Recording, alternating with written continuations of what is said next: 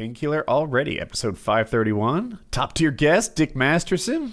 Taylor? What's up, you guys? What's up, Dick?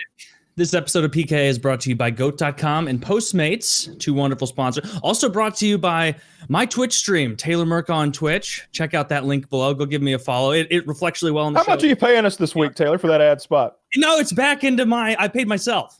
Oh, shit. Wow. Yeah. What do I I'm very get? confused. But see, Amazing. Nothing about Taylor. And we all know the more you guys follow those links, the better it makes us look. So when you follow me on Twitch, it really makes the show look good. So.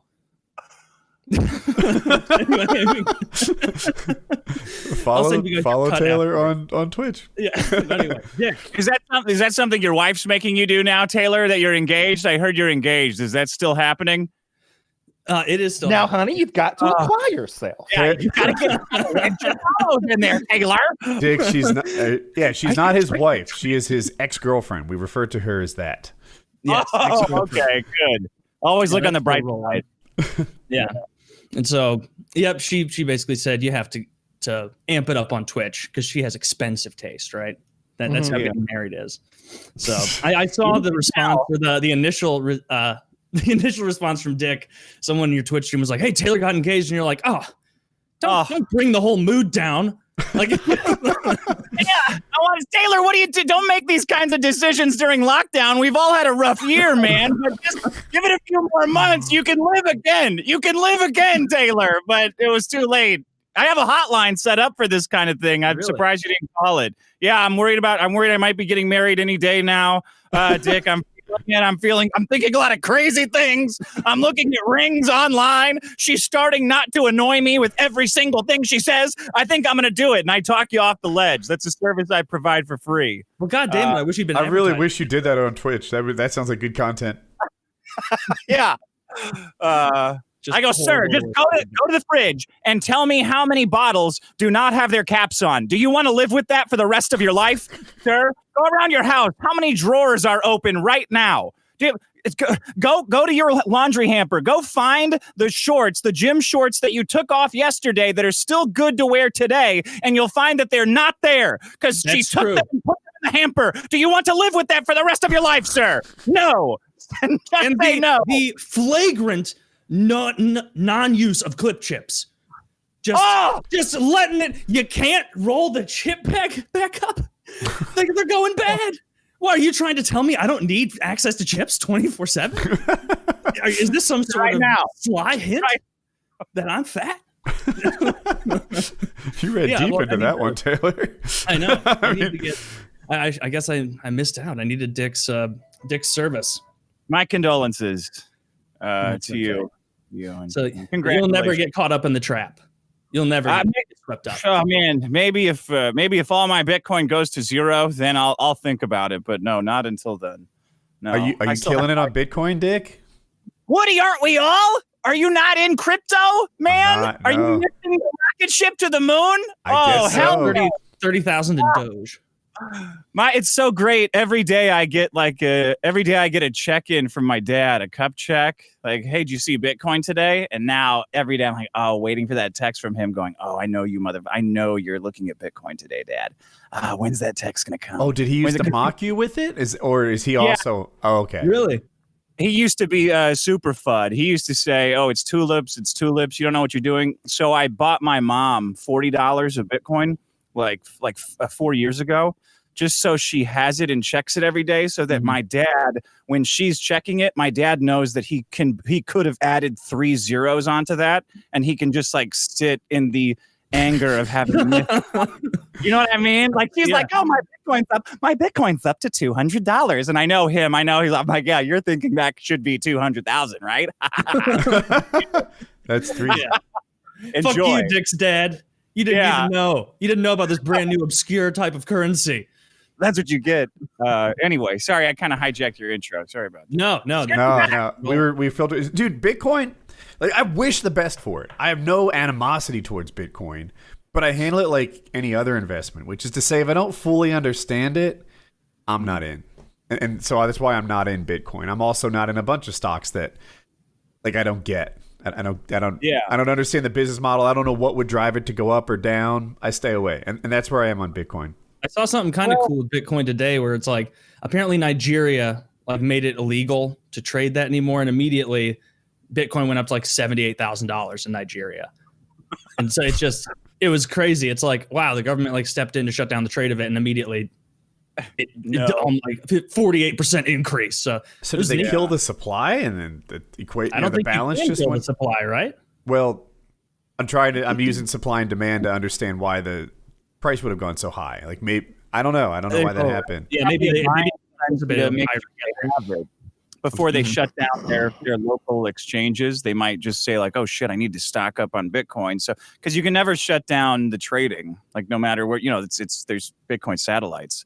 But the ease of use of swapping your Zimbabwe, your Zimbabweanos, Nigeria, your Nigerinos, the ease of the Nigerinos, that's right. Your Nigerino Bitcoin will get harder. Nigerinos get in. Bitcoin is it's a hedge against the government just printing infinity money. Like it's on the very first block of Bitcoin, they put the New York Times headline like government prints zillions of dollars. That's the simplest version. I don't know. Mm-hmm. Makes sense. If you were an attractive woman, Woody, I would explain it to you for hours right now. Yeah, right. That's good enough. You'd be like that meme where the guy's at the baseball game and he's got his arm around the woman. He's like, he's got the back of her head and he's like explaining the fuck out of RBIs and slugging percentage.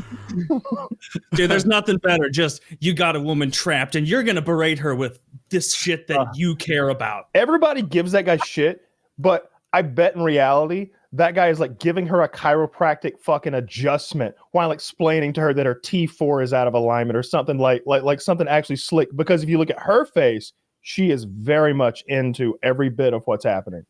Yeah. Or she's scared. Or she's a great actress and she's fucking terrified. He's saying, you smile for the cameras. You smile for that fucking kiss cam. Don't you make another goddamn scene at a fucking Mets game. This is my alibi for what's going to go down in about 2 hours. And yeah, that was an old photo. I have a question for Dick. Dick, do you have any tattoos? You do, right? Yeah, I got one on my ass. Oh, well, don't show me that one. You definitely got the one joke. Yeah, definitely don't show that one and paste it in the Discord. You could. For a drunk show, I'll probably get it out. But yeah. What do you have on your ass? It's a 1-up mushroom. That's actually a cool tattoo. Yeah. Thank you. I was wearing a 1-up mushroom on my T-shirt, and I went to Amsterdam and saw a tattoo parlor. I was like, "Yeah, hey, can you put this, but on my ass?"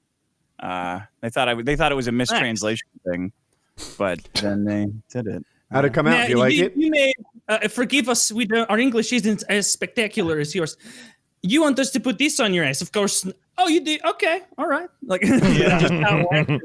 It's a little big, to be honest. Like, I feel like a girl with like oversized nipples. Like, could be a little smaller. But did they draw it first? Right? Isn't that what they do? They draw it, you approve it, and then you just drew it. I should have taken a second look at it, but it's yes. I didn't want to be that guy who's like always thinking about wanting the perfect tattoo. And so I'm like 80 years old. Like, gosh, if only I could have thought of that perfect tattoo to get. That's it. Because one, that's me. Two, one of these like fears I have is that I'll be like, hey, I want like this on my shoulder. All right, whatevs. And then I see it and I'm like, it's like 90%, 97% what I want. I'm out of here. Like that, until you nail this thing that I'm not describing well, then I'm going to keep walking. And am I going to feel peer pressure to say good enough? What's your hunt? Like, what is your what's your top 3 tattoos? What comes to mind? Like, clear your mind, Woody. Think what comes to mind when you think of your arm. I'm going to show one that I think is similar. There's that one you can get on your forearm where it looks like your hand is actually Mario's hand or Donkey Kong's hand throwing a punch. That's kind of neat. So I like this one for Woody. I was preparing for this topic earlier today, and I found this one, and then I found another one that I'm having a hard time actually pulling back up because I was on my phone at the time. That's a pretty good one for Woody's interests. Ooh, the paramotor thing. And then there's another one where it's on the guy's like upper chest, like below the collarbone, and it's very small. I actually like the one you picked out, Kyle. It's a little big though. The other one is like very understated. What is isn't there a term like the evolution of man, right? That's what that is. A play on that. Yeah, it's that whole evolution of man thing, and he's evolving to a paramotor man. The other one is like very understated, and it's like a couple of mountain peaks, and then a guy like flying a paramotor, and it's like right here, like below the collarbone and above sort of the pec, and it's like small. It's mostly outline, but I can't. Me too. I saw a small, mostly outline paragliding tattoo. It was only a couple of lines, but you could clearly see what it is. And I wish I could find it again. Yeah, I'm gonna keep looking. Because I liked that when I was like, Woody would like this. I might be able to sell Woody on a tattoo. Woody, what if it's like a dandelion and being blown, and then the blowing is just turning it into a bunch of monkeys paragliding? What if that? I found it. I like that. That's really detailed. Yeah. A pretty big chess piece to become a flock of monkeys on paramount. Yeah, you get like 40% through, and you're like, "Well, this just isn't what I imagined." Peel it back. All right, so there it is. That's the one I was talking about. It's pretty cool too. So like super understated. It's not some big ridiculous thing, but it looks more like a base jumper. Like you can't tell it's a paramotor guy. It's true. It is very small. I also fly without the motor, so that's true. He does all sorts of para activities. Para insanity. But I was looking at it. Decisions.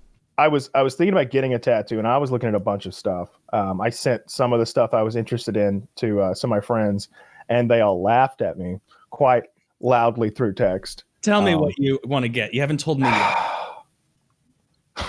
No, I bet it's really cool. I'm gonna put it. I'm gonna post a couple. So look. This isn't like what I want to get. This is like, hey, I like this. Something like this. Something in the world of this, in the realm of this. Hedging your bets already. It's going to be good. All right. What do you want to have? All right. So I'm posting some of the. Wait, who posted this? I am. I'm posting them. I'm sending them from my phone. Okay. Oh my, that's big. They're all big. Yes. Ooh. These are not small tattoos. Are you sure that forearm one you're not just liking right now because we're so into Total War Warhammer 2 at the moment? It has nothing to do with Total War Warhammer.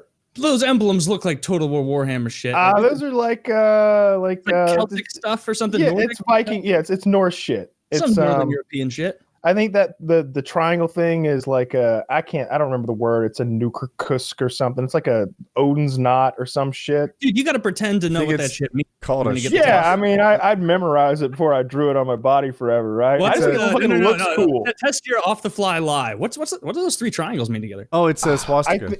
I think it's something about the continuation between life and death or something like that. The life-death cycle. I mean, I buy it. I think it's called an Odin's knot, but there's like another word for it that's like the Norse word that's like ends with a K. No, it's like it's a lutkusk or something like that. I don't remember what it actually is. I like the way they look with each other though. Like the trees at least look neat, juxtaposed, and the black trees and then the white trees are like the black shading. I like the ravens. Really well done. I like the ravens. It does look really well done. I don't love all of that like. I don't know. I gotta say the feathers on the other side. I hate that. That's not cool. Yeah, I don't like the one on his left, but image right. I feel like it's like he was like, I want this done fast. Get me your best artist to do my right arm and your third best artist to do my left arm. Go. And it was. But neither one of. I mean, just the feather thing. So wait, which one do you like? The one like using the image. You like the left of the image? So all right. Oh yeah. Triangle. Okay, so we're looking at the one that has the ravens on the guy's forearms. I like the one with the triangles. It's image left. Yeah. It's the individual's right. But for us, it's on the left. I like that one much more than the one on the right. I feel like it's more detailed. It's just better done overall. I don't know what all that like mist or smoke around the Raven on the right one is, but it looks like shit. Yeah, it looks like smell lines. That's true. The one on the right is interesting to me in that it's done in the negative. Like a lot of the trees are just the absence of ink. I'm okay with that part of it. I feel like the bird just looks shitty, especially when you've got a better bird to compare it to on your opposite arm. I do see that. And even the symbol, like the symbol is drawn to like, I guess look like a charcoal drawing on like a cave wall or something, because it's all like shitty. Yeah. Whereas the one on the left, smudgy one. It's like it feels like the under or the upside down world, like this devil bird compared to this real life one.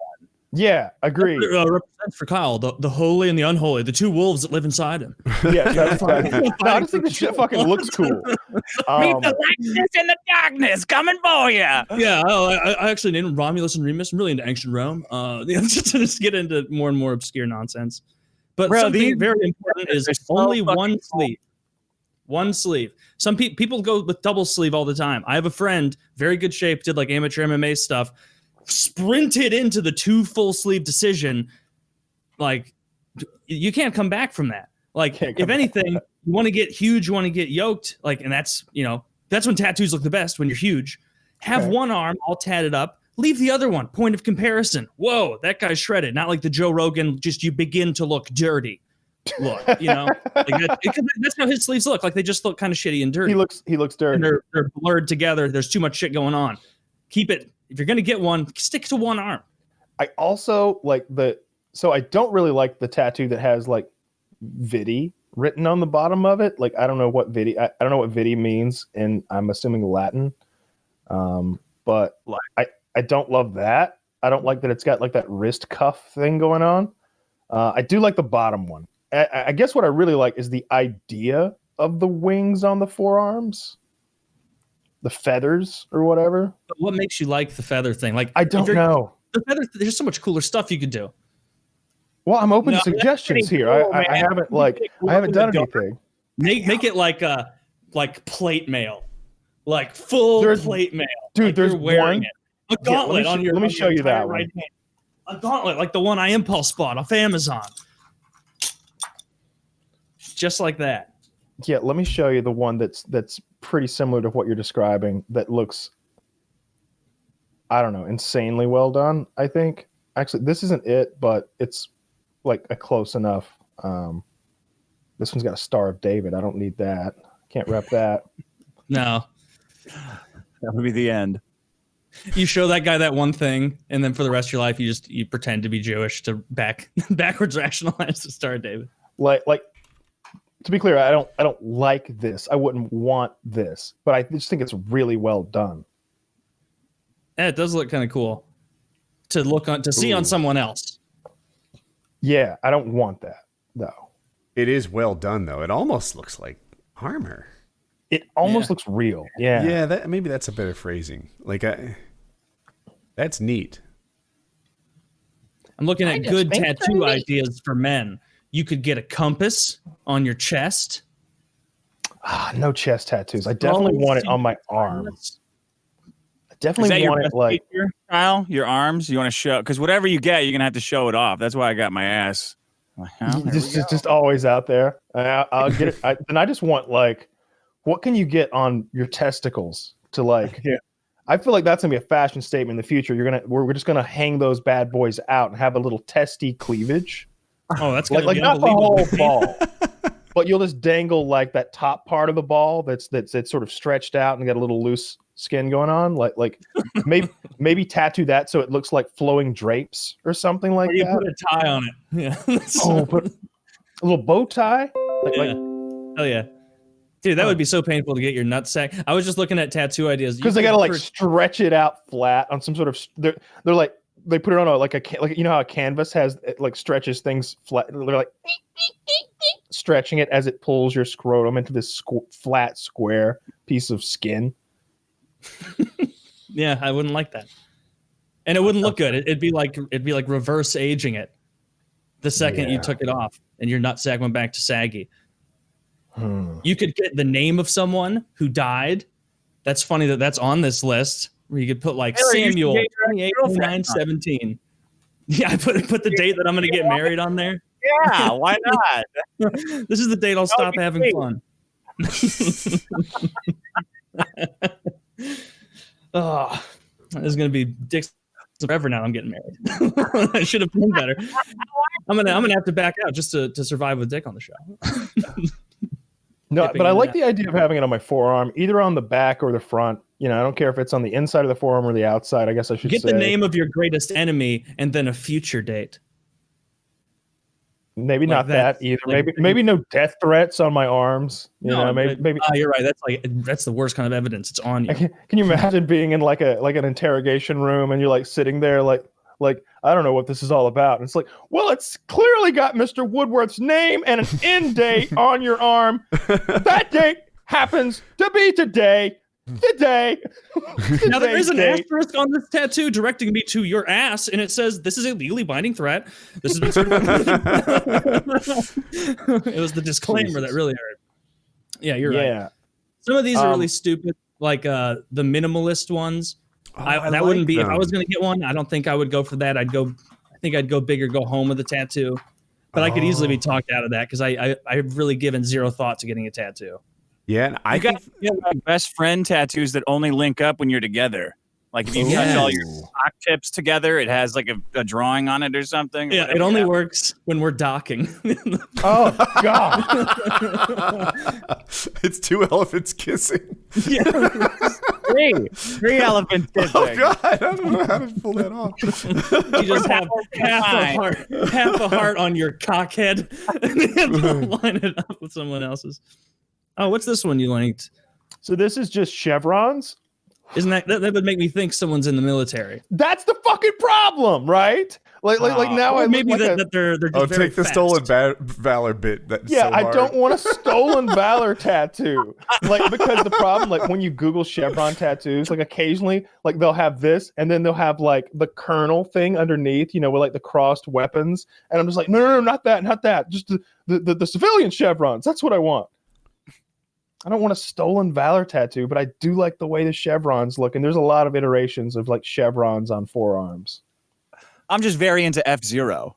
I don't know anything about the I support the army, but this is a recharge tattoo.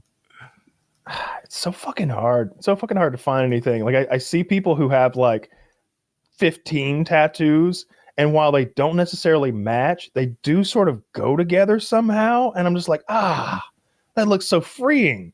You've got like some are color and some aren't, and you've like 3 different styles, but they all just seem to go together. They just seem to work. I don't think And I anyone mean- color. I like black and white more. Maybe you should pick each other's tattoos, because you don't want to blame yourself. Like everybody here. I'm glad you brought that up. I that's what I did. I picked some tattoos for Woody, and I picked some tattoos for Taylor. I found some really cool tattoos for Taylor. Hell So yeah. Kyle had good choices, but I definitely want to pick my own tattoo. No, I strongly hate your idea. I'm gonna commit sight unseen to get one Taylor, of these. I hope you don't mind a tampon in your inner thigh that says "slut." Is that okay? Oh God. Because I got ideas for you. That's the worst tattoo. I wish I could find the exact one, because I found one that I was just like, you know, this isn't even a joke anymore. This is just a good tattoo For yourself? for me? you. For you. Me. Interesting. Yeah. What would it be? I kind of don't want to spoil it by saying. I just wish I could Probably find it. something Lord of the Ringsy. Oh, now so there's a lot of good Lord of the Rings tattoos. There's some that are like the shards of Narsil that sort of blend into the White Tree of Gondor. See, I It's kinda love like- Lord of the Rings. I love it. I do not want to commit to a Lord of the Rings tattoo. That is one of that's on my top 10 of like considerations for tattoos. It's the shards of Narsil. It's like those movies are great, but like every day for the rest of my life, like thinking about some like that Ent from the Isenguards. Like, do I want that? Well, I don't want you to know. get fucking tree beard like all the way across your back or anything with the hobbits in his like carriage, but you know, It'd be something cool. It'd be like Merry and Pippin sitting there, sunglasses, 420, long bottom leaf. Or Gimli just going salted pork, all excited about it. I saw a full Gandalf color tattoo that, again, I would never fucking get, but it was like, oh my god, it's photorealistic. He's just got Ian McKellen on his body for life, and it was big. It was not like some like thing on the back of your wrist. It was like his whole rib cage was Ian McKellen smoking a pipe. I've seen that. I know exactly what you're talking about. The excruciating detail to get that old wizard smoking a pipe on his rib cage must have been just not worth it in the end. And I saw one where it's him facing off with a Balrog, and that one.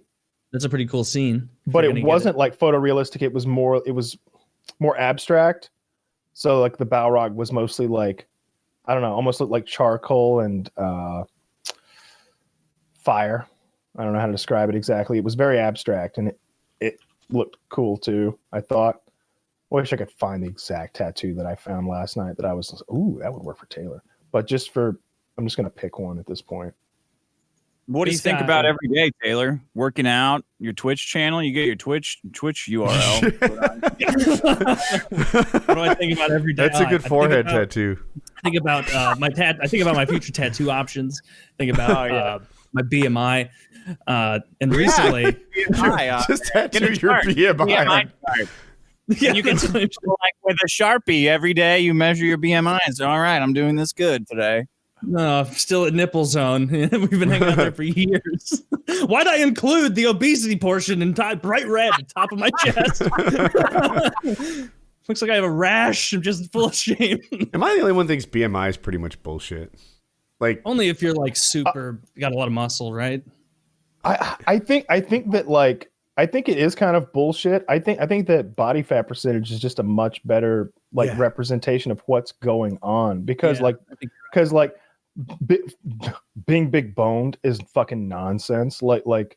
But some people are just fucking taller and wider. I mean, that is a thing. Some people have mass.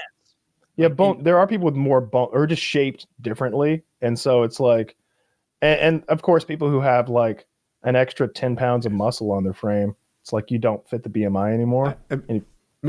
So here's the scoop. I have big legs. They almost don't fit the rest of my body. I've got strong legs. And I've got this like wide. I'm heavy. I'm just heavy as fuck. Like, and I don't look that strong on camera because my arms are not like they're not strong compared to the rest of me. But like my core and my legs are very big and strong. So I'm always in the obese. I have a visible, undeniable 4-pack at this point, and I'm like straight up overweight in BMI. I'm just like fuck this thing. Like I don't know. It is a disheartening measure. Yeah.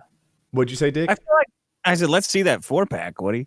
I've thought about showing it because I'm very proud of where I am right now, but I don't want to like look. You can only do a reveal once, and I don't want to get like 3% better and have them be like, which is the after picture. Like, well, you got to work on your lighting too. Like you can't just bust your shirt up and the lighting's all messed up in here. So it's funny. It was like 2 shows ago or something. I was like, hypothetically, what would happen if I showed my 4-pack? So I. Like, no one's here. I'm all by myself, and I show it off. I can see the OBS, and I'm like, actually, that would have been okay. It would have worked out fine. So it's not great lighting, but I was like, I view myself through this like hate. What'd you say? I was saying Kyle and I have seen the photos. Like you're knocking on 6-pack more than you're letting on. You're getting close. Yeah, it's better since I've sent you pictures. And so I don't know, Dick knows. I added a little muscle and I've dropped 21 pounds. So no, it's a lot. Yeah. So anyway, but yeah, you can only do a reveal once. So I haven't done it yet.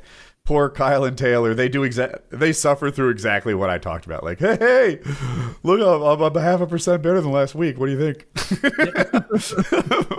But I forgot how I even got on this topic, but BMI. Yeah, I'm straight up overweight in BMI wise, and I think it's just like not. Dude, I'm in the danger zone.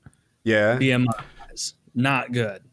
But yeah, I haven't been able to work out in a few days now. Ever since Kyle, is this the tattoo? Close enough. Close enough. I like the owl. I like the owl look. I thought you could get an owl. Like An there's owl? some much more This is understated actually owls. really good. That's cool, man. I do Like, look like an you've owl. got big arms. That would look pretty fucking good on you.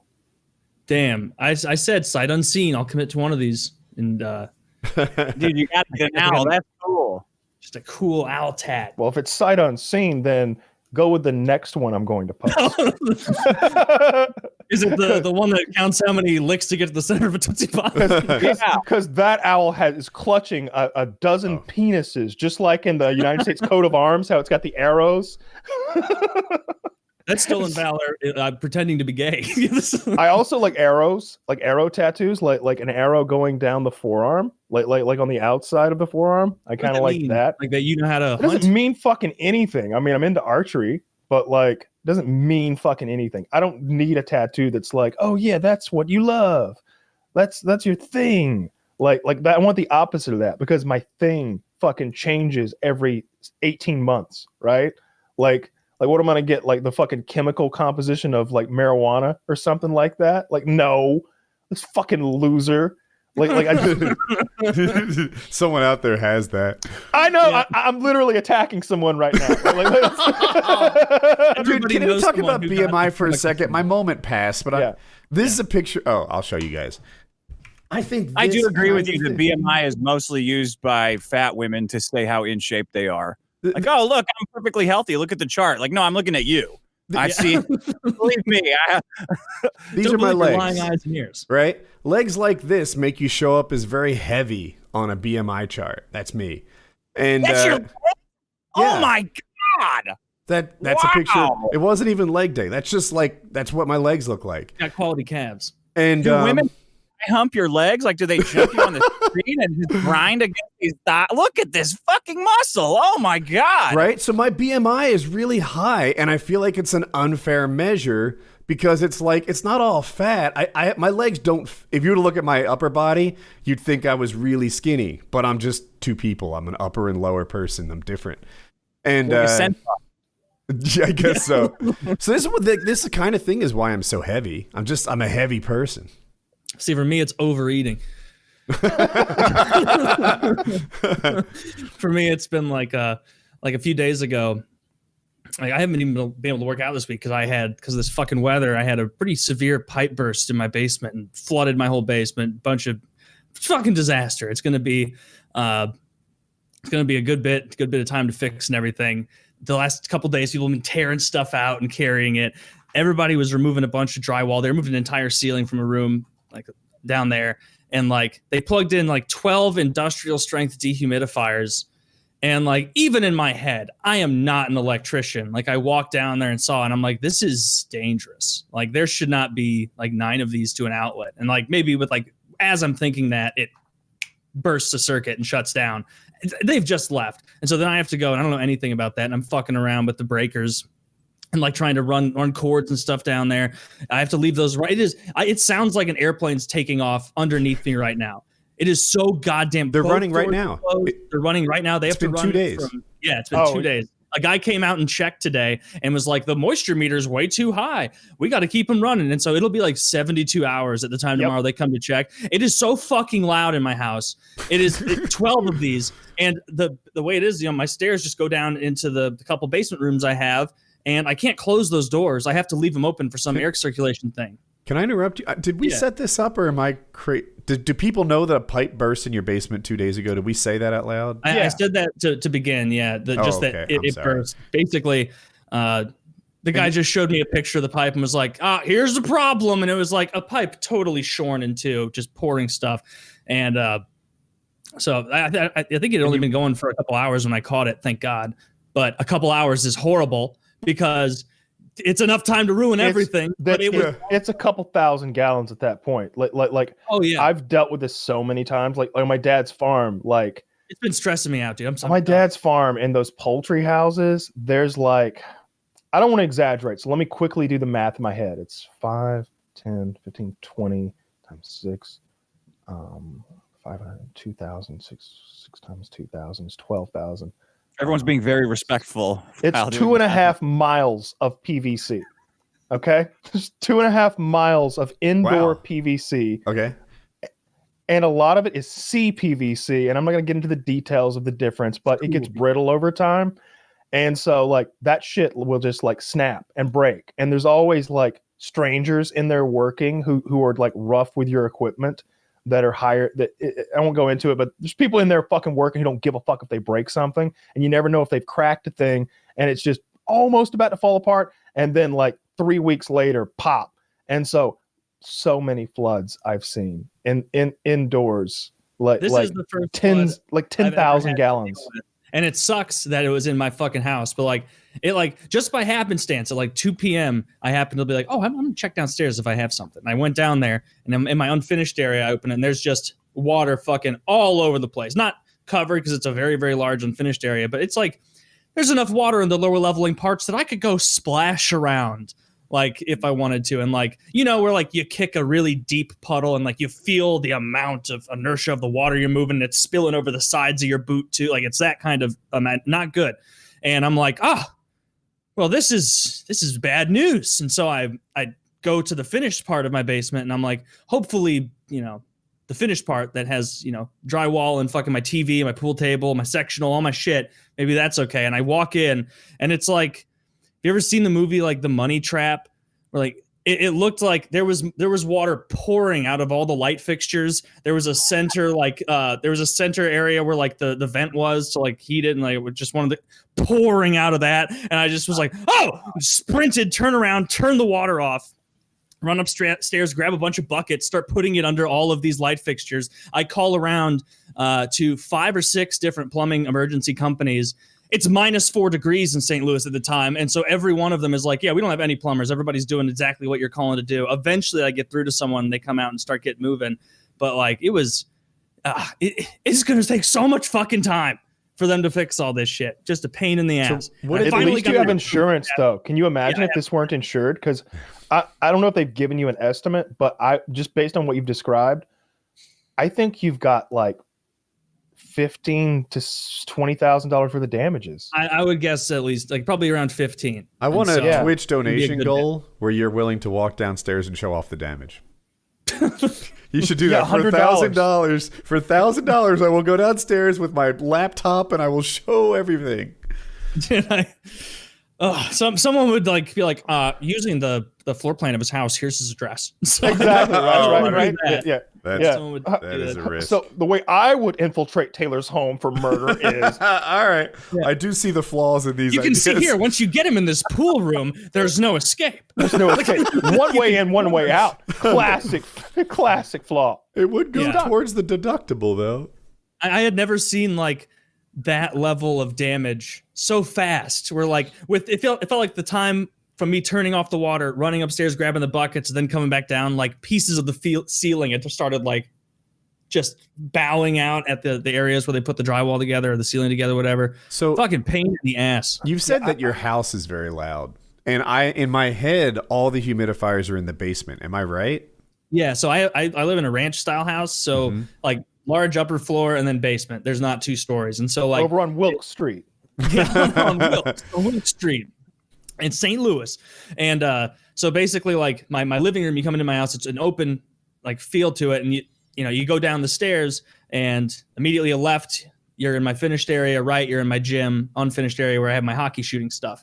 Now, because it's just an open stairway down there and both those doors have to be open. And in each of those rooms, there's 6 industrial sized dehumidifiers. I can hear it right now. I can hear the thrull, the right now through the wall, through the doors, down the stairs. I was sitting with my ex-girlfriend on the couch last night trying to watch I love something. that. Yeah, we were trying to watch something, and she was like, I can't handle this. It is so loud in here. And something else that it did, it's dehumidifying the whole house. So I got a nosebleed this morning. Wow. It's so dry in here. And it's still not doing anything. All my carpet was destroyed. There was one area of my carpet that like matched my stairs. And I was like, do you think we'll be able to save this like bottom patch so I don't have to try and match carpet? And the guy's like, I'll do my best, bro. And then the guy came out today and I asked him about it and was like, I don't know who told you this was salvageable. Probably the guy who comes on day one and gets your hopes up. I'm day two guy. I'm real deal guy. Oh, that was High Hopes Harry. He probably told you weren't going to need new walls too, didn't he? I have like a big St. Louis Blues fat head that I put up 2 weeks ago that my dad got me for Christmas. Like, I'll finally put that up by the pool table. And like the guy was like cutting out all the pieces of drywall, and he like leaves that up there, and he's like, we'll see if we can salvage this. And I'm like, what are you? It's done. It's done. What is a fat head? Like, it's like a big like St. Louis Blues logo that sticks there on the wall, or you can get them of different sports teams. They look nice. Every sports team. It's a big sticker you'd put on a wall. Big giant sticker, that goes on the wall. Usually in like super popular. Yeah, very popular. And just the way this guy was like sawing around it. And it's like, dude, first of all, I'm pretty sure if I have to peel this off, I have to throw it away anyway. Second of all, that fat head is not going to provide the structural support needed to keep this wall in place. Like, just I have this side of ripping it all out and replace it is what I say.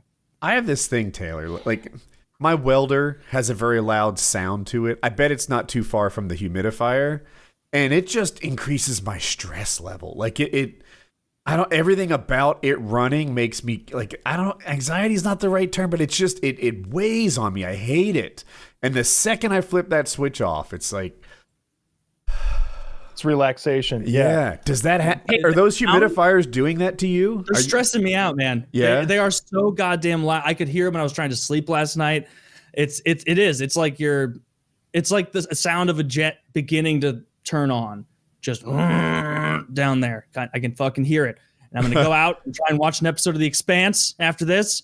And I won't be able to focus because I'll be annoyed. And then I'll overeat. I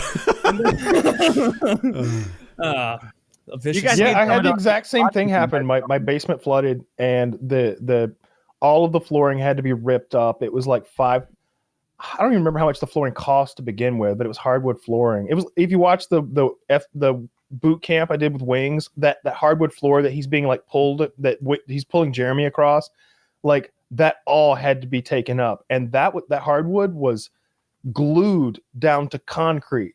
So like these guys had to run like these giant like scrapers to like get under it and then prise it up. And every time they prise, the boards would just splinter into all these. They wouldn't come up in like even sheets because like they were so glued down. They were just splintering up. It was thousands of dollars just to get that done, and then running the dehumidifier for a long time, like a whole week. And I'd go down there like every couple of hours and dump out 3 or 4 gallons of water. It was just shocking how fast it was pulling moisture out of the air. Yeah, well, I believe they're drying it out, but like even like the area of carpet, it's dried out. Now it's just like crispy and rotten. Yeah, like, it's ruined. It's destroyed. So do you have an ETA on how much longer they're going to run? The guy who came out today was like, we're going to run it at least until tomorrow afternoon. And that's not forever. Like that. No, at that point it'll just be like 3 straight days of it, which is annoying. But so Woody mentioned how like the noise of his welder was like this added stress where once it's off, it's like, now it's peaceful times. Are there any noises like that for you that it's like, I really like having that turned on? That's I like a fan when I'm trying to sleep. Yeah. I like a fan. You know what? I had I thought I was going crazy. At one point I moved from Hollywood, which was just noise all the time, like helicopters while you're trying to sleep, neighbors screaming, beating the hell out of each other, throwing their belongings down the stairs, down the stairwell. So I was used to it. And then I moved out here into the suburbs, into the country, and it was a huge adjustment getting used to listening to the blood like go around in your skull while you're trying to sleep. Like that was what was keeping me up at night. Then I finally got used to it. And then one day I just started hearing this high pitched like ee sound.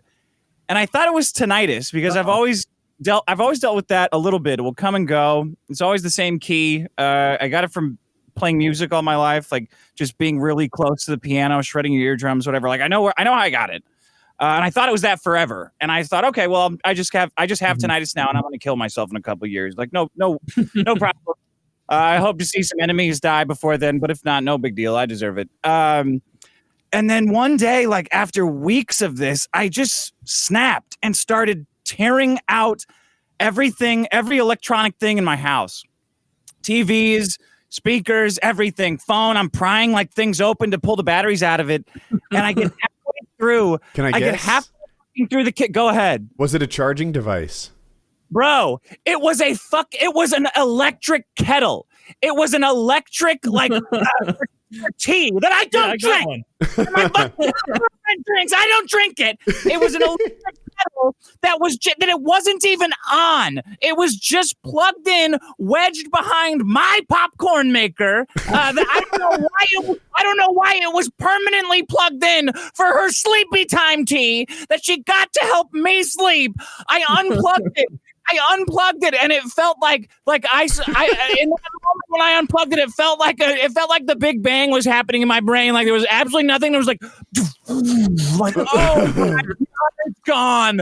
That one, and still to this day, she'll leave it plugged in, and I'll feel myself start going a little bit insane, like getting a little bit of twitching. I'm like, no, it's the water, it's the kettle.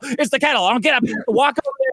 As the closer I get, sure enough, like it finding this sound. It's so hard to explain how impossible it was to locate. Does she not notice it? She no. can't hear? Oh, so every time I talked about it, she's like, I don't hear anything. I'm like, no, you don't. I don't know if and it hurt. It hurt my ear a little bit because I assume because of the tinnitus damage, it would always make me go like, I can't. And I don't know about you guys, but I can hear that frequency that they play out front of 7-Eleven to get kids to stop hanging around there. Like, do you know that frequency? Yeah. I can, when it's going, I feel like sick. And it was like that same, it was like I built in that thing that makes kids sick in my house. It was the best feeling. They can wake 7 a.m., start running the bandsaws next door, build that balcony. Yeah, don't care. I'll just tune it out. But that for weeks, it was maddening. It was my telltale heart, but it's gone now. And I kept the kettle for some reason. I don't know why I even kept it. I should have just thrown it away. It's like $15 on Amazon. I don't know why I did this. This is the rant of a man who is not on the verge of a proposal. Yeah. Oh, what? Yeah. Maybe some of that sleepy time tea could do you good.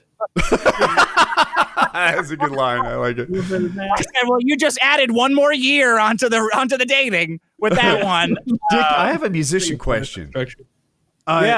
So I have seen musicians, even like super famous musicians, wear hearing protection while they play music. But when I wear hearing protection, it doesn't do all the what I'll call the notes, of my life at the same rate. Like maybe it's a little better at killing bass or a little better at killing treble. Does wearing hearing protection like mess you up as a musician? There you can buy special hearing protection that's supposed to dampen out everything equally. They're custom made ear protection. Like the expensive guys, the famous guys will do that. They're custom made. I think they're electric. I don't know. I've never used them. For me, my right ear is just destroyed. My left ear is okay, but because the right ear is next to all the high keys, so they're just it's just ruined. But I hear good things about the special custom ear protection. How expensive is expensive? Is it like $100 or like seriously expensive? You know what? It probably is, because when I heard about it, I was like 20 something. So I'm sure if I looked there now, I'd be like, "Are you fucking stupid? You ruined your ears over $100. Good job." At the time, though, it was worth it. Yeah, $100. Oh, that's like 2 weeks of beer. Kyle, why do not get wings on your calves? I think no, that's for Woody. We should get that exact one. Woody, absolutely do not bastardize those beautiful calves with ink. I don't know. Daddy's Princess is pretty appealing. You can't tell me what to do. Oh, I didn't even notice Daddy's Princess. I think Kyle just was looking for calf tattoos. What'd you say, Taylor? Yeah, I talked over you. Daddy's Princess and wings, like it's kind of disjointed. Maybe. What do you get those calves on your arm? That's what you. That's what I should. You need get like a back shot of your legs kind of crossed, like get that on your arm. Put winter gloves on your feet. Yeah. Check this out. And then it's just whoop. Man, look at that appling on his bicep. I should get a tattoo of better arms on my arms so that they match my legs. I want you to make me, but like thinner, right? Tattoo me thinner. That would be a good technology. And you know what? A great technology is when like, what is liposuction can just be in a booth, like real quick in and out.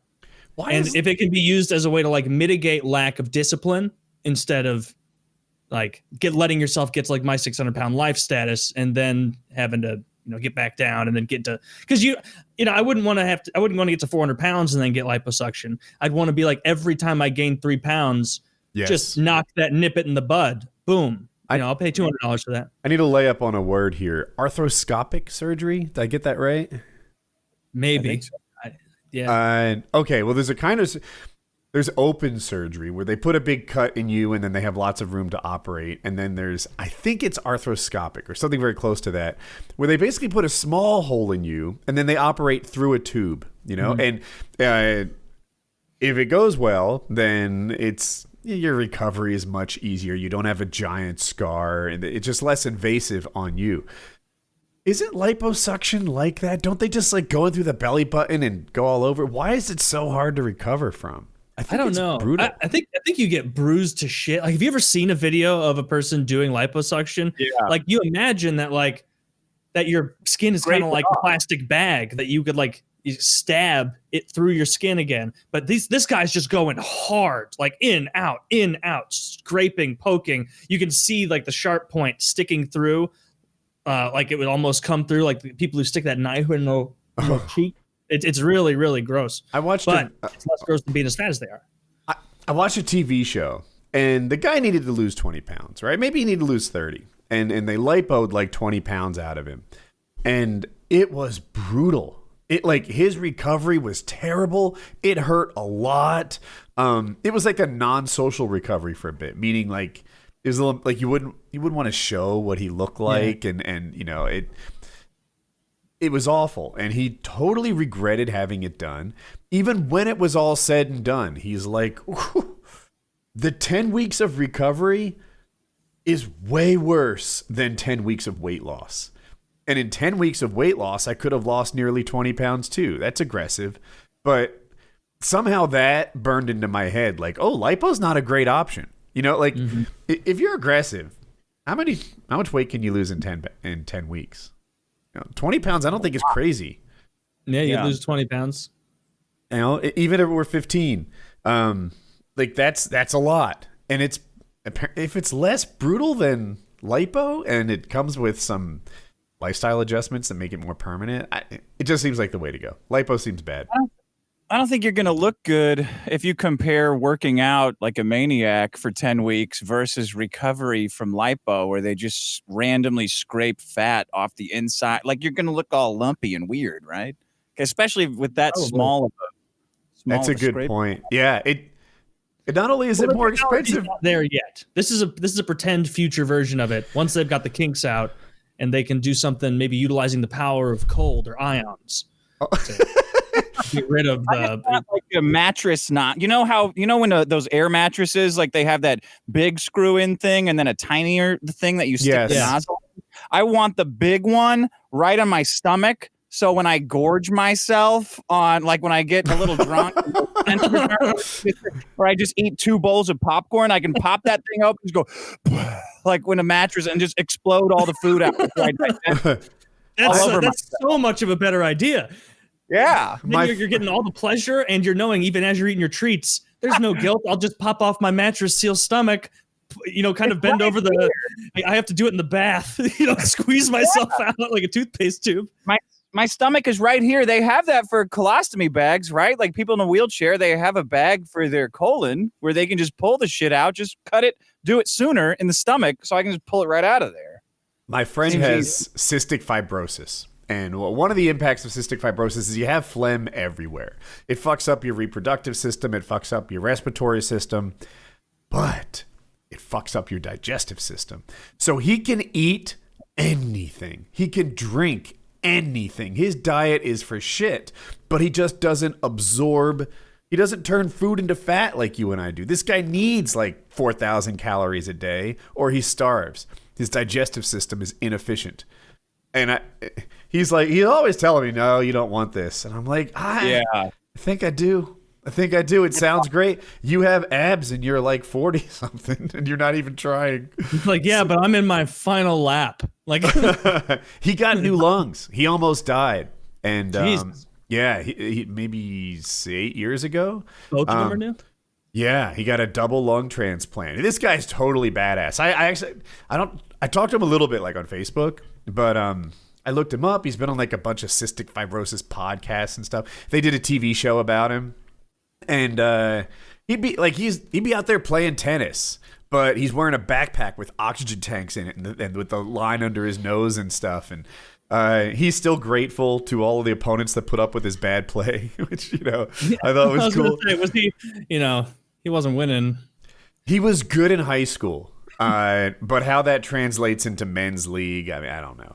But anyway, when you get new lungs, your lungs don't have cystic fibrosis. So like for the rest of his, I always thought like they'll get infected or something, but no, for the rest of his life, he will not have respiratory issues anymore. He's got the rest, but the new lungs he bought, they're not infected. Does he have a stack ranking on what he wants replaced? Oh, that would be a great question. He's like, all right, liver's starting to get shitty. Replace that, boom, now perfect liver.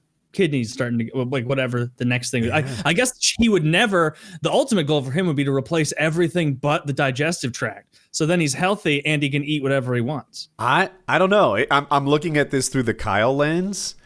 So his like T levels and everything are completely fine, but I think sperm delivery is all clogged up. So he actually has twins. But to get them, they put a needle in his testicles, extracted the sperm, and then put them in his wife. So that's not ideal, but he doesn't need condoms. Why would they need to pull it out of his balls instead of just like taking out of a cup he came in? It doesn't get delivered that way. It's clogged up. Huh. So something about from the balls to the tip of the dick, something goes awry. So they have to get it before Interesting. I didn't know that. Yeah. Yeah, that's kink. Has he tried wiggling his dick? Like it's like a kink's hoe. just have you tried pulling on your testicles and your dick and straighten at it?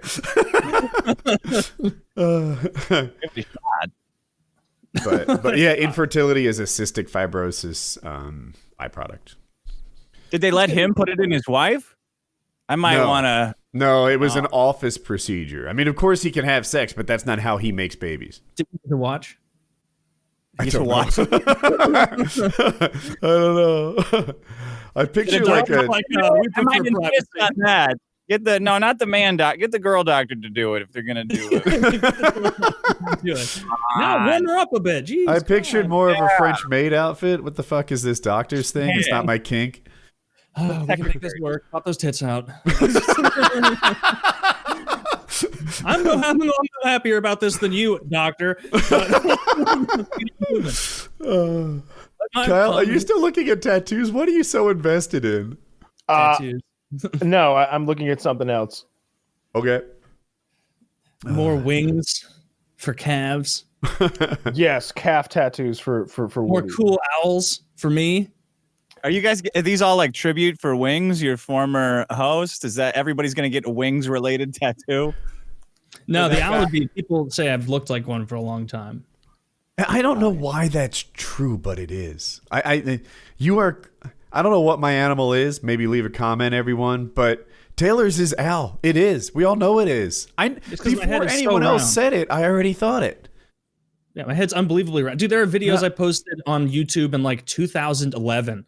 And it's like, comment 11 years ago. You look like a fucking owl, dude. To me, I think, do owls have that peaked eyebrow? Yeah, it's the peaked eyebrow and the wide face. And wide round face and the fact that my eyebrows go up like a horned owl. The like apex predator of the forest at night. That's exactly what it is. Yeah. Whew. That's what I'd get. I wouldn't get a type of owl. I'd just get, what's this one? Just a neat artistic owl. A little more realistic than that. That one looks more like wicker. I don't like it. But the shape is good. Are you seeing something I'm not? Where are you? It's too scrolled up. Like the one he linked previously. Yeah. The one I'm showing everyone what horned owls look like. They're pretty cool. They Great really look horned like owl. you. I don't know how to say it. The great I just horned see owl. it. Here's the owl tent.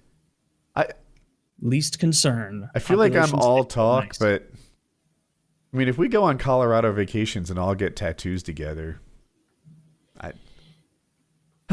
Jackie will not like it, but what's she gonna do? Speaking of Colorado, I was talking to a few guys a couple days ago. So I think what we're talking about doing, and this is completely independent of anything that you two might want to do, so don't feel obligated. Obviously, I don't know why you would, but anyway, I was thinking like the first week that I'm out of probation, I think we're gonna rent a really big house, and it'll be like a group of guys. Like there's 2 or 3 or 4 guys from the $50 Patron Discord that I've invited, and Chiz and Scum and Fish and Dirty and a few other guys. We're gonna get a really big house in Colorado, like a 6-7 bedroom, because you can get like essentially a mansion for, I don't know, roughly $500 to $1,000 a night.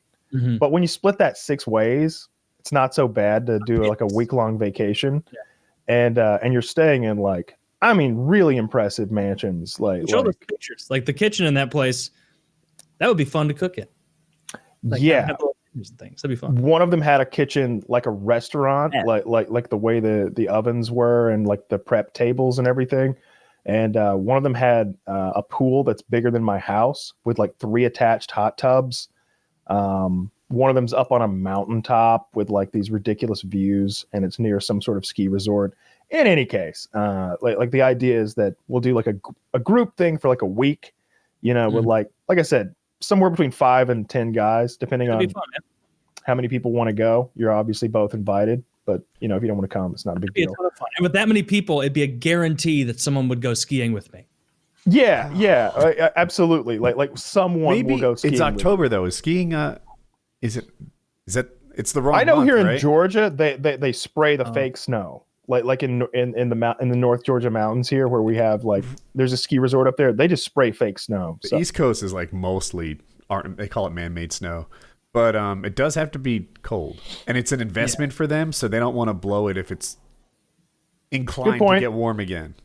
Good point. Well, luckily for you, I'm staying for at least 5 weeks. Because I'm going to do a week with them where we all like split this big place. But I'm like, just so you know, boys, I'm not going home after the week's up. I'm going to move to a different place. And however many of you want to come with me, like we can work that out. I know Chiz will. Chiz is always down for like how long you want to stay? 3-4 months, something like that. Like, cool. All right. So like I'm going to get a more like reasonably priced, like monthly rental and do like a month after the first week at a place that's like, when you do like monthly rentals on Airbnb, it's much cheaper than going night to night. Like I never knew that in the past because I've never stayed for that long.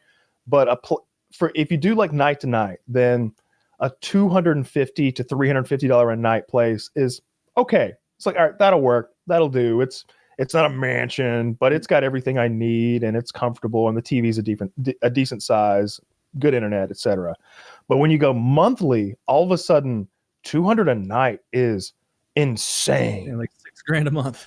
It is $6,000. So like that. So most of the ones that I'm looking at for like a monthly rental, it's like $2,000 a month or $2,200 a month, something like that, like in that price range. And still like for $2,500 a month, you're getting about the same amount of place as you normally get when you go nightly for $250, $300. It's like a 2 to 3 bedroom with nice appliances, good internet, a nice big TV, a decent living room, and you're not in like some scary ass neighborhood. I don't even know that there are scary neighborhoods in Colorado. I wonder why that is. So Kyle, I'll say got I some need to lacrosse. finish my thought. I want to go on this trip. I'm excited about it. I have a request, and I'm not sure if it makes me an asshole. We'll play Magic. I want my own room. Of course. And I will pay. If 2 people would have fit in that room, I'll pay double, right? That's a thing. But I sleep with the CPAP, and I want my own room. Look, I want my own room too. And like, that's one of the things I was saying to the guys when we were like looking at potential houses. I'm like, look, boys, this one happens to have like 4 king size beds and then 2 extra bedrooms, each of which have double beds in them. Now, look, I'm going to have one of those king size beds. If we pick this place, one of those is mine. Now, if there are 4 of you who are okay paying full price for a shared room, that's your decision. But speak up now if you're not, and we'll just find a place that has rooms with full size beds. That's why, like, I'm leaning toward this one place in particular that has, I think, 6 king bedrooms, like individual bedrooms, 3 living rooms, and like a downstairs game room, like that. Yeah, I want to sign with Woody as well. I do not want to share a room. Yeah, everybody wants their own fucking room. I'll go one step further. I want my own bathroom. I want my own house across the way. Yeah. Why don't you guys undercut your party? Hey guys, the real fun party's happening at Taylor's house tonight, and everyone but Kyle's invited. Free weed over here, guys.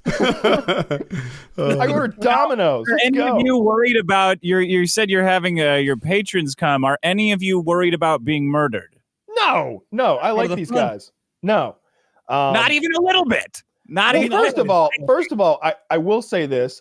It's not an open invite to any and all $50 patrons. It's like 3 or 4 of them that I've spent hours and hours and hours with, and like I know these guys, and I know like what their home life is like. I know their access to weaponry, etc. Like I know their criminal records and stuff. And it's like, all right, these guys are chill. These guys are cool. They mean us no harm. They'll be all good. Like I said, guys like fish, and well, maybe the meanest no harm thing doesn't quite fit Dirty.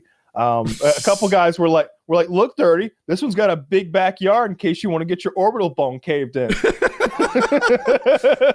doesn't know. About none of you, I'm happy to go. None of you guys have any kind of weird feelings about your dad, like wanting to murder him or anything like that, right? Okay, good, great. One of the Patreons, Dick, his name is Dirty. He said he wants to kick my ass, and but he can't, Dick. He's like 5'8".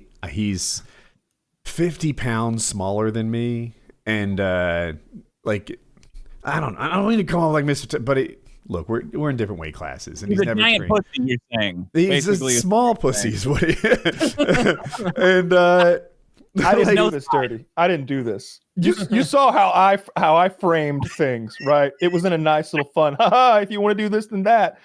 Now you're being called a bitch boy manlet. Oh my god, you're right. Woody's saying Dirty's a bitch boy manlet. I follow Dick's lead. I'll pop his butthole cherry if I feel like it. I don't mean to say any of that. Direct quote from Woody.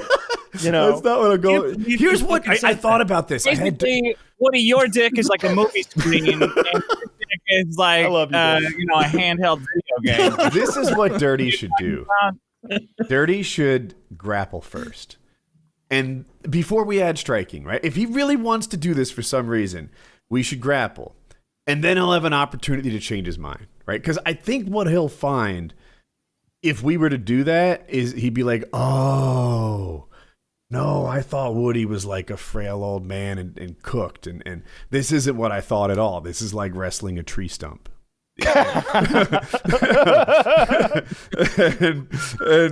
I don't want to anymore, and I'll be like, cool, yeah, you know what, you're making good decisions, and then you're gonna thump him on the forehead and go, but guess who's buying my magic starter deck, bitch? No, you're gonna buy it. Yeah, a tree stump. That's what I tell my girlfriend. Just grab that thing like you're trying to pull up. Come on. The root.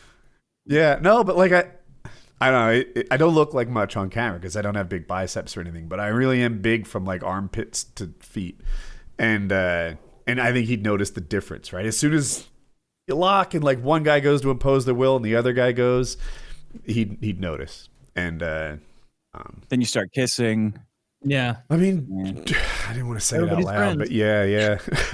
If Woody wants, there will be kissing. If Woody wants, there will be mutual tongue. The only thing keeping Woody's cock out of Dirty's asshole is Woody's own sense of responsibility, as an internet personality.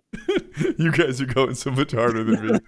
Yeah, that's why it's funny. You got a tattoo. You have to tattoo Guess a what, picture Dirty? of your family on your ass, so that if he's about to enter you unwillingly, Woody, he will possibly lose his erection at the last moment. That's not my biggest concern. Dirty. I'll challenge you. If Dirty comes shows to it, up I'll for the challenge fight. him.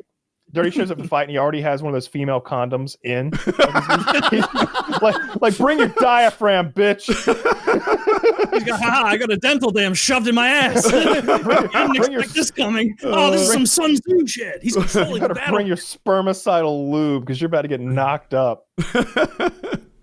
Yeah. Is he just goofing? He's goofing, right? So like what it actually is he's interested in like having like a friendly little boxing match with you and like touching gloves and like dancing around and boxing, like doing something kind of fun like that. So that's not what he said. He was going to kick my ass and then I was old and like he hurt my feelings. And I was like, well, Mission accomplished. yes. Mission accomplished. Like You win. Round one, Dirty. Yeah. Oh my God, this guy think what Dirty. He's smart. And like, if we were on Xbox Live, just like, I don't know, throwing insults, he would beat me every time. He's very good at that. yeah, I think what it is like when I talk to Dirty a lot, I'm in chats with him. I play a lot of poker with him and other games, and like we really like shit talk each other a lot.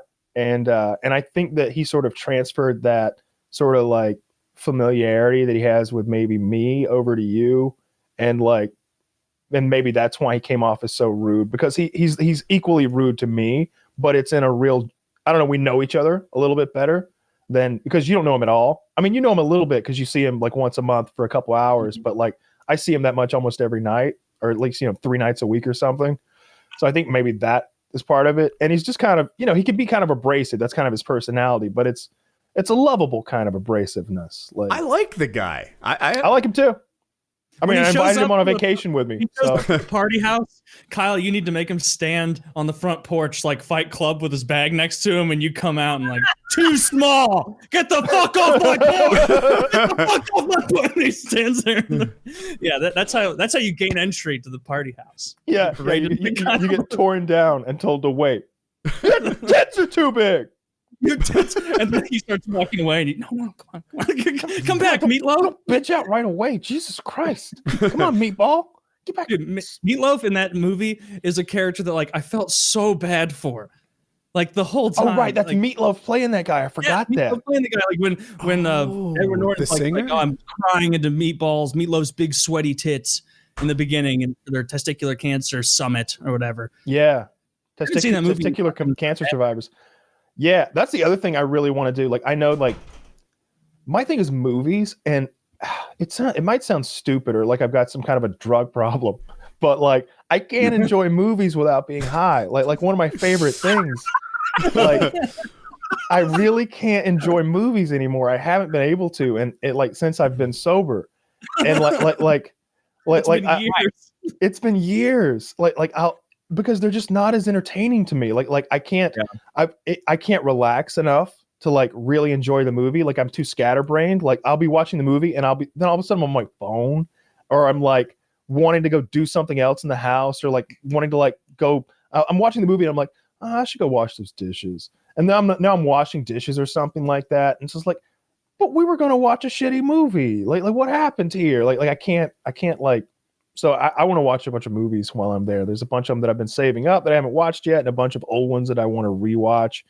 I watch a lot of Red Letter Media, their YouTube channel. It's my favorite YouTube channel, and I like their series Best of the Worst, where they pick just literally the worst movies you can imagine. Like, you can't, frankly, imagine movies as bad as the movies that they watch on Best of the Worst. Like 70s C movies, like movies that are like a porn director's first try at making a legitimate film. Stuff like literally that's an example. That's a real example. Okay. That's a real example. And he's got like his porn actors in it trying to like do a real movie. I was watching one the other night where the girl is delivering her lines in such a way that they're like, she sounds like Siri. She's like, I don't know if that is the way to go, but maybe if we all work together, we can get out of this one. And it's just like, is she doing a Siri impression? She's like, got no personality. Just worst actors, worst special effects. Like, but that shit's really funny if you're fucking stoned. Movies. Yeah, I'll watch as many shitty movies as these you want. I like those old horror movies and stuff like that. So yeah, like one of the things I want to do is just smoke a lot of weed. I want to cook for everyone. I'd like to do like a big cookout and cook everybody's steaks and stuff. And but I want to watch a lot of movies. But I would be down to do some more activities in the real world than we have traditionally done. I was telling everybody the story last night of when me and Chiz invited Taylor on to one of our classic Colorado getaways. And he's like, Taylor shows him. He's like, all right, guys, so we go skiing, or maybe we could go hit some balls at the driving range, or you want to do this or that. And Chiz and I just look at him like, you know what this is? You were told what this is. We smoke weed. We watch TV. We order food. Those are things. Then we do that again. Rinse, repeat. Maybe some sleep. That's what we do. You go on vacation to the beach with someone and they're like, I'm more of a beach relaxation person. I'm more like this. It's like, I'd rather just go to the beach and read a book and chill.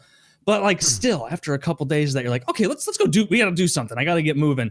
No, it was like day 4. And like we made it, Dick, to a restaurant. This was the furthest I dragged these fuckers away from it. We made it to a restaurant. And I'm like walking up to the maitre d' area to be like, table for 4 and wait. And before we even get there, Kyle and Chiz are like, too long of a wait. Let's bounce. And I'm like, but just let me check. So we're already here. We just gave the car to the valet. It'll take him a minute to loop around anyway. What it really was is I was having like a minor anxiety attack. Like that restaurant was so crowded and loud. It was like borderline like nightclub. So you didn't want to be in there, even if the wait was 5 minutes. It just wasn't your scene. I wanted out. Like I didn't want to. I was glad that it looked like it was going to be a wait because like I wanted out. Like we picked it because the menu looked so good. The menu looked great and it smelled great, but it was so busy and loud that I was feeling really anxious, and I felt like we were underdressed for the place. Like it seemed like really fancy. Like absolutely underdressed, but like I don't like that. I was stoned as shit. I was so hungry. I was devastated when we left. I felt like I needed a fucking suit jacket to sit down in that place. And we were showing up and like I may have been the best dressed and I felt underdressed. I'll just say that. Some of us were wearing hoodies, some of us were wearing sweatpants and shit and like fucking sneakers. And I was just like, man, I don't want people to judge me. I'm too high to be judged right now. So and this place is too loud and too busy. If it had been like an Outback Steakhouse and it had been equally busy, I think I'd have been okay. But like this was a fancy restaurant. I mean, we weren't about to be like cooked for by Bobby Flay or anything. Don't think that. But like dinner was going to cost $400. It was that kind of restaurant. You and I were wearing like jeans and like, a jacket or something. Not a nice jacket, just a fucking like North Face jacket. Yeah, like a leather jacket or something. Yeah, just wearing like a hoodie and sweatpants, like total relaxation mode. And yeah, to be fair, I do remember walking up to the maitre d', looking to the left, and seeing a lot of high top bar tables with people in like dresses. Yeah, but like they wouldn't have kicked us out. They would have thought, oh, who cares? We're these Silicon Valley hoodlums coming into our restaurant. We should serve them with. I just felt I felt uncomfortably out of place. I felt underdressed. I felt it was way too busy and loud, and I was high, of course. So did you go to a more appropriate restaurant? I think we went home and ordered food. No, they went back home and we ordered food, and it was like Wendy's. And was when open. we walked back home, it was like the level of like relief that washed over me. Like it was like when I got released from jail that first day, like not prison, but jail. And it was just like, thank God I'm out of jail. Thank God I'm in my dad's truck being driven back to my house and no one is mad at me. No one's judging me. No one's disappointed with me. This is wondrous. Like Yeah. this feels so good. Taylor, what be were you loved. doing to him? It was maybe like literally we had dropped. It was at a hotel like lobby, like nice steakhouse. Drop off the rental car. Kyle hands the keys to the guy, whips it back to park it. We are inside for maybe 7 seconds before they're like, we got to go. And so then we have to go back out there and be like, hey, that guy who's like still visible with the car, whip him back, bring him back around. I couldn't do it. I was having a minor anxiety attack. Right. I felt so uncomfortable. For all the reasons I said, the being underdressed, the just how busy and like hopping the place was. It was like I said, it was a bit of a mixture because we were standing kind of by a bar, but there was like a maitre d', and then I can see into the restaurant just how like I wouldn't have been that underdressed to go to a Morton's, and this place or a Fleming's or a Ruth's Chris, and this place was like a step above those places, and I was not happy. Did the pot contribute to your feelings? Like, I just know pot does paranoia. The opposite. Like, he's not describing paranoia, but he is describing an uneasiness. Honestly, if I had been sober, it would have been so much worse. Okay. Like the pot is the only thing that kept me there for a full 7 seconds. We needed to get him higher, Taylor. You would have had to get me like blackout on edibles high, where I didn't even know where I fucking was. This is like how they got Mr. T to fly on the A team. They're gonna have blindfold you. We're in Fleming's. Just relax. We're in Fleming's. Just Topic change? Have you guys been following these Texas power outages and snow and stuff? Yeah. So can I you want to lay it out? What I want to do is do what I always do and like lay out my ignorant viewpoint of what's going on, because I haven't been following it super closely, just like the periphery of it. And I want you to inform me, because I think in that way I'll represent the audience, and then you can explain it to me. I think that's kind of fun. So what it looks like to me. So for those who don't know, Texas has their own power grid, right? Like the United States, especially for those of you who are international, might not know this. So like we have a few power grids in the United States. There's East Coast, and then the whole West Coast, and then Texas. Texas is like, we do our own power here. And Texas had this unseasonably cold weather, and the power grid failed. Like they got snow in Texas, which is very unusual. And if you really don't know U.S. geography, Texas is fucking huge. It's bigger than a lot of European countries. It's fucking huge. And when it went down for a couple days, that is, it was seen as a huge failure by like leadership and the power grid. And it's made Texas look bad. Texas is, of course, a mostly conservative ran southern-ish state, though it's leaning more purple these days because of the Latino vote. But what it looks like to me is that the right wing, I should say, conservative side of things, is saying that the grid failed because things like wind turbines failed during the cold snap, that it got so cold that their wind turbines failed, and somehow that caused a cascading power loss. Whereas the left, the liberal side, is saying this whole thing failed because of right-wing conservative leadership and because Texas needs its own power grid. And so I'm wondering, Woody, I'm sure you've got a right down the middle sort of like factual thought process on this. What's the truth? It's 90-10. So 10% of the outages are caused by windmills, and 90 is caused by natural gas. So the natural gas pipelines, apparently they can freeze, and then the gas stops flowing. So they're primarily a gas state, a natural gas state. They have it locally, and that's how they power everything. So they posted up like, what it is the governor. Non-Americans, governor is like president of a state. And he went on Fox News and said, man, this is what happens when the Green New Deal takes hold. These wind turbines fail, and we run out of power, and people freeze to death. There are people dying. And the left is like, oh, hold up. 10% of this is caused by windmills. 90% is frozen natural gas pipes. And the Green New Deal is just an idea. It's never been passed. It's just proposal. You're acting like the Green New Deal caused this. And in reality, the Green New Deal could be a solution to this. So Canada operates windmills at negative 47 degree temperatures. So is it basically because like like being Texas, they don't have any of the fail safes for like uber cold weather. And so North Carolina, for example, sucks at snow removal. They have just found it to be not very cost efficient to keep that kind of equipment around because we get snow that needs removing once every 10 years. Well, Texas didn't insulate their pipes like I guess they should have. And it seems like every 10 years or so. Like I remember I saw this thing today. There was an article 10 years ago saying this never happens the last time it happened 10 years ago. And it referenced it happening, like it hasn't happened for 10 years. And then that referenced 10 years before that. It's not clockwork. Some of these are like 13 and some are 8. But every 10 years or so, Texas gets this cold. And there's some political fun to be had. Like, so California had rolling blackouts because of high air conditioner demand last summer.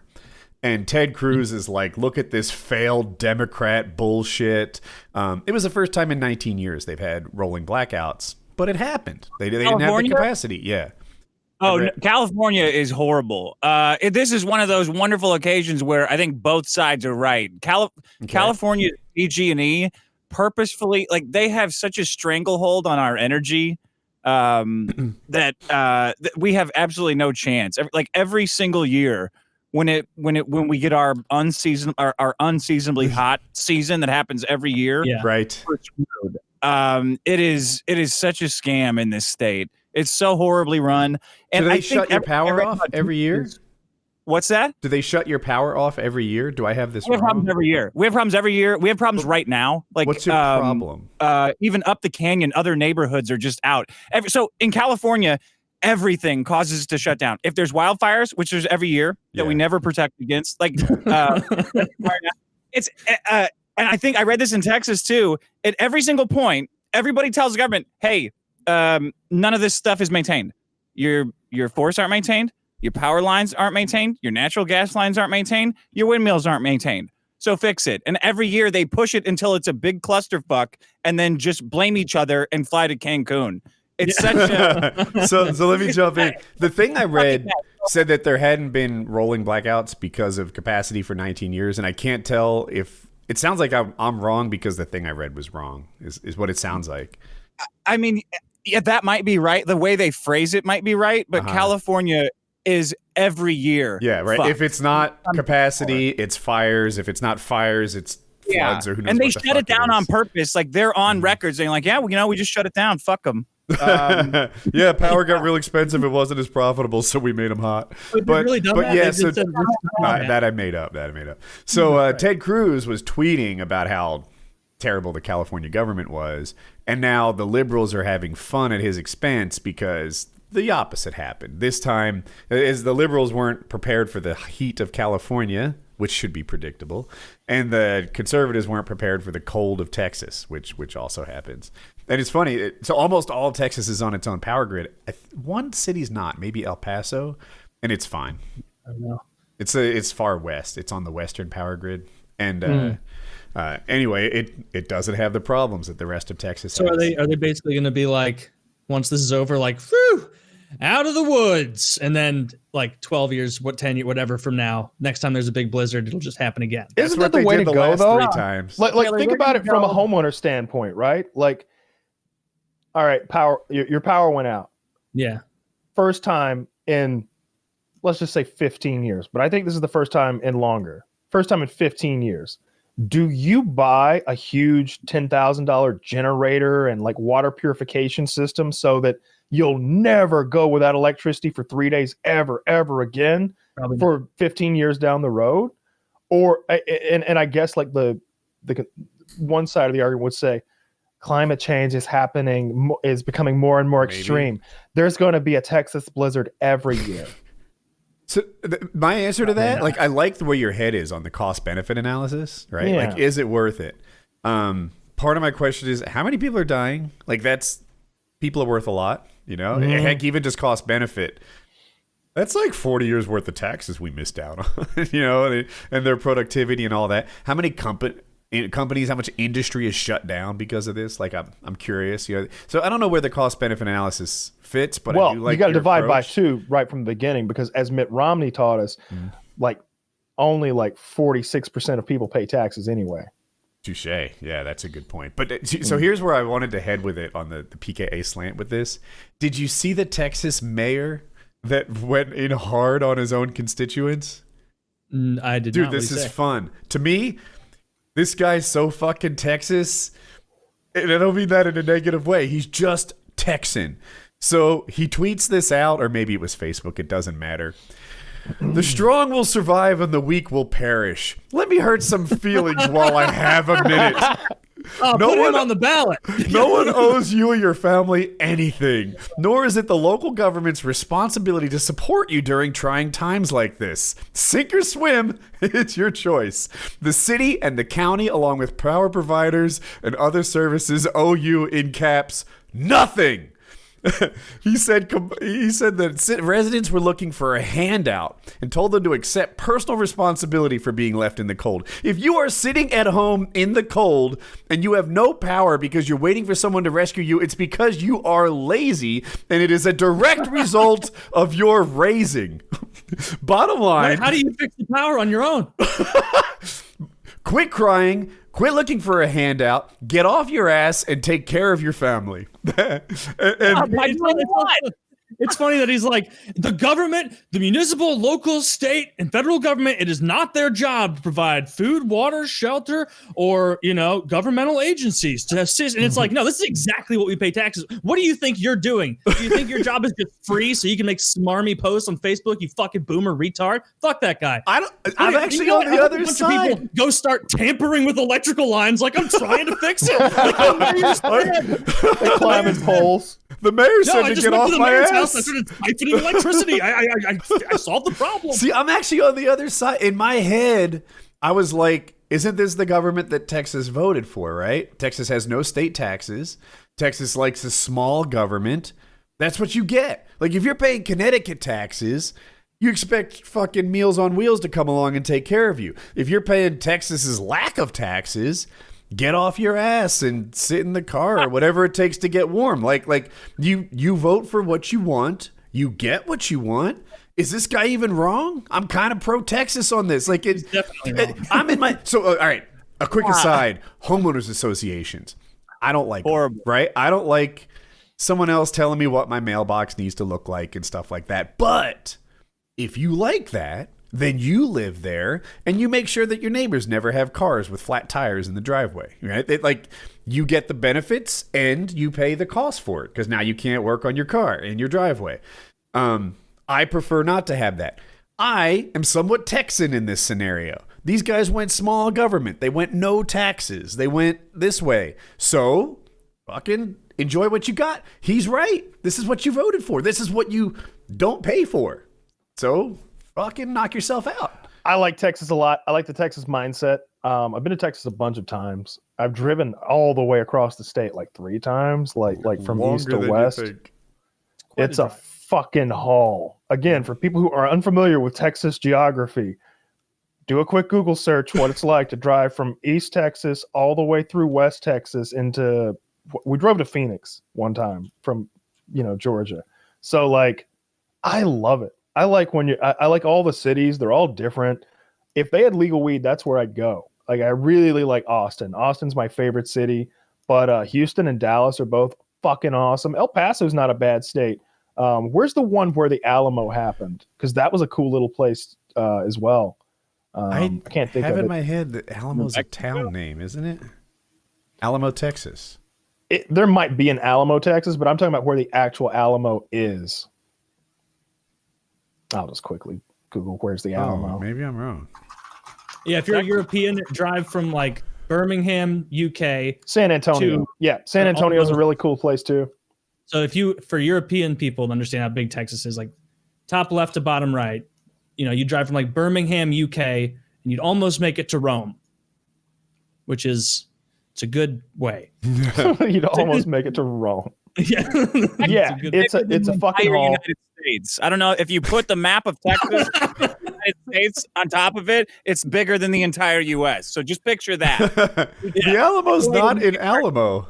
Almost twice the size of Alaska. Dumbass didn't know that. I've been there. It's there's not a lot left, but there is some stuff there.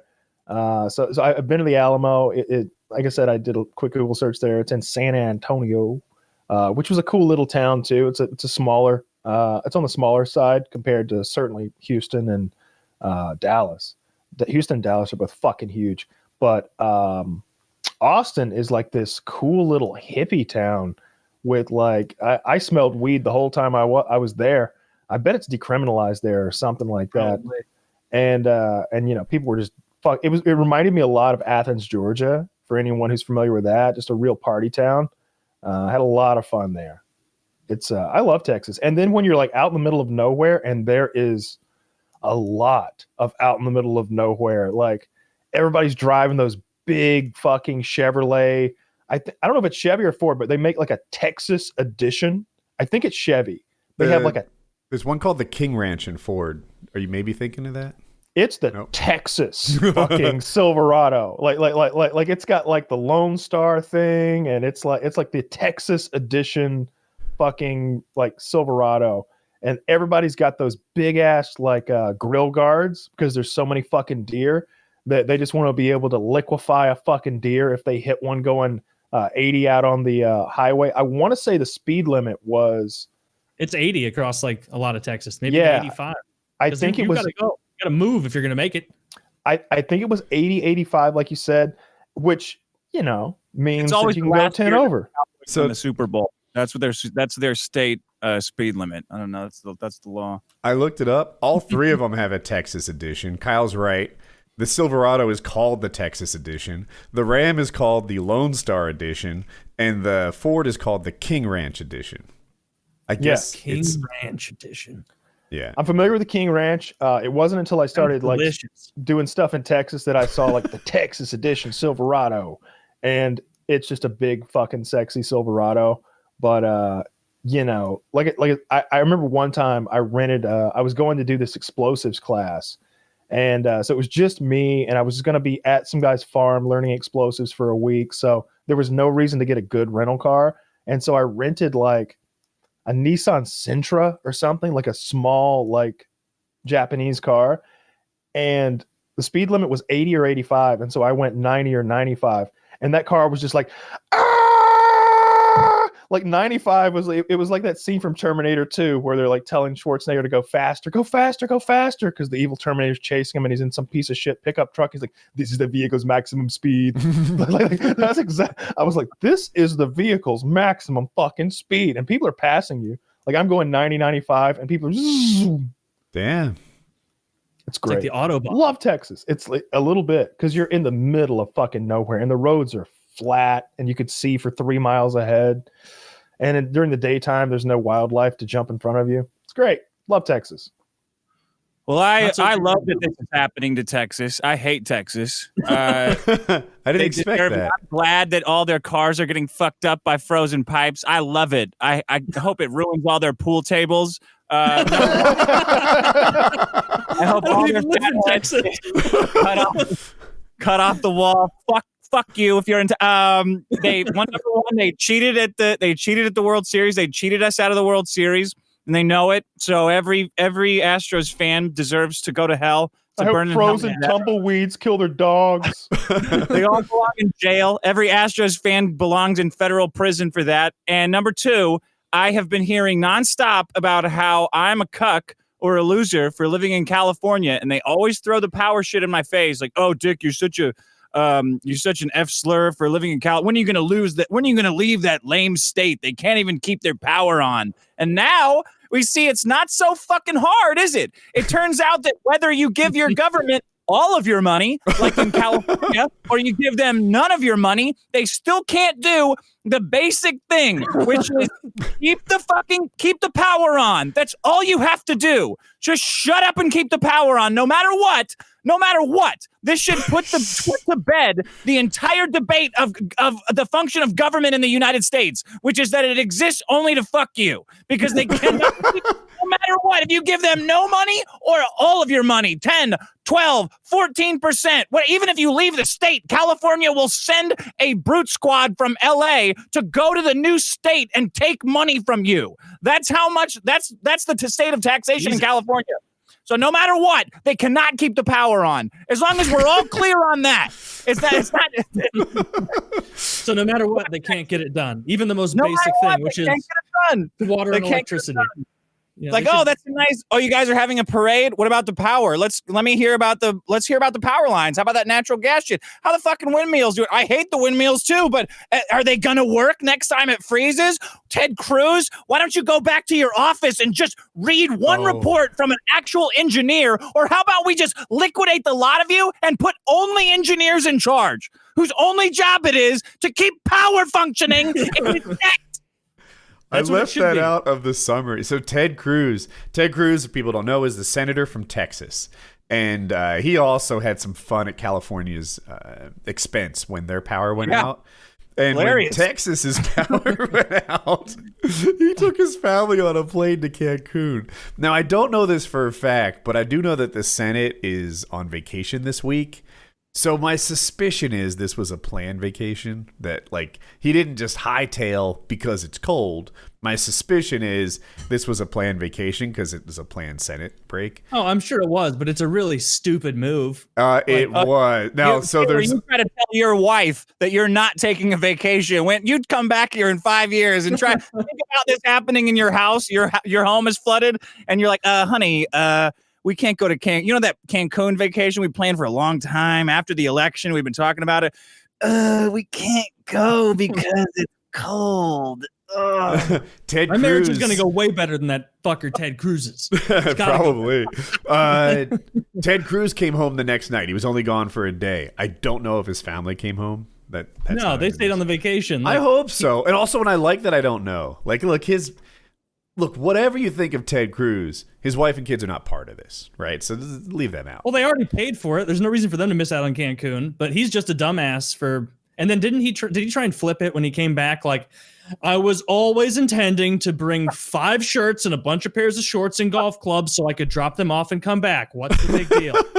Yeah, he came back and he said, well, you know how everybody always says you brought the weather with you? I was going to do that. He didn't say that, did he? Did he say that? I hate Ted Cruz so much. What's the room sentiment on Ted Cruz? God, I They hate that take guy. him and they just throw him in a cage next to those kids at the border. Sorry, you got to hang out here for 2 weeks until we know you're clean, Yeah. Mr. Cruz. The room temp, I think he puts his own personal political ambitions above what's good for the country.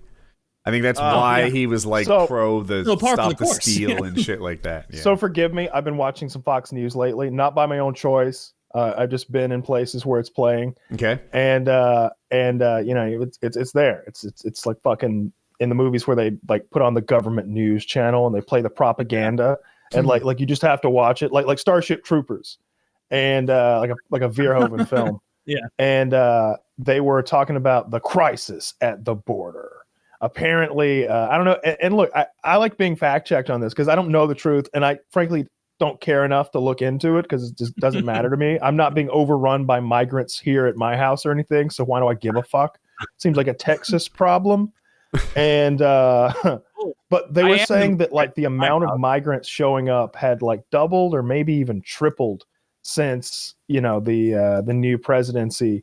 And they show videos of migrant caravans again, which I haven't seen since early in the Trump presidency or something like that. I When he remember really hearing them say that it was going up because one of the things Biden did, I think before he'd been in office, was saying there'd be a 100-day moratorium on like immigration deportations or like arrest, something like that. Arrest and maybe. they found one of these Hondurans, and he was, I don't know where Fox News dug this hombre up, but he was just like, President Biden is going to save us. He is going to give us a house. He is going to give us A cell a job. He is going to give each of us 2 white women slaves. Hey, your daughters, you watching this? Your daughters will be my bitch. President Biden, he give me everything I need. I don't have to work. So he's turning into Russian Now for he's some reason.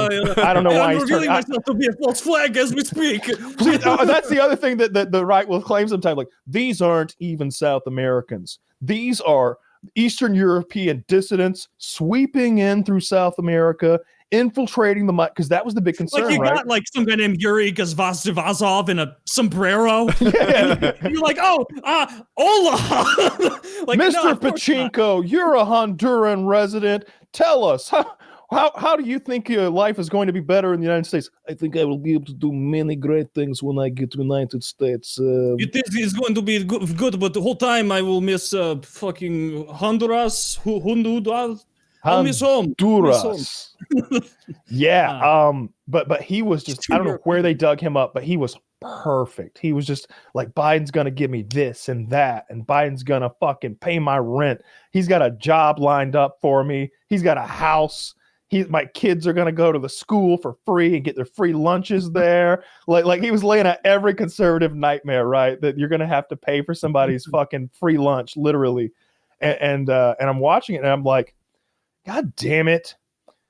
I don't know what the truth is, and there's no way to know anymore without fucking going there with a pair of binoculars, I think. And by the time I walk out to the parking lot, I'll be thinking about something else. I'll have stopped caring. I'll be thinking about what my next meal is going to be. Or what I'm thinking about it now, I guess, but only in the context of I think it's an interesting topic. They made it seem like there was a huge uptick in people coming. Obviously, Biden shut down all construction of that wall, and we mixed feelings on the wall. I like the idea of a barrier. Never thought a wall was all that practical. It was funny to joke about, but like especially when Game of Thrones was a thing, it was like clearly a wall is the way to go. It's kept the North safe for 2,000 years. The Andals and the First Men agree a wall is the answer here. So it was funny then, but like now it's just like, shit, is there any way to even build a fucking wall? And then you see those pictures of people like going through the Trump wall, like the same way cats do, like a slotted fence. They're just like, they turn into liquid and just walk right through the fucking Part of thing. the issue is like the wall's $1 billion, but then like a cordless angle grinder is 60 and it defeats it. And it's like, the cost benefit on this is yucky. So I've been hurriedly trying to fact check since you mentioned it. Yeah. I'm not sure how well I'm doing here, but it appears that there's a new Mexico law, not a U.S. one, that means that we can't release our migrants back into Mexico. A lot of these guys are from Central America. And Mexico's like, why the fuck are they like dumping them in Mexico? They're coming from Central America. Like, they're not even Mexican. Why do you just... And we're like, well, I don't know. Then you just dump them the rest of the way. Yes, they have to be a citizen here. If they're brown, they go down. So, and on the other side, Honduras. I don't know this for a fact, but I have a feeling Trump would be like, well, fuck your law. That's what we do. I don't know, but apparently under Biden, they're releasing these Central Americans just back into Texas. Like they catch them and they say, well, you guys head back on your own. And then they release them in Texas, where of course they stay. Yeah. So that's a good long-term There's solution. a thing there. Yeah. That based on I found like 2 or 3 articles. That's what I put together. Am I the only one who liked the children cages? I loved them. They were great. I was so 100% pro child cage. Like frankly, the way I see it is, I do think you're breaking the law when you literally invade another country. There is no way to look at it other than you're invading another country illegally, right? Oh, but they were looking for peace and prosperity and blah blah blah. So yeah, it was a peaceful and prosperous invasion of another country then. Well, no, they were fleeing this and that. Okay, so they ran in fear while they invaded another country. All right, I get that. So like, what do you do with people who are criminal aliens, which apparently is a slur now to call somebody a criminal fucking alien? Like they broke a law coming here, they're criminal. They're from somewhere else, they're an alien. These are the definition of words. You can't just start changing, oh wait, we can change the definition of words every time they offend someone. So like, look, what do you do with some criminals that you've caught? Either you turn them loose into the country, which is what they wanted to begin with, or you lock them up until you can like see what you're going to do about them. All right, well, they got kids with them. What do you do with the kids? Do you lock children up with adults in prison? Because that seems to be the other side's argument. No, you're twisting our words. We don't want you to lock anybody up.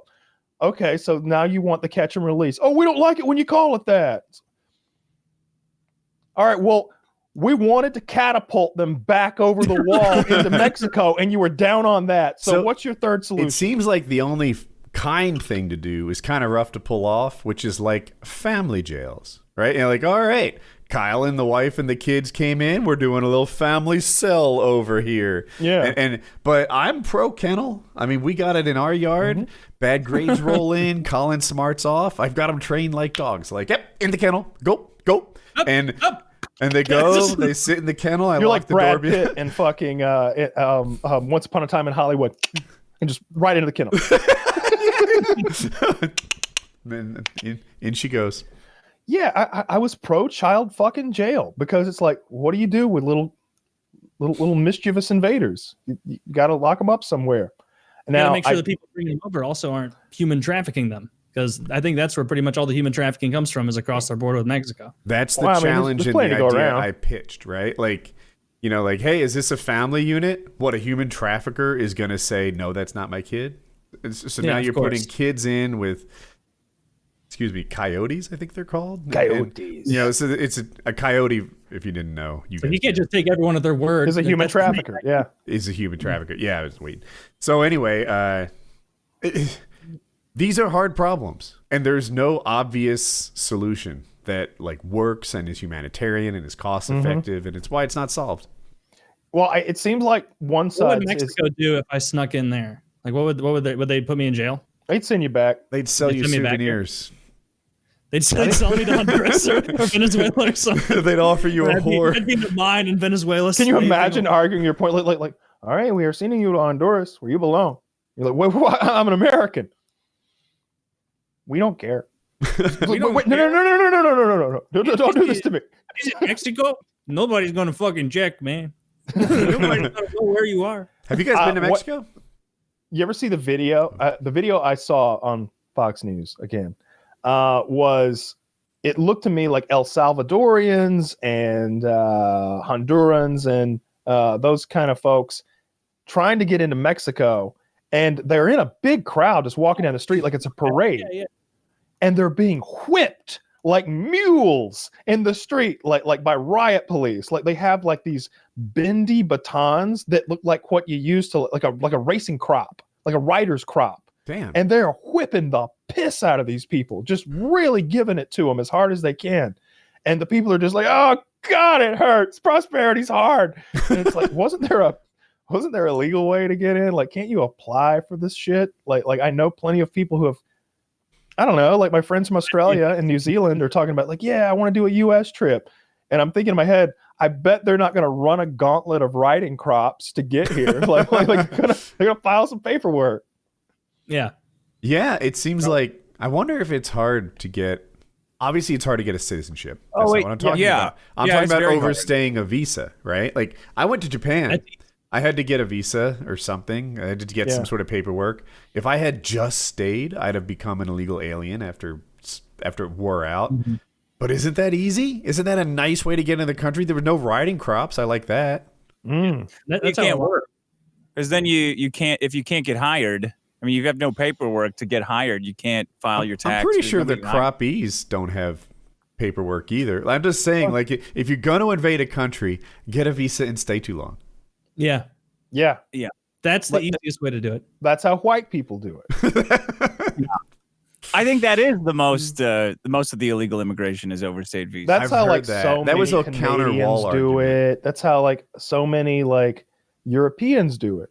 They just overstay their visas, and you see it in like movies and fiction all the time when they're like having a real hard time with someone who's like an Aussie or a Brit or something, and they discover he overstayed his visa. We can kick him out for fuck all. We got him now, boys. It's like, that's kind of how it works. I feel like you could do that with like neighborly disputes. Like, you know, your tree has fallen on my fence. And it's like, well, fuck, it sounds like a you problem. If it's your fence, well, we'll see what INS thinks. Yeah. I think you guys I think you're looking at this in the wrong light. The reality is the U.S. was built on slave labor, and it continues to exist on slave labor. Mm-hmm. And our system is set up perfectly so that we can continually continually drag slave labor into the system and turn everyone into slaves. Meanwhile, guys like us can treat the problem like it's complicated and debate it and talk about it all day while we are while everyone in the country is depressed into slavery. I have a question. I have an idea, and thank you. No, You really helped. You've led me down a bright white path of glory here. You've illuminated me. Okay. How about we set up a system where if you want to be a citizen, you become an indentured laborer for a certain amount of time for a major corporation. Okay. Oh, yeah. You go work in an Amazon sweat factory, and they're always complaining, these guys don't get to take piss breaks. You think fucking Javier from Honduras cares about a piss break? He's been pissing in a jug for weeks walking across the Mojave. All right. He don't give a fuck. He's just happy to be indoors. Doesn't this continue to fuck the middle class with increased immigration causing stagnation of wages? No, they're already slaves. That's the best part. They have no more income. No. You get paid in Amazon gift cards from the government. Yeah. So your income goes boosting real estate boomers. Yeah. So this is purely a middle class booster, Taylor. Okay. Don't imagine that Amazon is getting free labor. Amazon has to pay the same hourly wage, the same healthcare benefits. One of their employees just gets to not come to work for 3 days a week. It's like, all right, Mike, here's your servant Javier. He fills in for you on Mondays, Wednesdays, and Fridays. Enjoy the 4-day weekend. This shouldn't be a government program at all. Benefits. I feel like if Mike is ambitious, if Mike is an entrepreneur, a thinker, he should be outsourcing his job, right? Mike earns the job, Mike gets hired, and then he just gets Javier to do it. Yeah, he has Javier, and then the government handles all of that. This way, Mike can become an entrepreneur if he wants. He can start his own business, get himself a whole bunch of other indentured. What's a better word for slave? Interns. He can get himself his own group of brown interns, and they can be working for his company. Of course, he is paying wages to the U.S. citizens who would normally fill those positions, who also get to go out and become entrepreneurs. Now, Javier, I'm putting Pablo system. and Paco underneath you. They are part of your downline now. Now you're going to get a percentage of it. You set up. You got like 18 Hondurans hawking Mary Kay now. Man, this is such a better life, and I get my own pink Cadillac. It's like, God damn it, I didn't expect this to work, but Javier is killing it. No, but like maybe there is a system where you work for your citizenship, right? Like I think military service would be a good one. Like we're always complaining about that one, right? So I like that idea. To send us somewhere though. We're always getting involved in wars. We don't want. No, they're not sending us somewhere. They're sending them somewhere. Here's my thing, like. A volunteer army should have motivated people in it, though, right? Like, so let's say I'm a volunteer soldier, right? I'm a regular American. My dad was a soldier. My grandfather was a soldier. Now I'm a soldier. And you stick me with, like, some scripted almost guy. Oh, they get their own squads.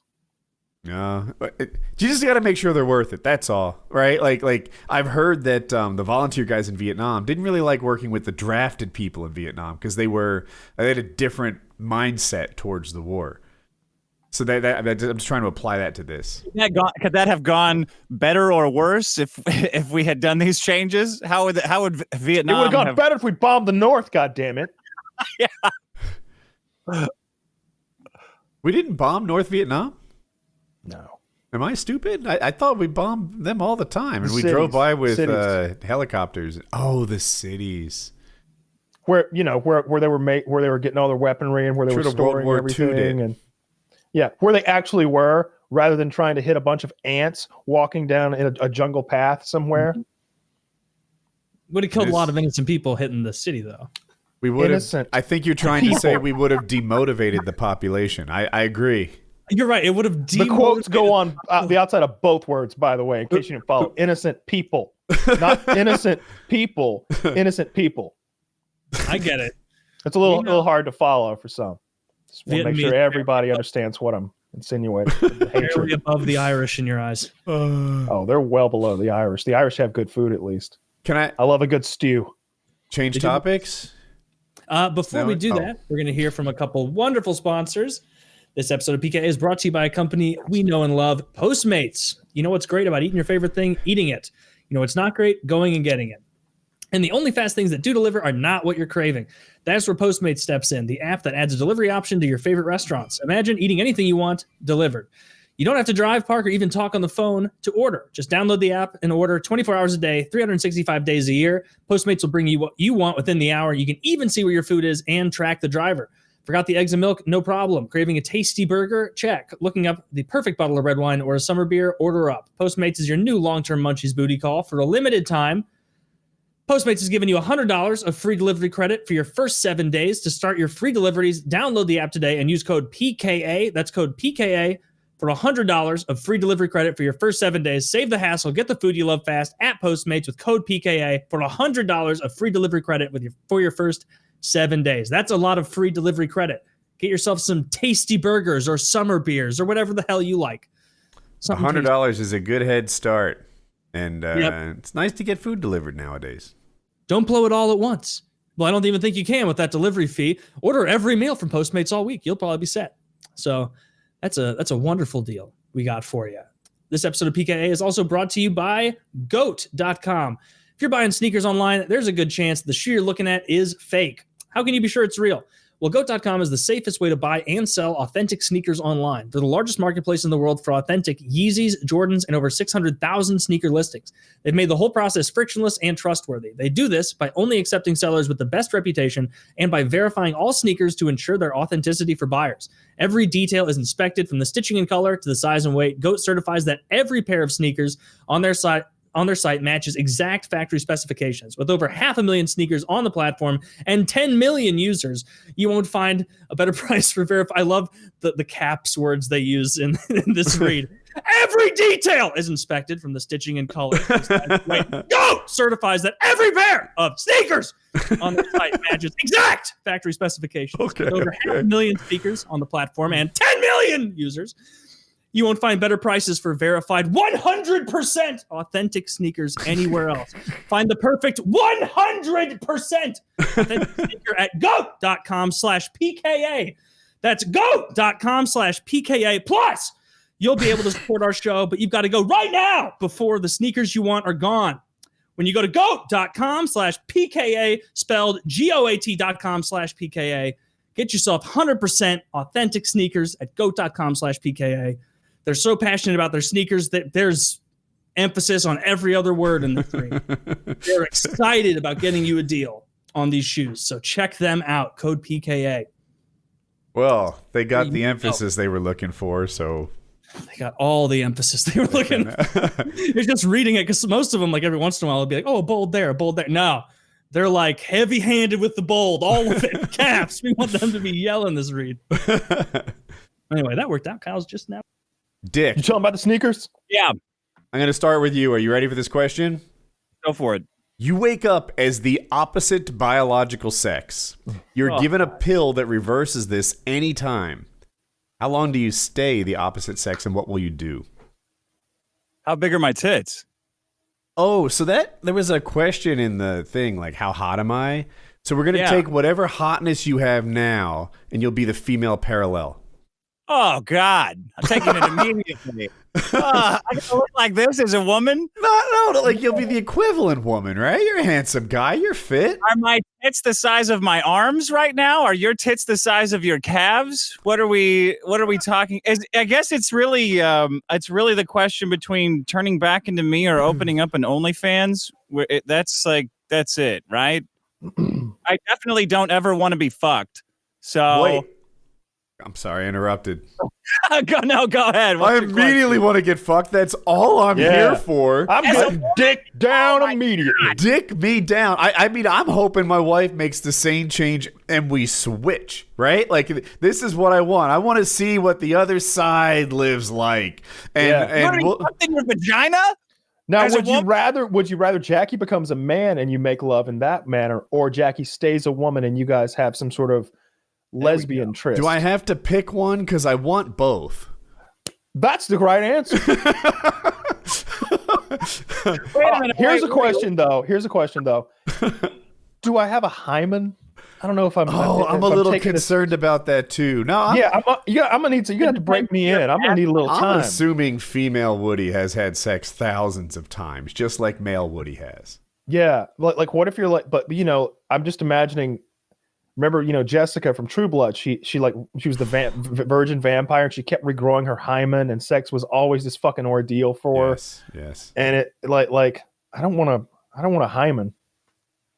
I hear you. That is a problem. But I mean, if I do have a hymen, then I'm just gonna stay girl a little longer because we're gonna break that shit in, and then we're gonna see what experienced sex is like too. I'm with you 100%. Yeah, I like the idea of an OnlyFans. I think I'd be a real fucking hot chick. I like the idea of an OnlyFans. And being a real dirty girl, wearing a lot of low cut dresses. I like those dresses that are just flowy and like reveal like the whole chest and like belly and everything. And you just got like side boob going on. Like I'm gonna wear a lot of gowns. I'm gonna get some pretty panties. I'm gonna have a real good time of it. I might not want to go back. This may be the play. This is where my head is, and oh my god, I'm gonna get roasted for this thought. But I've covered many times that I'm not a guy that shares his girl. Right? That's not my cup of tea. I'm a man of jealousy. Even with women? Right? That's where my head is. Now, if I'm a girl and our partner's a girl and Jackie's a guy, I don't think I'm as bugged by this fantasy thing where she fucks a guy and then we switch back and it's almost undone, right? Like she wouldn't want to watch you with another man. No. So you misunderstand, Taylor. You missed a bit of the lead up to this. We are swapping sex. We are becoming women, and in this wild scenario, I suggested that Jackie become a man, Woody becomes a woman, and then they add a woman to the mix. Yeah. So Jackie as a man would make love to both Lady Woody. I'm having a hard time coming up with a name for Lady Woody and lady partner, right? So in my head, like if we were, if there was ever like a guy, I couldn't get past that. I wouldn't get over it, right? But if she's the guy and we added a girl, I feel like that doesn't burn me quite as much. Yeah. This is a steakhouse, and that's a Chick-fil-A. We're not competing with each other. We're very different things. For sure. But what if that girl was formerly a guy and she's on? I think it starts to bug me more there. Too many layers. What if it's Lady Taylor that you're bringing into the relationship? Right. Yeah. The voice stays the same though. Like, all right, let's do this. Like the whole time, big titties. So Taylor, let me read the question. I don't know if you missed. You wake up the opposite biological sex. You're given a pill to reverse this at any time. How long do you stay the opposite sex, and what will you do? I sleep my way to the top at a media firm, and then immediately switch back. Male privilege. Stay at the top forever. So you'd sleep Biden? But you don't mention the magic. You just claim you've transitioned very effectively. You'd be the most masculine former girl ever. And you cannot be fired. I cannot be fired. That's true. I would be fine. I would be fine with the scenario you laid out. I'm a woman. I'm with another woman. The person, my wife or husband, whatever. Like, well, I don't see what the problem with that is. I wouldn't care. So it would bother you less than the non-switched version. I thought I was crazy for having that thought. No. You're right. It's I don't know that I would switch back. I might prefer being a woman. I think it's just easier. I won't say that. Because I want to. Yeah, all the women who just heard that are going to be furious. No. Stick with me here. There's no women listening to this. I think it's different. I think that women have their own cross to bear. Because of their sex. I think that maybe they don't get treated as seriously sometimes. That would be super annoying because when I'm not goofing around and being an asshole, like I want you to take my opinion seriously. I don't want to be laughed out of the room or something when I have a proposal. Like if we're in a media firm, right? And I'm talking about how we should advertise to a certain like demographic, and like and I get talked over and they move on to fucking like the Chicago merger. I'm fucking furious, right? And I feel like that happens to women for sure. but I do think there are advantages and disadvantages to both. I just think that biggest advantage is we're taller and stronger. That's nice. Okay. That it's funny. That's not the biggest advantage I had in my head. In my head, the biggest advantage is that not having to earn a living is a viable option that a lot of them get. Right? Like so some of them get, and I think that the same amount. I think that if you were an attractive enough man, you could find yourself an older lady to take care of you. I think that that's a very high bar, though. I think you have to be a really attractive young man. Whereas I think that most women in their mid 30s down to 18 and below, unfortunately, could find an older man to look after them if they so wanted to. You don't even, but like, I can't think of any like big fat cows of older female celebrities who have like some arm candy, like some, I think they just don't show it off. I think that it's happening, but you just don't show up to the red carpet with Javier. But then they're not getting the same benefit then. Then they're not like together with them, getting the money, getting the life security. They're just the arm candy. I think the arm candy part of it is just lost on women. They don't give a fuck about that. Whereas for men, it's almost like diamond ring wearing, Rolex wearing, private jet riding, limousine, all that shit, Ric Flair style, and a couple women too. I just watched the Ric Flair documentary on ESPN 30 for 30. One of the greatest pieces of entertainment in existence. Woo! I fucking love it. Love it. All right. So, Dick, have we won you over at all? Are you going to fuck as a girl yet? I like all this talk about lesbian stuff. That was good. When I change to a woman, do I keep my exact same brain, or am I compelled to talk about stupid shit all day? No, I think you'll actually be funny. What's the difference? You're instantly the funniest woman on earth. I would actually try to go see how much free shit, as a test, to see how much free shit I could get every day. Just walk around. Hey, I like that. What's that? That sandwich, I love it. Give it to me. Give it to me right now. Your car, give it to me. Give it to me right now. Like, no. All right, Karen, calm down. I don't know if it's going to be that easy. Yeah, you're going to have to suck some dick. We'll see. I would like to be a woman. I don't know that I would ever go back. I think it would be easier in some ways and a lot harder in some ways.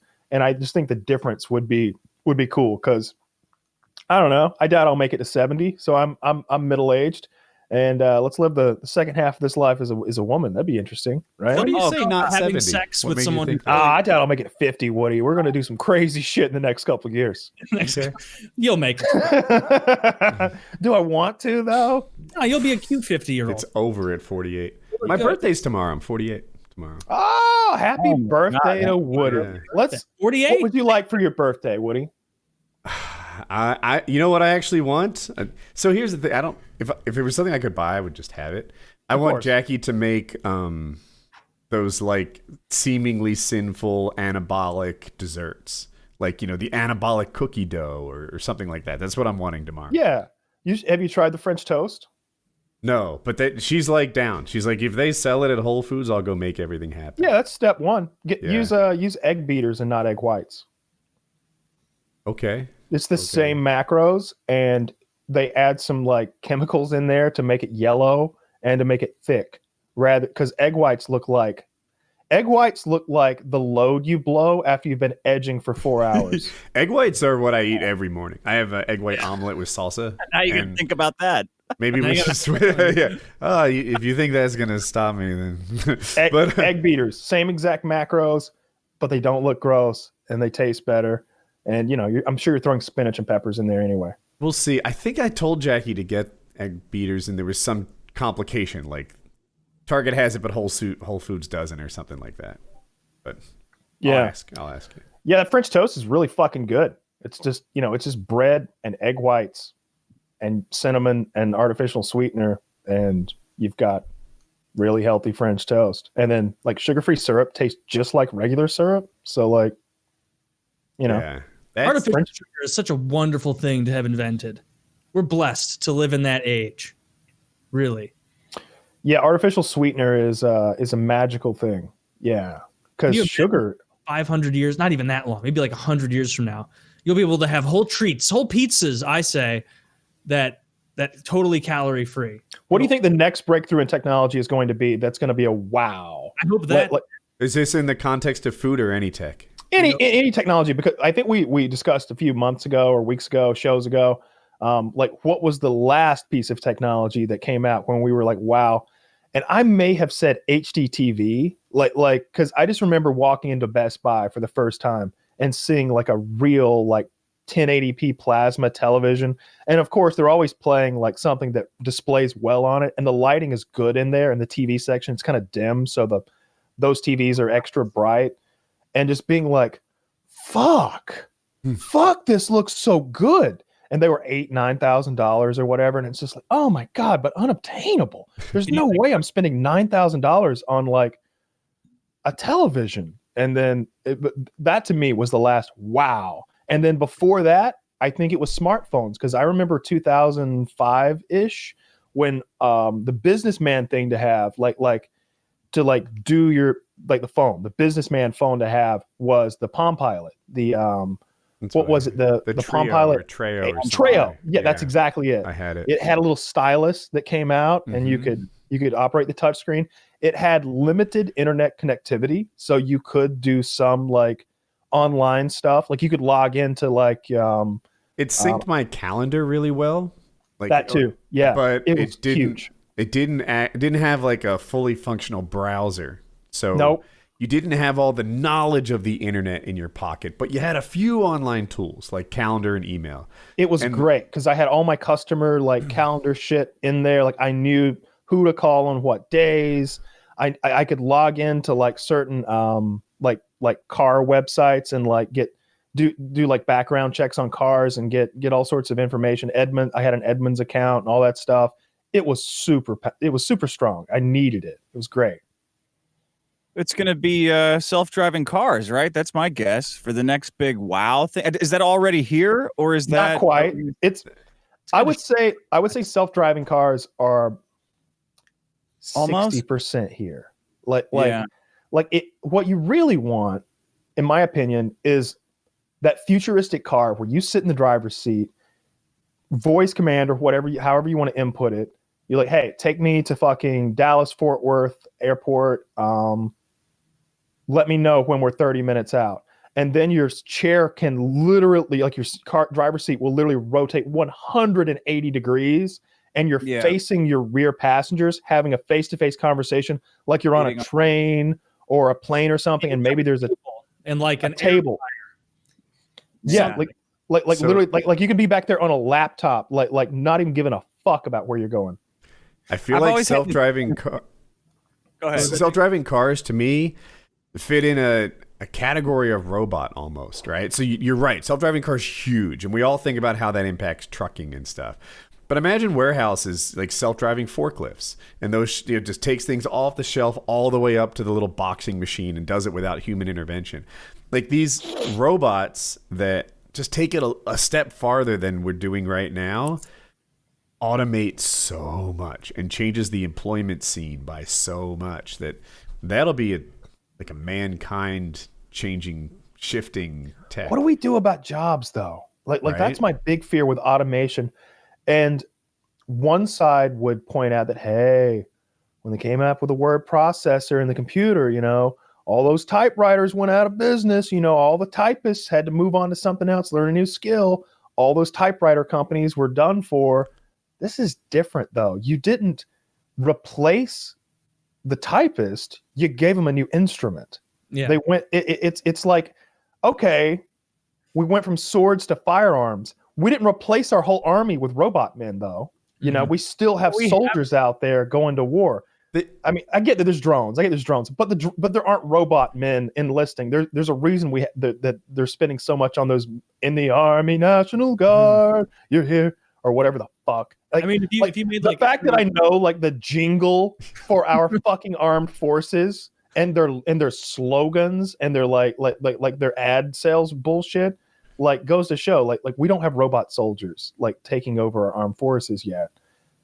So I don't think we just swapped tools like you pitched it. I think that people who used to have someone else do their typing for them started doing it themselves. That's what word processors brought a lot. It used to be managers didn't even know how to type. They couldn't find the keys. And now they write their own emails. And the typing pool is gone. I've made this argument before, so I'll say it in my fast forward. Long time ago, 8 people fishing. They all use spears. Someone invents the net. Now that guy is 8 times more effective, and we've got 7 unemployed people. But they don't just stay I wish we had Filthy here. I don't know about that. I don't know about that. Maybe that was women doing the fishing, Woody. Now Woody, let's spend an hour 45 minutes going. So then those 7 people, they're not unemployed. They just start building better huts and roads, and they pave and do the next level of thing. The hope is that when truckers don't need to be truckers anymore, they won't learn to code. That's stupid. But what is there for them? Like, that's kind of the thing, is like eventually you will get to a critical mass of where all the jobs that they would normally be like, all right, well, we'll break into some other working class occupation. Oh, well, these are even more quickly automated than where we came from in trucking. Like, if every truck was suddenly automated tomorrow, like that would destroy the working and the middle class. Like, so that's like, what, like 1 in 10 middle class workers or something like that? I don't know if this is an answer or not, but one nice thing about trucking is they're old. Something like 60% of truckers are over 55. So you might take that stat and say that truckers will age out as they are phased out. Most truckers have a job for as long as they want it, right? We're not going to replace them all in the next 15 years, but they're all going to be 70 in the next 15 years. All, right? But work with me. So that's kind of nice. But I don't know if that answers it on like an economic level. What are we going to do with people that would have been truckers? I have the answer. Yeah. Universal basic income is part A, because there just aren't going to be enough jobs for everyone. Part 2, I think that if you do have this robotic workforce, perhaps you can compete with the Chinas of the world in manufacturing once again, right? And you can start exporting robot labor because it can compete with what is essentially their slave labor. Maybe. There's a construction parallel on that. It used to be that if you needed a basement in China, they'd have like 200 people with shovels. And if you needed a basement in Colorado, they'd have one dude with an excavator. And then eventually now China uses an excavator too. It turns out that a dude with an excavator is more cost efficient than 200 with shovels, even if they're paid like poor Chinese people or whatever. But maybe in manufacturing, if our robots get just a little better, then suddenly, hey, our robots are cheaper than their inexpensive labor, and now we're competitive here. I think it's the only way you're going to compete with China is by winning the tech race and going to that robotic workforce and paying our people a universal basic income, thereby perhaps freeing up at least some percentage of them for what I'm going to just call higher thinking, which maybe feeds back into like I'm calling it higher thinking, and I'm specifying some of them because I know what I'd do if you give me a universal basic income, and it involves a lot of weed and a lot of television, okay? But some people will be freed up to like explore their artistic side, right? Or their creative side, if we actually want to make some money off all of the it. blue checks on Twitter need to go to their ivory towers and agree. Yeah. Well, what about what if we just make more things illegal? Then we need way more police, and we could pay all the truckers to police each other. Just put sirens on those big rigs. Yeah. I like this. I mean, food delivery will shut down immediately, cataclysmically. Shut down hate speech. Intimidating would be to get pulled over by a big rig. Stop, the 30 people get out. Pulling over would be really voluntary, though. And if he wants to lock you up, he's got like a whole row of cells in the back of that thing. I feel like I could outrun a big rig in my F-150. Not these ones. They're souped up with wood. No, these are the Elon Musk Electro ones. Yeah, this thing has got more horsepower than 45 minutes straight to get away. I think with those, like, we always talk about how inefficient solar panels are on cars. Right. Slightly more efficient if the whole roof of a semi truck is a solar panel, right? Like, I mean, I'm talking out of my ass, but it's literally more surface area by by quite a bit. It's a question of the scaling, right? Because I'm assuming the battery's that much larger too. Huge. Got to be massive, right? Yeah. So I don't. Is it better or worse?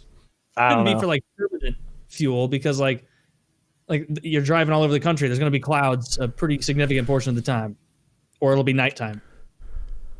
Right? Sure. Oh. All those things are true. Yeah. I was just making a little bit of pontification there about the fact that the surface area is bigger. Or we also we need those. ship everything in much smaller trucks. Now they need more drivers. That's the old argument about like Golf the carts. guys who are digging the holes. You just give them smaller shovels, right? Yeah. Until after a while, everybody's got a teaspoon, and you've got a huge workforce. Yeah, nobody's unemployed, but everybody's poor as shit, kind of like the Soviet Union. We studied this and so I had some business courses in college, and it used to be this. It used to be that ditch diggers were responsible for supplying their own shovels, and this guy did a study. I forget his name, maybe Frederick Taylor, and basically he discovered this. We should give these guys shovels. And initially the businesses were like, fuck off. Like, I'm not going to give this guy a shovel. They're like, no. These assholes, they don't have good shovels. They've got like dirt shovels and they're shoveling coal. They've got coal shovels and they're shoveling dirt. And if we give them the shovel for the material, then they'll be more efficient and it'll make up for whatever you spend in shovels. You'll make your money back. And it turned out to be true. And it's a big part of why people are given the supplies to do their work now. You know, if you're a computer programmer, they give you your computer because if every asshole buys their own, then they Bare suck. minimum. They bare minimum, etc. I can do it on my phone. Don't worry. Coal shovels are great big things because I guess coal's fluffy and light compared to like dirt that has to like poke, and it's a different kind of shovel. Now mulch pitchfork would be something different still. So now businesses give them the right tool and they work That better. made me think of a meme I saw like over the weekend. It was that big fat woman who's like talking to her like TikTok or something, and she's like, this guy said that I was too big for him, and I'd let him know that obviously he didn't have the right equipment to please a woman like me. So I was going to find a man who had the right set of equipment. And then it immediately cuts to this guy. He's like, this is the John Deere 85,000. It has a front end loader bucket capable of hauling 50 tons in one scoop. It is wider than the house. It is deeper than a well. It's the biggest tractor I've ever seen in my life. I've watched like those Discovery Channel shows where they show off like massive machines, and I'd still never seen a tractor this fucking big. I was just dying laughing. You're having tractor curious now. I'll see if I can find it. It's industrial Probably machinery. not really the John Deere 85,000. No, it wasn't a John Deere 85,000. It was that color they paint bulldozers, that pale yellow, and it looked like I'll see if I can find like the exact video because it was fucking hilarious. That is funny. Now, you said something the other day. You're like, you watch a guy one time and YouTube's like suddenly thinks you're infatuated with him and you want 10,000 more suggestions from that guy. Yeah. Not currently, but I had been there with tractors before, and YouTube was always like, I know you like plowing videos. It's like, yeah, I do. Yeah, So- I guess I'll watch another one. I guess I'll watch another one of this guy LARPing as an 18th century frontiersman cooking hardtack. Like he's going on a pretend sea voyage. And I love it. And they're right to suggest it to me. I watch a lot of it. I like machines working. Our house fell behind on laundry, and I typically don't do the laundry in our house. And by doing the laundry, I mean pushing it through the washer and dryer. And it had just fallen so far behind. I'm like, I don't even think I need to buy more shirts. I think I just have 19 of them waiting to be washed. So I like making machines work. I always have. I've liked defragging a hard drive on the computer. Ever see that with the graphics where it makes you think it's doing something?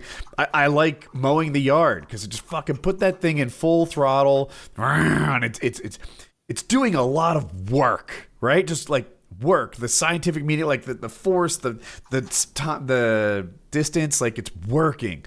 And suddenly I got into like washing and drying clothes, and I'm like, I have like 15. I have 15 cubic yards of clothing to wash. And I just like I'm fucking it like bench pressing in the. It's been an hour and 15 minutes since I pushed clothes through. Take a break, put that shit through our washer and dryer. There's no more clothing to wash. Our whole house is done. There's like 3 lonely socks. I'm like, I can't do this in a load by itself. But yeah, I got our Jackie. Wait, so tell me, when you would put it in to the machine, how long did you stand there and kind of enjoy the thrumming of it, the view of it? Hopefully you have a clear top. You can I do have a clear top, just like you're thinking, and the dryer is front loaded, and the washers, it's a top loaded, like European style. So it doesn't have an agitator, but it is top loaded. Yeah, hairy. Hairy is European style. Oh Jesus. Anyway, yeah. So I watch it. I make sure it's going. I make sure both machines are going. I look at how much time they have and like take a note of when I need to return so that we don't get too much downtime. And sometimes the dryer needs to run twice because it's electric and it's shit. So now I have strong opinions on dryers. I didn't. What were you thinking when you got this one? Clearly the fucking amp. So yeah. So I am a washing machine now. They just like if 3 loads get backed up and they take an hour and 15 minutes to go, it will take me like 3 hours and 50 minutes. Like I'm just on it. That shit is always working, always churning. I'm the wash guy. So you got yourself into washing and drying. Oh, because I like it when machines do work. Meanwhile, in the living room, clean clothes were piling up. And I'm like, baby, the laundry team's beating the folding team here. I think you guys got to spring into action. And she did. Hope and Jackie, they fold everything. And I'm like, oh, you're out of folding. Challenge accepted. You show up this time tomorrow. I'll have 6 loads for you. That's a promise. I think, dude, like, simulator you can get into, Woody, where you run out of clothes, you can simulate washing clothes and like kind of computer environment. I'll be like sleepy in bed, but not having fallen asleep yet. I'm like, I can push one more load through and have it work while I'm asleep. Right, here's the Roblox laundry simulator. You should download that. Is this a game? Is there any way you can gamify the folding process? Because that's the worst. Is there like a machine you can have that folds t-shirts like from a factory? Like, is there any way you can get your hands on an industrial clothes folding machine so you can work that into your assembly line? I have seen those like automated folding machines, but they look so expensive. I didn't even price them out. They just look it's your like birthday. Yeah, touche. Yeah. Have you seen those things they use at Macy's where they like lay a shirt on it and then you just flip it like a book closed and that sounds like what I saw, but it just looked like it would cost $18,000 or something, like too much. But definitely what I'm talking about is not $18,000. It's like a foldable thing you lay a shirt on and you just fold it across the hinges and it folds it for you. Well, you fold it with your hands? With your hands. What are we, peasants over here? Are you gonna go work at a Ramada? What do you need this functionality for? Taylor, we got 15 cubic yards of laundry to fold. 15 cubic yards. You're like, Colin, play out in the yard. No, more in the mud puddle. New clothes. You should have seen it. We had laundry baskets stacked as tall as people in front of the fireplace, just waiting to get folded. We had some catching up to do until the woodman took over. Quite the week. Just churning laundry. You need one of those like suits where the arms, there's like 2 dummies on both sides of you where the arms all move together. So you can fold multiple shirts at the same time. In some way. You just strap into my Iron Man suit. Next thing we see is like the doors of Shark Tank opening and you're walking with 7 abreast. No, it's not 5 Woodies you see in front of I think the QVC viewers are gonna love this. You can do anything. You can make 10 stir fries at once. You can make Anything you can do with your hands. Don't think. Applications are limitless. A gang of toughs are coming at you at the end of the night. You're alone, or are you? No, every punch is 7. You're clearing away. Suddenly, I'm standing behind the couch with this innocent-looking blonde girl, and me and my 7 things. Are you ready to get woodied? Yeah, see, this is a good idea. This is the life-changing technology. All right, the biggest downside is you have to walk horizontally through houses and places with alleys and corridors, turns, doorways. Yeah. You know, it's going to be a world-changing technology that comes out. That was your original question, right, Woody? Yeah. Like, imagine the last. Imagine the last generation that is going to die. Like, and then they invent the life-prolonging one, right? And you're like, oh, well, sucks to be you guys, I guess, but we're just going to go. I don't think there will be a last generation. I think there will be poor. I think it'll be expensive. I think it'll be some Gattaca shit where like there's this like fall off between when like people started getting it and didn't, and it was all based on income. And I, maybe like, oh yeah, how high did you score on your test? I got an 87. I got to get a 90 percentile to get the life extending formula, though. I don't know. I'm gonna go hit the books again, I guess. That right. Wow, right? Like, and how will it work? I think a lot of people have this idea that you just stop aging, but maybe they'll just reverse aging. Like I don't know what it is exactly. I've seen different cellular. studies. It's like the cellular breakdown. It's like the DNA like replicating itself, and every time it replicates itself, it's a shittier copy. It's a little bit more flawed. That's hard to reverse. I read some. I'm not smart enough to explain this, but like something was shortening, some sort of cell or compound was shortening, and they can lengthen it again, and they've done it in mice. They say, and I'm like, fuck, that's literally reversing aging. Like people just I bet people look fucked up when they do it. Like, ever see someone get a bad plastic surgery and then they age in this alternative plastic surgery thing where their smile and eyes are fucked up? I bet that's what age reversing is like. Well, he looks younger, but he doesn't look right. He looks all smooth, weird. Yeah. Remember the guy at the end, the billionaire or the trillionaire in Prometheus, the one who's like going to the other planet. Oh shit! But I'm listening. I'm just trying to explain it. He looks awful. He's like 120 or something like that. Sick. And he's just like let me see if I can find an image of him. See, I want him to be a terrible looking, spry 120-year-old. Like, I know I look like hell, but my bones are dense and my muscles are strong, and I kind of like to run up the stairs a lot. I don't want to look okay too. I don't want to just become ghoulish over time. Like if you get to 150, you're officially like you're not even going to look human anymore. You're what I want to do is just bounce back and forth. Go from 18 to I was about to say 48, but what the fuck am I thinking? Go from 18 to 28 and then just keep ricocheting back and forth. Well, by that point, they'll have like mind transfer technology. So if you're like a wealthy billionaire, you can purchase like 2 Olympic swimmers had a baby, and while that's still a baby, you can pay to have your consciousness transferred into the child. Imagine how you kick ass at school.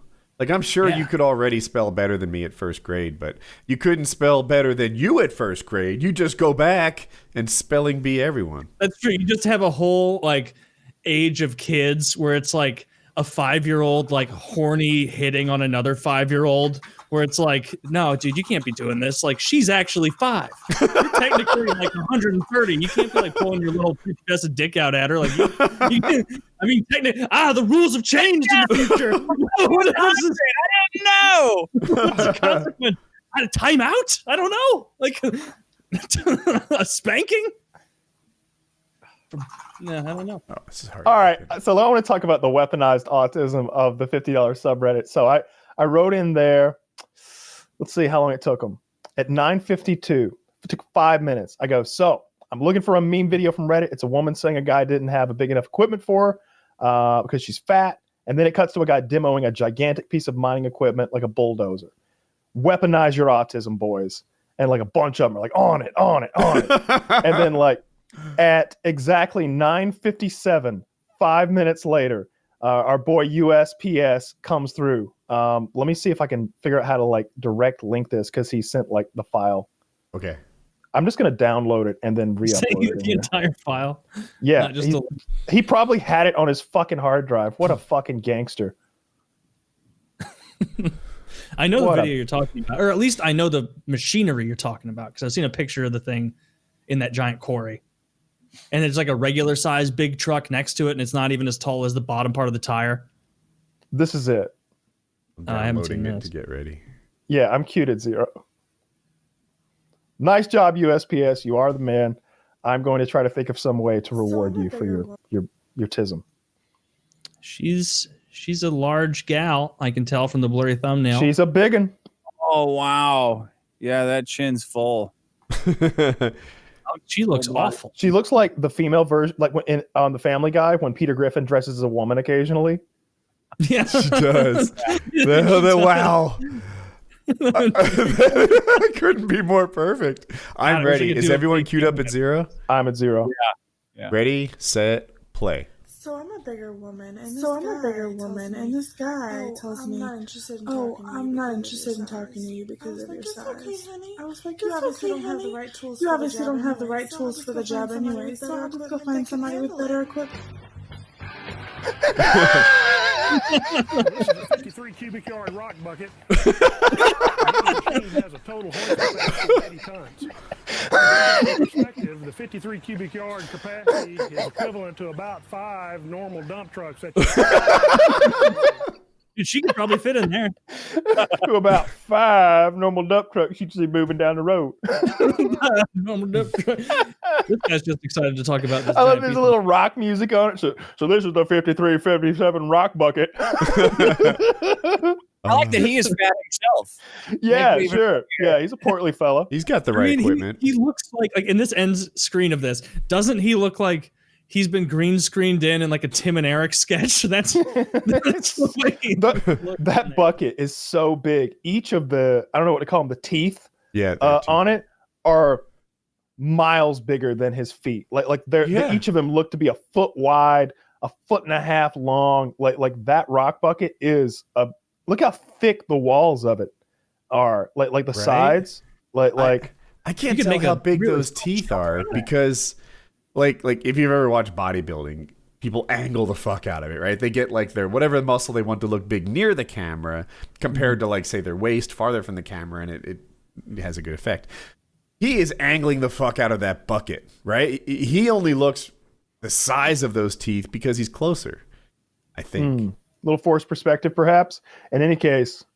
Think he's MySpacing us, Woody? That's the theory, yeah. Anyway, that's good video. Good video. Yeah, good video. Thanks, boys. Yeah, good video. I like that. I hope she saw it. I hope somebody tracked that woman down and showed her that video. Watch. You can't run. Everybody's loving it in the Discord. Damn, that boy was quick. Holy shit, man. Guy's got skills. This is a high level of autism right here. The Neuralink is in full effect. What the fuck did you put in the search parameters? You just gotta get fun with it. Someone who failed goes, I guess I just dabble in autism. I thought I was at least a journeyman. He can't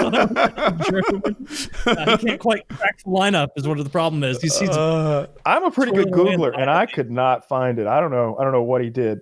And also, not only he didn't find a link, he's got the downloaded version. Right. I have no idea what he did. Do you want a new topic? Yeah, sure. What do you got? How did your high school crush turn out as an adult? Anybody know? I have no idea. I don't know how she's doing now. She was doing fine as of a few years ago. Yeah, last time I heard she was doing okay. Yeah, not many years. Of course, I don't pay her rent anymore, so I don't know how things are going since then. She's lost some income. Lost some income since I got the boot. I'm sure she's doing fine. My high school girlfriend, who I used to answer the question, I had all these long-term girlfriends in high school, so I didn't like crush. How long were you in high school? It was like I had like one girlfriend a year, mostly towards the end. Anyway, She married a guy. He was a networking engineer and moved to Arizona. So just did fine, I guess. Stable life. How about you, Dick? I have multiple levels of security to make sure I never find out, and I'm never able to drunkenly Google any ex-girlfriend. I put them into I send them to a special service, and they blank out the internet for me. I've got a box outside to prevent me from contacting any of them. Yeah, right. I only know one. I only speak with one ex. She's got a kid. She's doing great. I hope my high school girlfriend still has that amazing pair of tits. But nice. I don't know. I've never looked. I've never even thought to look. Actually, yeah. You know how like you ever be like using a piece of machinery, a chainsaw, or maybe you're the burner of an oven or a stove, or something dangerous, or maybe, I hate to say it, but you've got a gun, and the thought crosses your head like, what if I just stuck my hand in this blender, or like, what if I just shot myself through the palm, like traffic. Yeah, or like, what if I just jumped in front of that car, or I swerved in front of that semi truck? The other night I was like, what if I just Google my ex-girlfriend? I was like, whoa, what the fuck? What are you doing? What the fuck are you thinking? No. Fuck, are you insane? Why would you have think thoughts like this? Do I need medication? Yeah, what were you doing when you had that thought? I was just watching television, and it just occurred to me, like, hey, I could Google her. And then immediately it was that same thought process of like swerving in front of the semi truck. It was like, God damn it. Keep a hold on things. What if that part of our brain had a split second longer of control? What would you hope to gain from it? Like in the moment, what was your thought like? There'd be nothing to gain from it. There'd be nothing to gain. Just curiosity, I suppose. But like, there's nothing to gain from there, because like, she's not going. There's nothing to gain. No matter how she's doing horrible, I'd hate it. If she's doing great, I would hate it. If she's doing middle of the road, like, there's nothing good that you looked her up and she was just dead. So what's the story that did you leave on bad terms? Is she so addictive that it's like heroin and you don't want to? Oh, it was bad terms. Bad terms. Okay. Bad terms. It was bad terms. Was the pussy too good? Things went poorly at the end, Woody.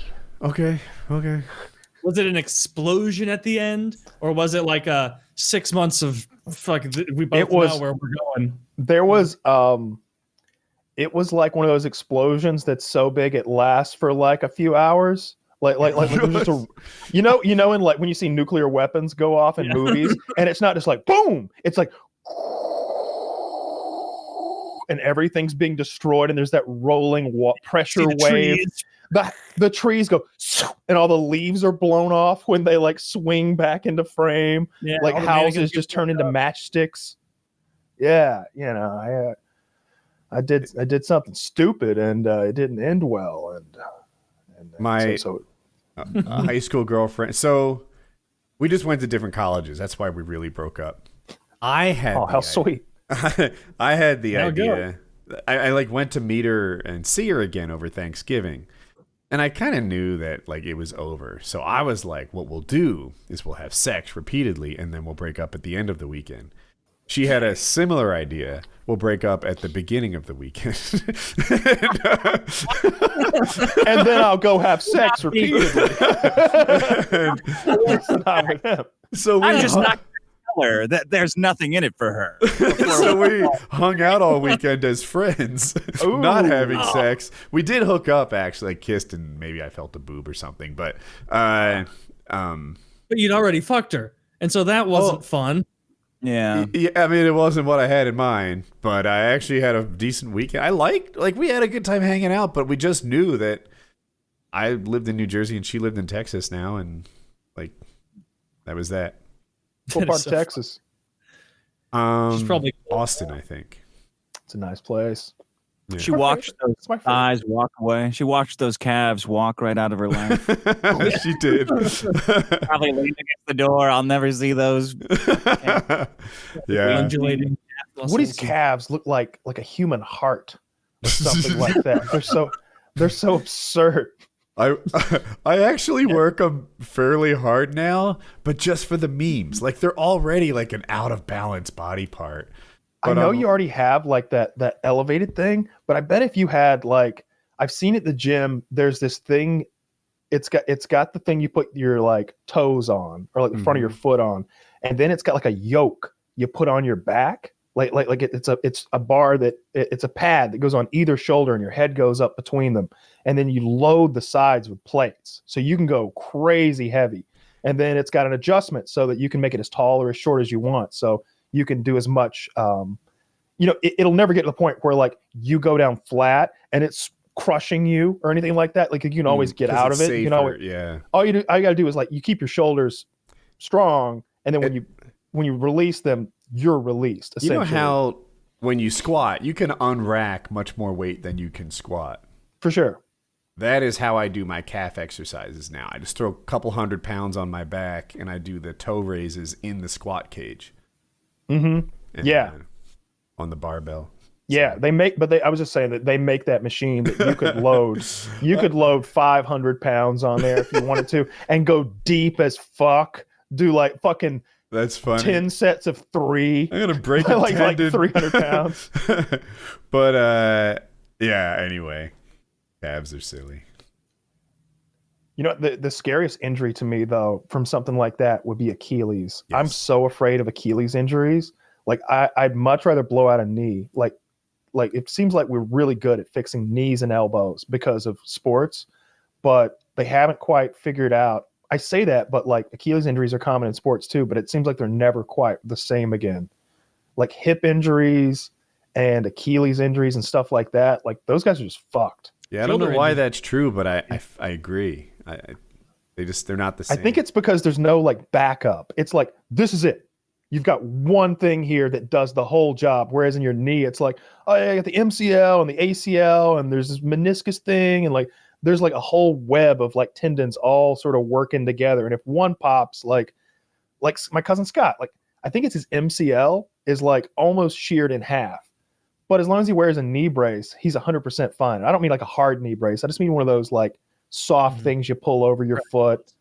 And knees grow back nice too. So when I blew my ACL, they made a new ACL out of patella. Patella is your kneecap, and it goes from your kneecap to your shin bone. So what they do is they just grab a little bone from each spot, remove the middle third of the patella, and make an ACL with it. I don't know if people can picture this. And I'm like, but doesn't my patella suck now? Right? Because you took the middle third out of it? He's like, no, it grows back. And I'm like, all right, you say it grows back, but how does it really grow back well? He's like, oh yeah, if you blow your ACL out 5 years from now, I could take that same patella again. I was like, well, fuck. That's like lizard shit. You gotta wait 5 years though. It takes a little while to get, harvestable, but yeah. I mean, it's been 5 years or more. Dick, what's the worst injury you've ever had? My high school girlfriend broke my heart. Oh my God. No more. Did he take that pill where he turns into a girl? Yeah. This is the guy who's trained himself to do laundry all day. Those are machines. I broke this tendon. Well, let me see. I broke this collarbone and busted all the teeth out of my head. And when I was a lot younger, Teeth out. No, playing baseball. Oddly, I dove into an outfielder and his shin kicked me right in the face and collarbone. So, wow, same thing. What? Broke my collarbone and knocked all the teeth out of my head, but I have braces on, so they were all like held in, kind of in place. So they were like pushed in. Yeah, so I woke up and like all of my teeth are kind of half into my head. There's a searing pain in my neck, which was because the collarbone the bones just grind on each other. Yeah, those don't heal right. No, they do not. And there was all this blood. How did the accident? Will you go for a fly ball, like the same fly ball? Yeah, I called it too. I called it. I'm a loud guy. I know I fucking called it. He I wanted never the ended glory. I guess. Did he It can catch get it? confusing. It can like there's this weird like fighter. I don't know what it is about fly balls. Like there's something in us evolutionarily. Oh God, I'm glad Filthy's not here. That like makes you want to like get that ball, and you're already on it. You're like, I got it. And somebody calls you off of it. There's a little bit of you that wants to be like, just keep going. But you gotta fucking go off. Is there a priority? Like if I'm playing center field and you're left field and I call it, do I outrank you? You get it. Yes. Yeah. If you're coming there's priority, and there's like the catcher will often have priority in the infield. If it's like a pop up, it really, it's the guy who calls it, and oftentimes they'll repeat it. I got it. Like, because like, I mean, we've probably seen the bloopers from MLB games where like the pitcher, the first baseman, and the catcher are all standing there, and then there's some confusion, and the ball bloop drops between them all, and these jackasses who are making a combined $80 million a year just fucking like maybe lost a game because nobody could figure out who wants to catch something a child could have caught. Yeah. That's a good one, Dick. Jesus. That's pretty fucked up. Get all your That's teeth pretty knocked fucked. out, So break your collarbone in a baseball. And the collarbone does not heal back right. I don't know what yours looks like, but a buddy of mine I played hockey with, he got checked into the boards and he went in too straight and it crunched one of them, and it healed back to where it's like one side of his body's a little bit shorter now and it's like layered. So you can see the normal collarbone, the double thick part. And as he was sitting in the locker room before they even took his pads off, he started turning green because apparently it's so painful, and he just vomited all over the place. It is extremely painful. It grows back together crooked. They just put you in a sling, and pretty much anytime you like twist or put your shirt on, it just feels like the insides of your bones grinding together. I don't know why they don't fix it better. Like most bone, I don't understand why you can't. Like if you were to shatter your shin bone in 4 places, they would take a bunch of plates and make them kind of splints and reassemble your leg bone to be roughly what it was, and then it would grow the rest of the way. But with collarbones, they don't do that. Well, you'd have to cast, like you can't cast it's like when you break a rib, they can't cast your torso for something like that because you're still mostly mobile. And when it grows back together, the sides that grow back crooked, they'll migrate to the other side. Like eventually it'll grow back kind of 80%, 90% touching, and then the excesses on both sides will wear themselves down over time and migrate to the other side. Like you used to be able to put something like a Chinese finger trap around it and just heal it. I think that'd be surgery, right? Like cutting in there. Yeah. What I described with the leg was surgery too. Like you bust up your leg badly, and I don't know if they're called splints, but like the metal plates function as sort of internal splints, and then they hold it together while the bone reheals. I'm not a doctor. I don't know. I assume they'd have to put you under or something, and then there's just a risk of you dying. After the first week, it wasn't bad, but doing it was bad. How about you guys? Did Taylor freeze for everybody in the Pledge of Allegiance? He just did. He's pledging. Him and that guy, I keep thinking that's a muscle man behind him that's about to attack him. His boxing dummy back there. Well, that's weird. We lost Taylor. I'm sure he'll be back in time. Oh shit! Have you guys? Speaking of working out, which you guys always are, I got into Cobra reflex bag, a reflex bag workout, which has been amazing. Tell me more about it. So it's a boxing bag it's got a platform that's full of sand, one of those like bases that's full of sand, and then it's got a spring on the bottom of a pole so that you hit the punching bag and it goes out and then comes back at you, it seems like a child's toy, like one of those things that kids punch, and it goes down and comes back up, but it's just an adult version. Almost so like a more mobile speed bag. Go ahead. Yeah, it's like a speed bag, but it moves more, and you can move around it more, and it comes back with more force. Like if you don't move out of the way and it hits you, it'll sting. What's the name of it? I'll try and find a picture. Cobra bag or reflex bag. It looks like it's kind of like a upside down speed bag. If you like, I've seen those. Yeah, it's fun too. It's like a fun workout. I saw a kid running one of these, like a 12-year-old, like a fucking pro. Like it was scary to watch him do it. Yeah, those are cool. That's cool. So I open the garage and I put on some old man like blue underwear, like boxers and a wife beater. And I go out there and spats and I go out there and work out like an old man boxing. I draw a little anchor tattoo on my arm just to freak out, like just to show everybody in the neighborhood who's boss. It's a fun workout though. Cardio workout? Do you think it makes you better at fighting? I don't know. I'm 40 years old. I just turned 40 in October. I think the best at fighting I'm going to be is to just never do it at any cost. Like if I can shoot squid ink at somebody and just run away, that's probably the best course of action for me. That's smart. It's good core workout though. Yeah. Get on your toes. That's cool. How long do you do it? I feel like I don't have much cardio. I'd tuck her out pretty quickly. One South Park episode is how long I do it. Wait, you do it for like 20 minutes? Yeah, man. You get locked in. Huh. Do your combos coming in. That's cool. That's cool. Yeah, the best exercise is the one you like because you actually do it.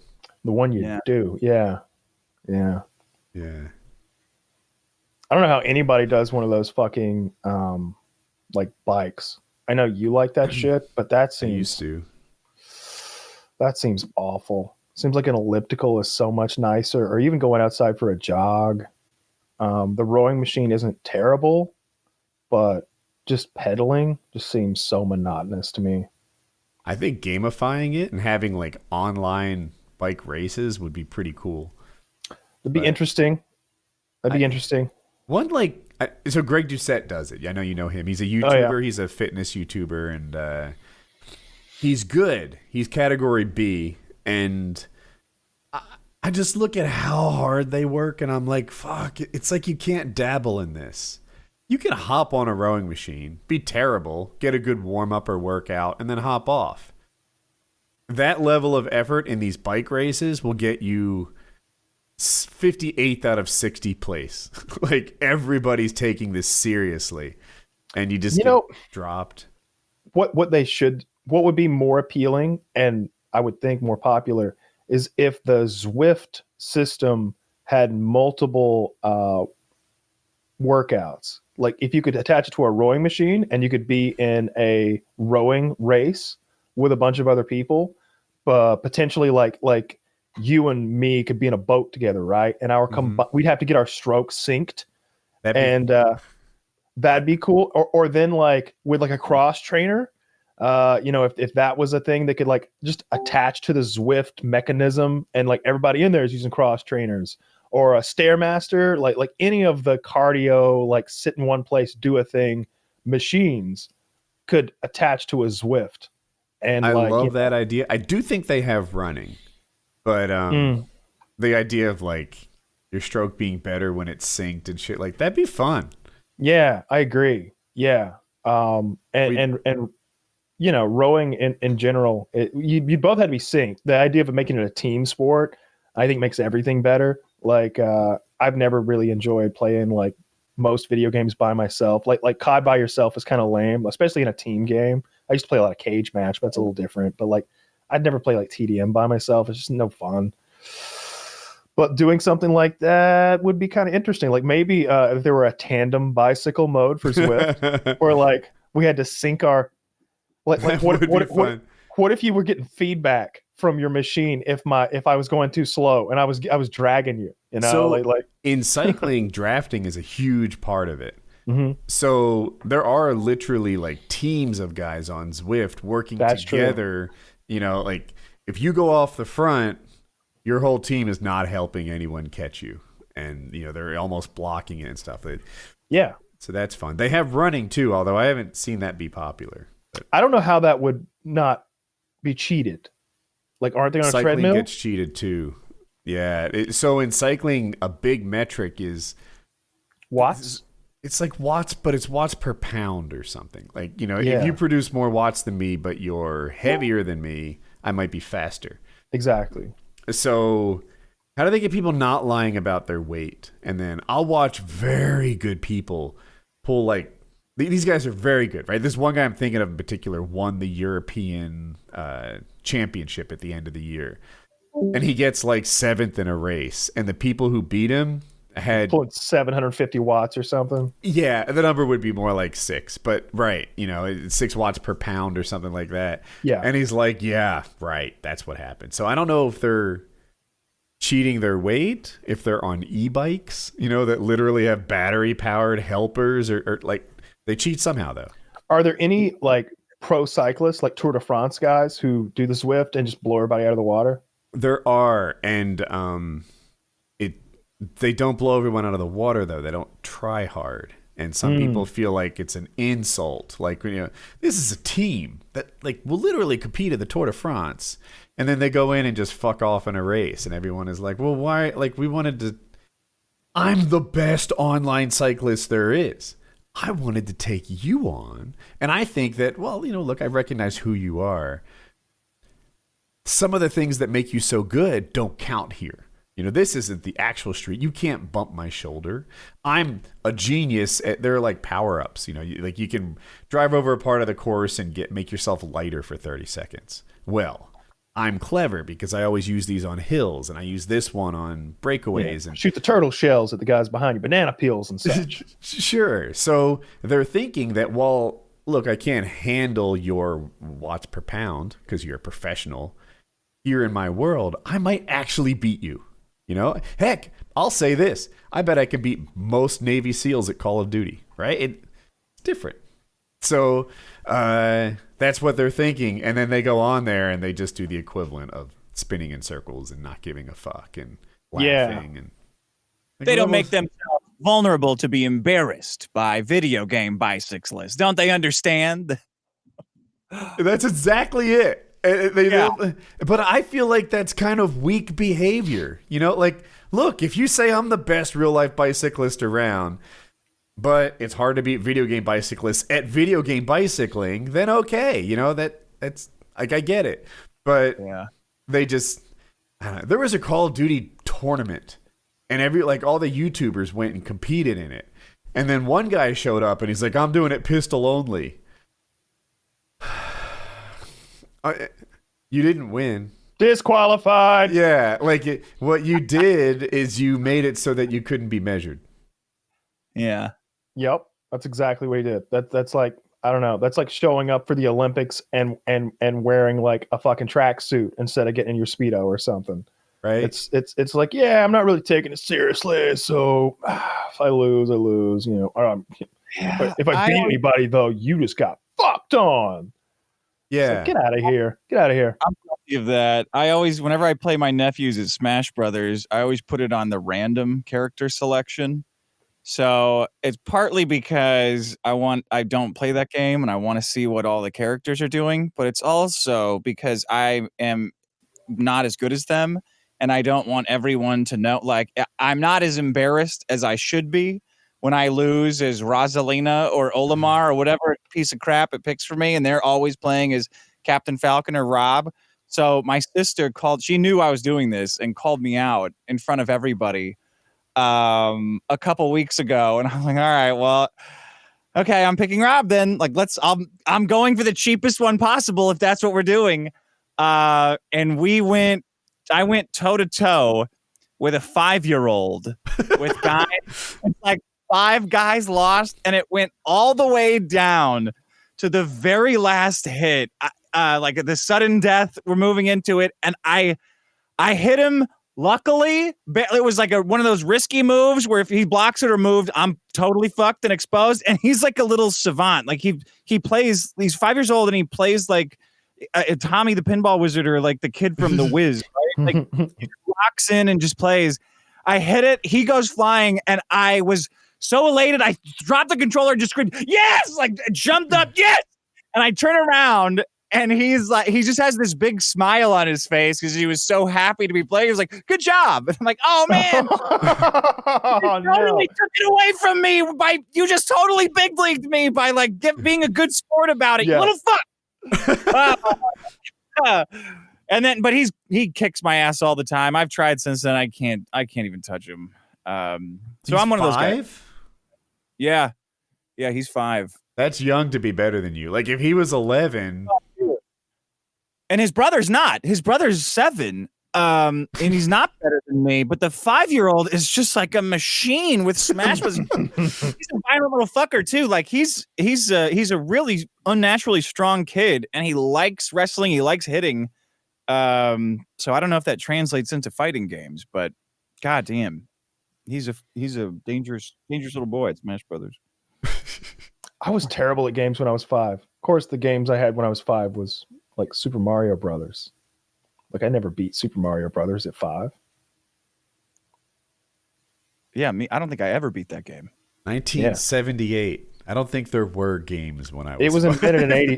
The NES was 1986. So right? No, my brother had a TV you had an Atari that played Pong. I think this is before Atari.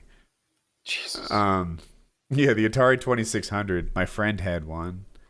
But at 5. Yeah. Checkers time, boys. Right? Yeah, checkers. Who wants to play a rousing game of tic-tac-toe in the dirt? You know that we just took the hoop off the barrel and pushed it down the street with a stick. Playing fucking marbles and shit. We played jacks. Oh, wow. That is some... That's the game you see kids playing in Westerns. like we watch Little House on the Prairie. They're playing jacks and marbles. Woody's like, oh, yeah, Laura's pretty good. Yeah, jacks is actually cool. Marbles, I guess you need a really good surface to play on or something. Like it seemed chance-based. Yeah, I always saw kids playing in the dirt. In the dirt? Okay. Yeah. You know, you like make the circle. I'm sure a bunch of our listeners have no idea how you play fucking marbles, but my understanding is you draw a circle in the dirt, you throw a whole pile of marbles in there, and then each person has like a big marble. I think it's called an eggie or an aggie or something, and you take turns shooting it. You know, you squeeze it until it pops out of your hand at the pile of marbles, and you see how many you can knock out per shot or something like that. If you're hardcore, the marbles that you knock out, you keep. Yeah, I think that's the deal. You're like playing for pink slips, but it's marbles. Yeah. I watched this ridiculous, I don't know, I'm on Reddit a lot. And I saw this clip from what looked like some kind of a Russian talent show or something like that. And the interviewer is interviewing a child, a 3-year-old chess prodigy. And and the interviewer's wearing like a tuxedo and everything. And it's all in Russian. So I have subtitles. And the idea is that the 3-year-old is going to play chess against the host of the show. And he's like, well, Alexi, they're sitting at the chessboard and they're just about to play. And he goes, well, Alexi, I have a confession to make. I, unlike you, don't know how to play chess. So I've invited a friend of mine to come play you in my stead. Ladies and gentlemen, I would like to welcome 12th Grand Champion, USSR Master of Sports, winner of the Commendation of Stalin Award, like all these like accolades. Sergey Yustov, and they play like and this guy's walking out with a fucking tuxedo of his own. He's like straight in his fucking coat and everything, and the crowd's going wild because I guess chess is popular there. And it cuts to the kid, and he's crying. He goes, Mommy! And I like read the comments to like see what happened, and they're like, yeah, he beat that kid mercilessly. like he didn't hold back a bit. He just slammed that 3-year-old in chess on national Russian television, and then like took some photos with him afterwards and left. That's funny.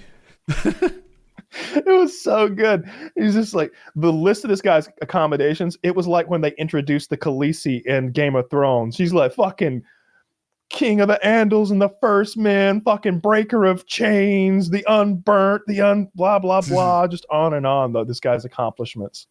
Fucking one of the top 20 chess players on the fucking planet. They brought out to play a 3-year-old who was pretty good.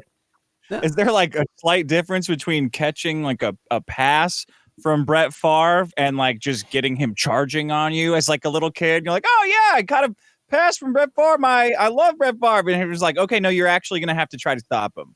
You're actually going to have to try to stop this guy. Yeah, there's a big fucking difference. That's the difference between us and the Russians, I think. I think maybe they've just got like a mean sense of humor. Of course, I guess we all do, because I thought that was hilarious. I just don't think you'd see that on like one of our TV shows. I don't think that would happen. Like maybe they do it, but then the guy would like lose to the kid to like really pump him up, and it'd be a little wink at the camera. But over there, they're just like, show no mercy. Kid's fucking crying. Do you know who Adam Conover is? No. Okay, you'll recognize this picture. Everything. Say that again. Is he the guy that ruins everything? Is he that show? He's the guy that ruins everything. I'm just getting a picture. Oh. You're gonna recognize it. Anyway, this guy is this like annoying liberal cuck, and that's coming from me. So his nose is far too small for his face. How does he keep his glasses on? I saw him on the Joe Rogan podcast. He was the older one. And he had this idea that the reason men are better at sports is that sports were designed around men's strengths. And if we were designing a sport around the things women were better at, that they would be better at sports. And I'm like, exactly what are they better at? Help me with this. So here is the challenge. Can you design a sport that women would beat men in? Because it's tough. Like, you could say, all right, take out all the physical challenges, right? Men are better at darts. Why is that? Why are men better at chess? Why do women need separate billiards leagues to protect them from the men? What sport would women be better at? His example was gymnastics. He's like, women are better at men than at gymnastics, like the uneven bar. And I'm like, and he's like, well, men don't do the uneven bars, and men don't do something else. And in my head, I'm like, if men did the uneven bars, they would wipe the floor with the girls. Is there a reason they don't? I don't know it. I don't know. Gonna find out. Huh.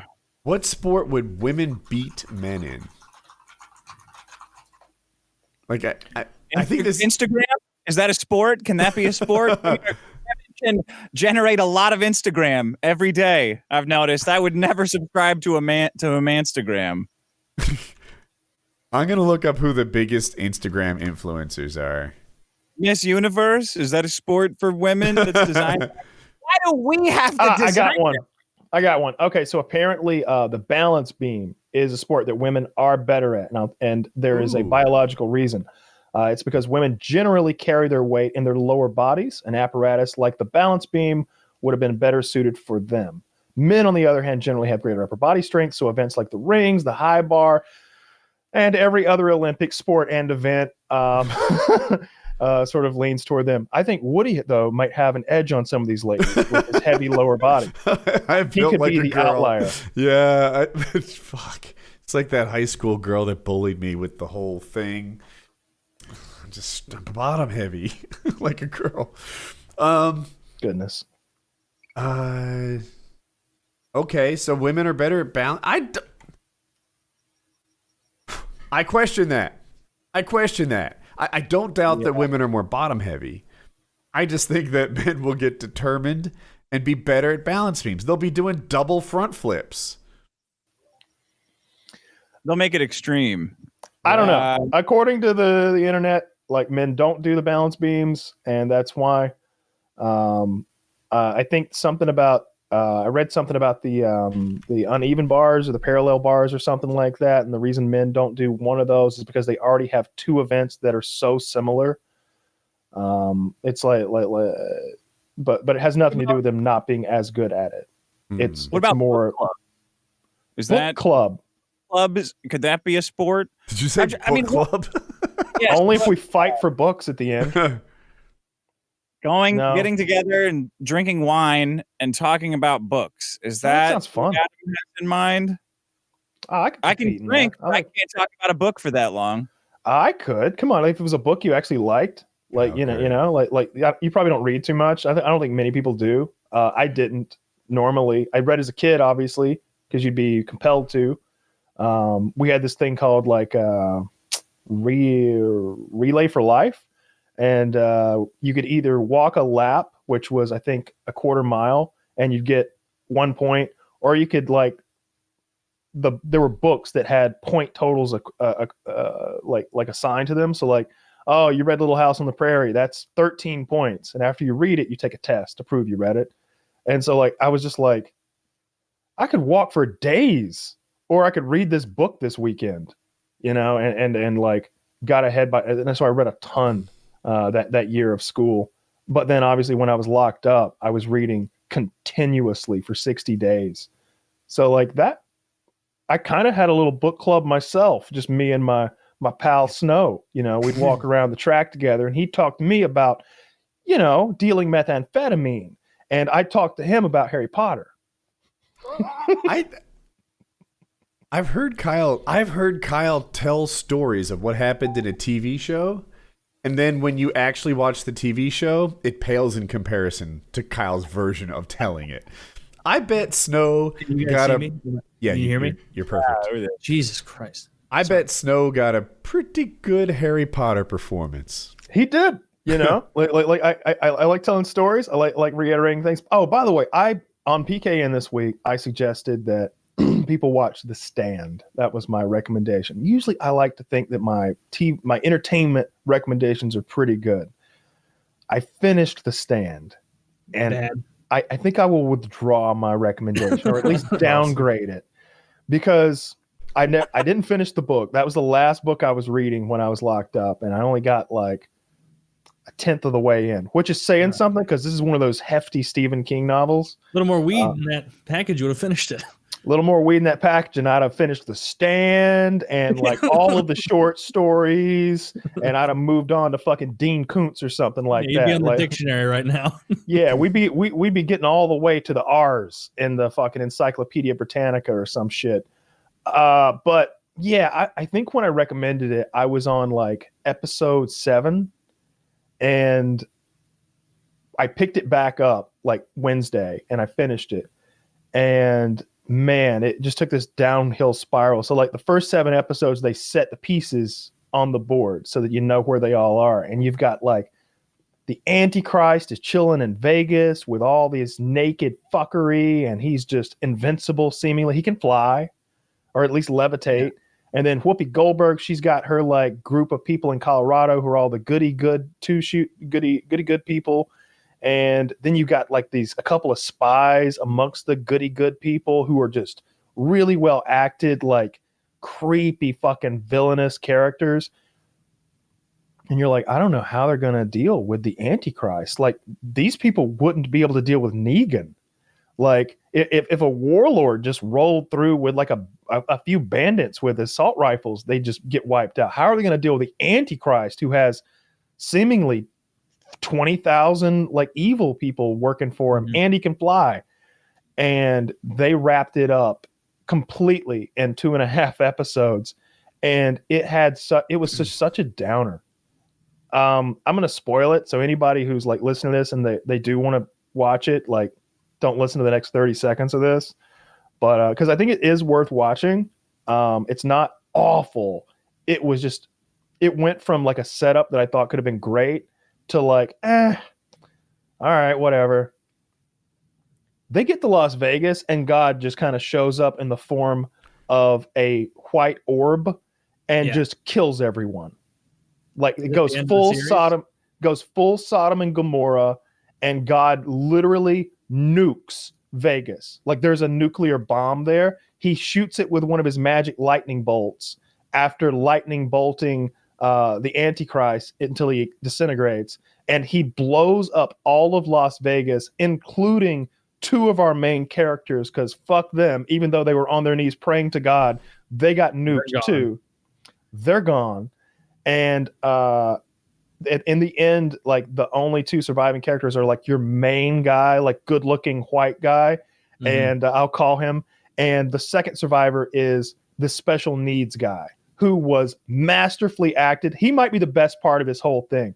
There's a special needs guy who has like a memorized speech he says every time he meets someone. He goes, "Hello, my name is Jacob Morris.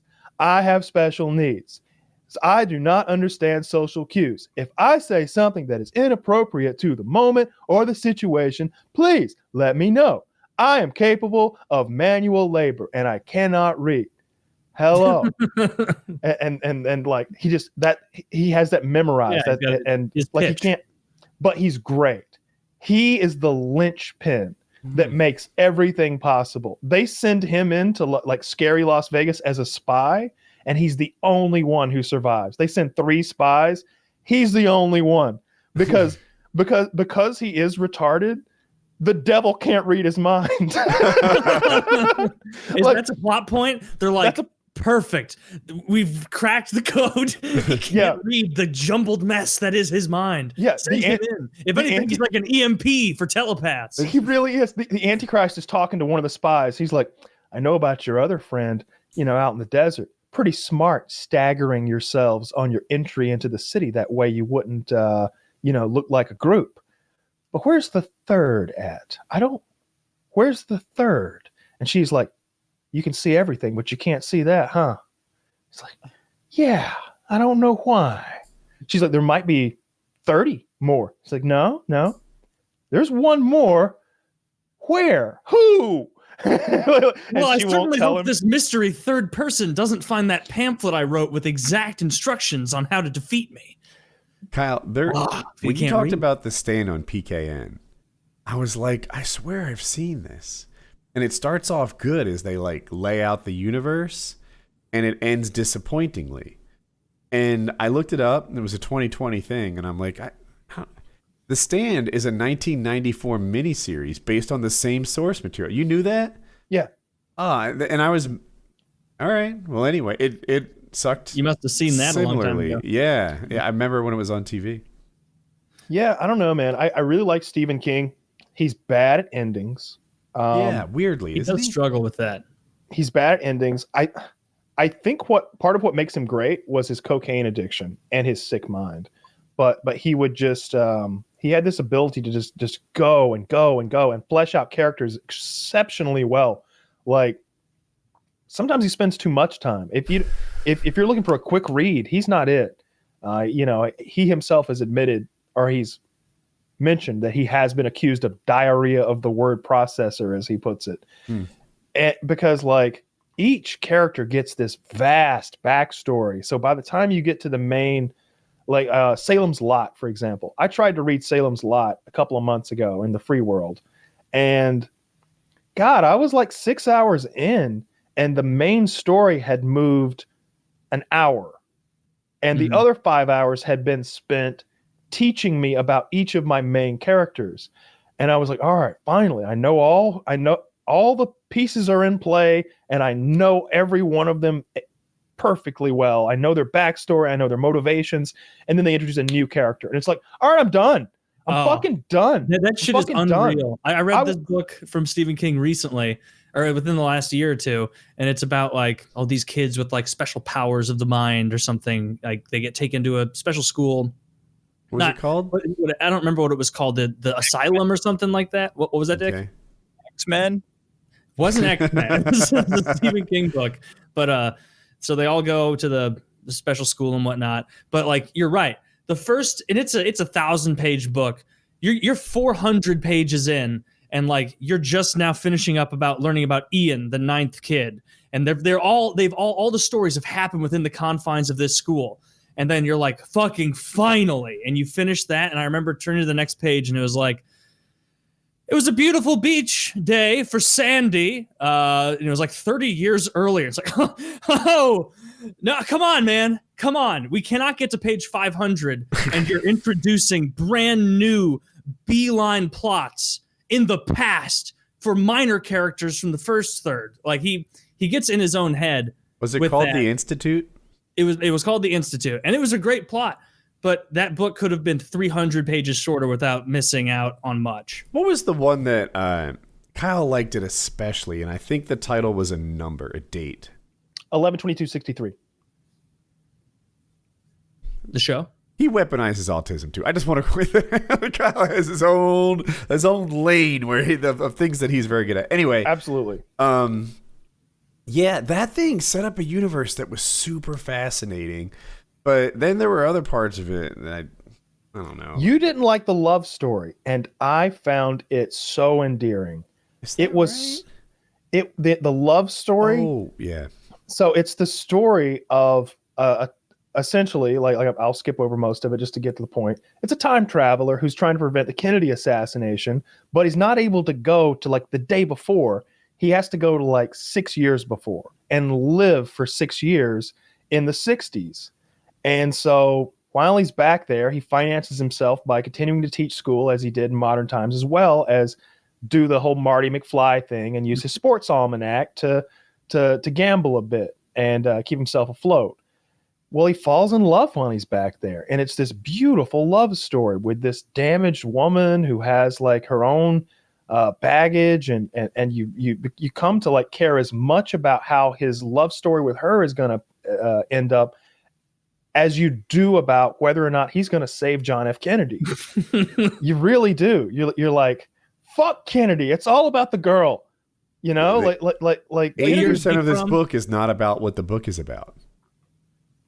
Right? That's another way to view it. 80% of this book is about this guy's relationship with this woman's relationship with her ex-husband, the like neighbors figuring out where he comes from, whether or not his betting is going to be approved or disapproved by the loan sharks or something like that.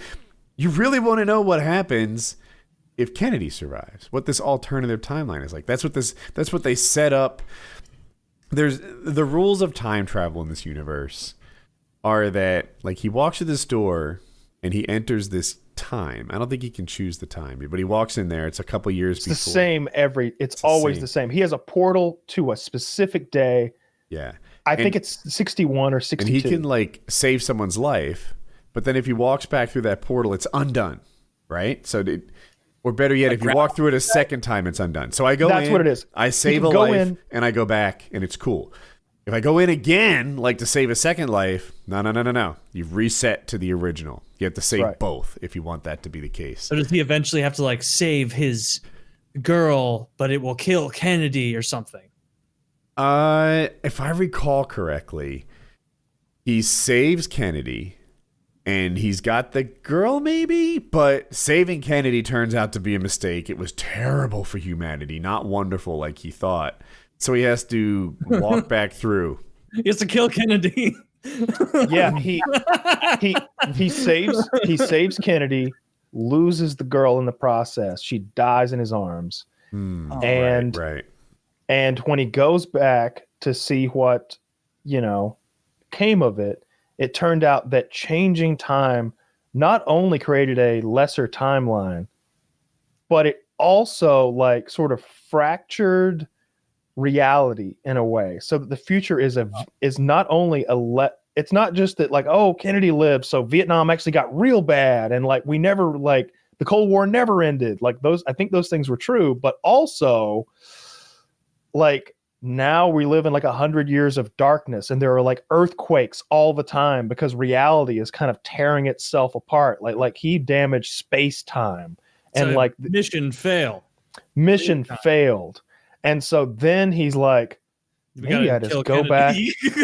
And he has this one. Well, all he has to do is like go back in. This is how I would write this show. See, all he has to do is go back in and then walk back out, and it rinses away everything he did the first time. Everything he did. And he has this one thought of like, to redo it. Yeah. He even considers like, maybe I'll go back and try to like have that relationship again. But then he's just like, shit, I'm 10 years older now. Like I was already 10 years her senior. Now I'm 20 years older. Like this isn't going to work. Oh, he doesn't bounce back with any age stuff. He's aging while he's in there. Yeah. So what year is he coming from? He's coming from like modern day, like for when the book was written was probably like late 90s, early 2000s, something like that. After Kennedy didn't die, it got terrible fast, but not so much because of Kennedy, more because the guy who made the time machine fucked up. It was more because altering time is just a no-go. It damaged the universe in some way. Like I said, there are like earthquakes all over the world, like terrible earthquakes all the time. And the sky is darkness, and there are lightning storms, and like the streets are full of like roaming hoodlums doing violence. Bothered me a lot. Like if he really focused on, hey, here's an alternative timeline. where without Kennedy's death, people didn't get motivated to fight the Red Army. People didn't do this. People didn't do that. Vietnam played out in a different way. I think there maybe was no Vietnam. And then I think that's the case, yeah. It turns out that Vietnam actually got America to move in the right direction for some later problem. So it sucked, but at least it was good in this other way. And like that, I would have really liked. But thunderstorms and earthquakes and volcanoes and shit like that. It's like, this is just like a cop-out. Yeah, that's lost the plot. Yeah. Like it should all be time related, not like, oh, the rift has caused geological and thermal disruption. It's like, that's how he is with endings, man. They don't end the way you want. Like, look, and then I like told this, him how to end it better. and the sweetest part of the whole thing is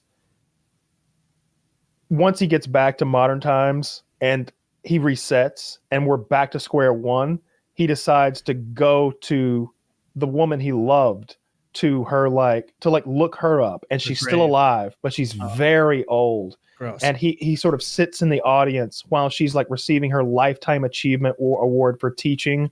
And it's this super sad moment where like he asks her if he can have a dance with her. She's like 80 and he's like 40. And they sort of have a slow dance at this big ball that's in her honor. And she's like, "You look very familiar. Did I teach you? Did you pipe me down about 60 years ago?" And because like because like he's reset the timeline. She's never met him before, but there's some sort of residual sort of thing there. Yeah, there's some shadow of reality that's happening there. And it's this really sad, tender moment that's beautiful. But then, like you said, the earthquakes and volcanoes and stuff was just kind of a cop-out, kind of lame, didn't care for it. I wish it had just been, oh, this timeline sucks. That would have been plenty for me. But I think they really had to hammer home that, like, there's no way he can go back and fix anything. And also, like, maybe going back and just, like, being with this woman would ruin reality. I think they had to, like, make that clear for the character so he wouldn't go back and do anything else. That's the same one where he saved a person's life, right? And he had to battle a lot of people, diarrhea. Yeah. Like the thing about going back and changing the past is, as the book puts it, time is trying to stop you. And the bigger the thing you want to change is, the harder time tries. So if you're just trying to, I don't know, like buy some meat in the past and bring it to the forward time to save some money on ground beef, which is what the original. That's where you're an example of time traveling. It's an example from the book. Meat. Oh, okay. It's an example straight from the book, because the time machine. Fucking loser. Who would do that? Well, the owner of a restaurant would. See, the time machine is in the bottom of a restaurant. You own a time machine. Get out of the restaurant business, moron. What is wrong with you? You fucking retard. Oh, how are we going to save money on cabbage? Our overhead's out. You have a fucking time machine, you idiot. You have a fucking time. How about you go back and you invest in something and you can have all the meat you want? You can buy a farm back then and be Tyson. Well, instead, he goes back and buys hamburger meat for 10 cents. I hate that. So he can sell super cheap hamburgers. He does that. So fucking stupid. Yeah, he sells really high quality, great burgers, and the prices never go up. Oh man, what's this guy's secret? He's got a undulating. Dude, they spend 20 minutes on the fact that his restaurant is fantastic. I love the prices are low. We gotta go back in time and sell this meat that we bought cheap before it goes bad. Yeah, just wasting money, powering up this time machine. Another one that has so many of Stephen King's stuff, they're really fucking good, and I'll be obsessed with it. And then we'll get to the end, completely lose me. The Outsiders, that show on HBO, remember this? Where you had like an invisible child raping demon that would like frame people for his child rape and murder and traveled the country doing that. I don't know this. Oh my God! You need to. All right, The Outsiders. Isn't that Tom Cruise, Matt? No. What am I thinking of? I'm not quite sure, but there's a HBO miniseries called The Outsider, and it is wonderful. It is so good. I've talked about it here before, but like I think it's 10 episodes. If it's not, it's 9 or 11. It's something like that, and it keeps you spellbound and highly entertained for 95% of the ride. And the last 5%, you're just like, shucks, that could have ended better. But does he do anything fun with the time machine? Like a good idea? Yeah. I mean, like he, for a while, he does a few short trips. like back and forth. Meat related. Saving lives. No, saving lives. You know, like he wants to know, like, if you can change big things, right? Can you? So they sort of look there might up. have been a girl that got paralyzed from a gunshot. Does that sound right? There you go. Yeah, there was someone who got paralyzed in a hunting accident. So he makes sure that he's there to distract the guy who fired the shot. So like, you know, he makes sure he's there, and he keeps that guy away from hunting that day so that he cannot paralyze this young woman. And then he goes back and he looks up, you know, newspaper article, and he sees she's got a bright future, and like now she's been able to get married and have woman children. Who isn't paralyzed, bright future ahead. Well, you know, he's able, you know, you're able to look up to see like what people are up to. He's able to. He looks up on Facebook and just sees what's going on. Local walker enjoys the movement. Sounds just good to get up and move your legs. You know, I love jogging. If I couldn't walk, I'd kill myself. Is it like the trade-off timeline where, like, because she was prevented from being paralyzed, somebody else had to get shot? No, no, it's not. But what would happen is, while he's trying to change the time, the bigger the thing you're trying to change is, like I was saying before, like if you're just trying to go get some meat, time doesn't really fuck with you. But if you're trying to save a life, or when he was trying to save the person. Stuff like that. Yeah, trees will fall in front of the car. Your battery would just be dead that day. You get explosive diarrhea. Like that's literally a thing. Like he was trying to save the woman who got paralyzed. It was kind of hard. Like 3 or 4 things popped up at the last second. To save a life, a bunch of shit started popping up. And then he tries to save a whole family. Like he tries to save a whole family from a disaster. And everything's going wrong. Murder. Yeah. He tries to intercede on a like a family murder. He has to wear diapers. He's shitting himself to the point where he goes and gets diapers. So I listened to it via audiobook. They spend like 40 minutes, an hour buying diapers, and how the salesman was kind of judgy about him buying adult diapers, and him. I'm like, am I the crazy one? I've had diarrhea before, but I never thought Pampers were the solution to it. That's because I've been getting really into diapers recently. But think about it this way, Woody. If you had to play in the Super Bowl and you had diarrhea, and there's no way you can be sprinting off that field, you're like, all right, give me the big pack of Pampers. I'm doubling up. We're going to stay on the field of battle. We're getting this fucking done. He just seemed to think that diapers were a normal thing. Like, yeah, I've got diarrhea, so obviously I'm going to get some diapers. Like, why are you giving me a hard time? Like, you're acting like I'm weird, cashier. You know, like, of course I buy diapers. I have diarrhea. Hey, would you rather be caught in the Super Bowl in diapers or have shitting your pants? Like, would you rather the meme be like, look at Woody, he was in the Super Bowl, he's wearing diapers, or Woody shit his pants in the Super Bowl? At least then you could play it off. I was partying a lot. I had no idea that would happen. I was giving my all. But if you're wearing diapers, they're saying, yeah. If you're wearing diapers, it's an admission that this is a very regular occurrence. They're Nike branded diapers. You got Nike, you got Under Armour diapers, contoured. But like, if it's just like shit in the back of your pants, it's like that guy had a travesty of a day. But this is probably the one time he shit his pants since he was a child. Somebody hit me in a weird way. I was going in for a tackle in football, and somebody hit me, and I was, shit my pants out of nowhere. Yeah. Right? You ever step on a tube of toothpaste? That's what happened. I got hit hard. What do you want from me? Stepped on a tube of shit. So this guy's got a diaper full of shit while he's saving JFK? That's this show? It was a different situation. He was saving this family. Is he just like trying to be like, Mr. President, you have to get down, covered in shit, nose bleeding, like just hair falling out, just yellowing at a rapid rate. Mr. President, you have to get down, bleeding from the eyes. Clothes are falling off. He's raging. He's aging like Benjamin Button with like the falling hair and the quickly. If you're interested in 11/22/63 and you're not interested in reading a very thick book, they did make a mini series out of it a couple years ago, starring James Franco, and it's quite good. And they gloss over a lot of the diapers and nonsense. and they get right to the point. They cut a few things out, and again, probably 8, 9, 10, 11 episodes, 45 minutes each. Happen? Like what other than pooping your pants or getting diarrhea? I would assume like bloody noses. What else happens? Oh no, it's like show up, traffic jams, getting attacked by random people. The mob shows up and like beats him to the point where he's got temporary memory loss and he doesn't even remember what he's there for anymore. Like the mob because he'd been doing the sports betting. Yeah. And like the mob, he owed so much money to like these organized criminals that like he owed money. He knew the results. No. He didn't owe money. Like they wanted their money back.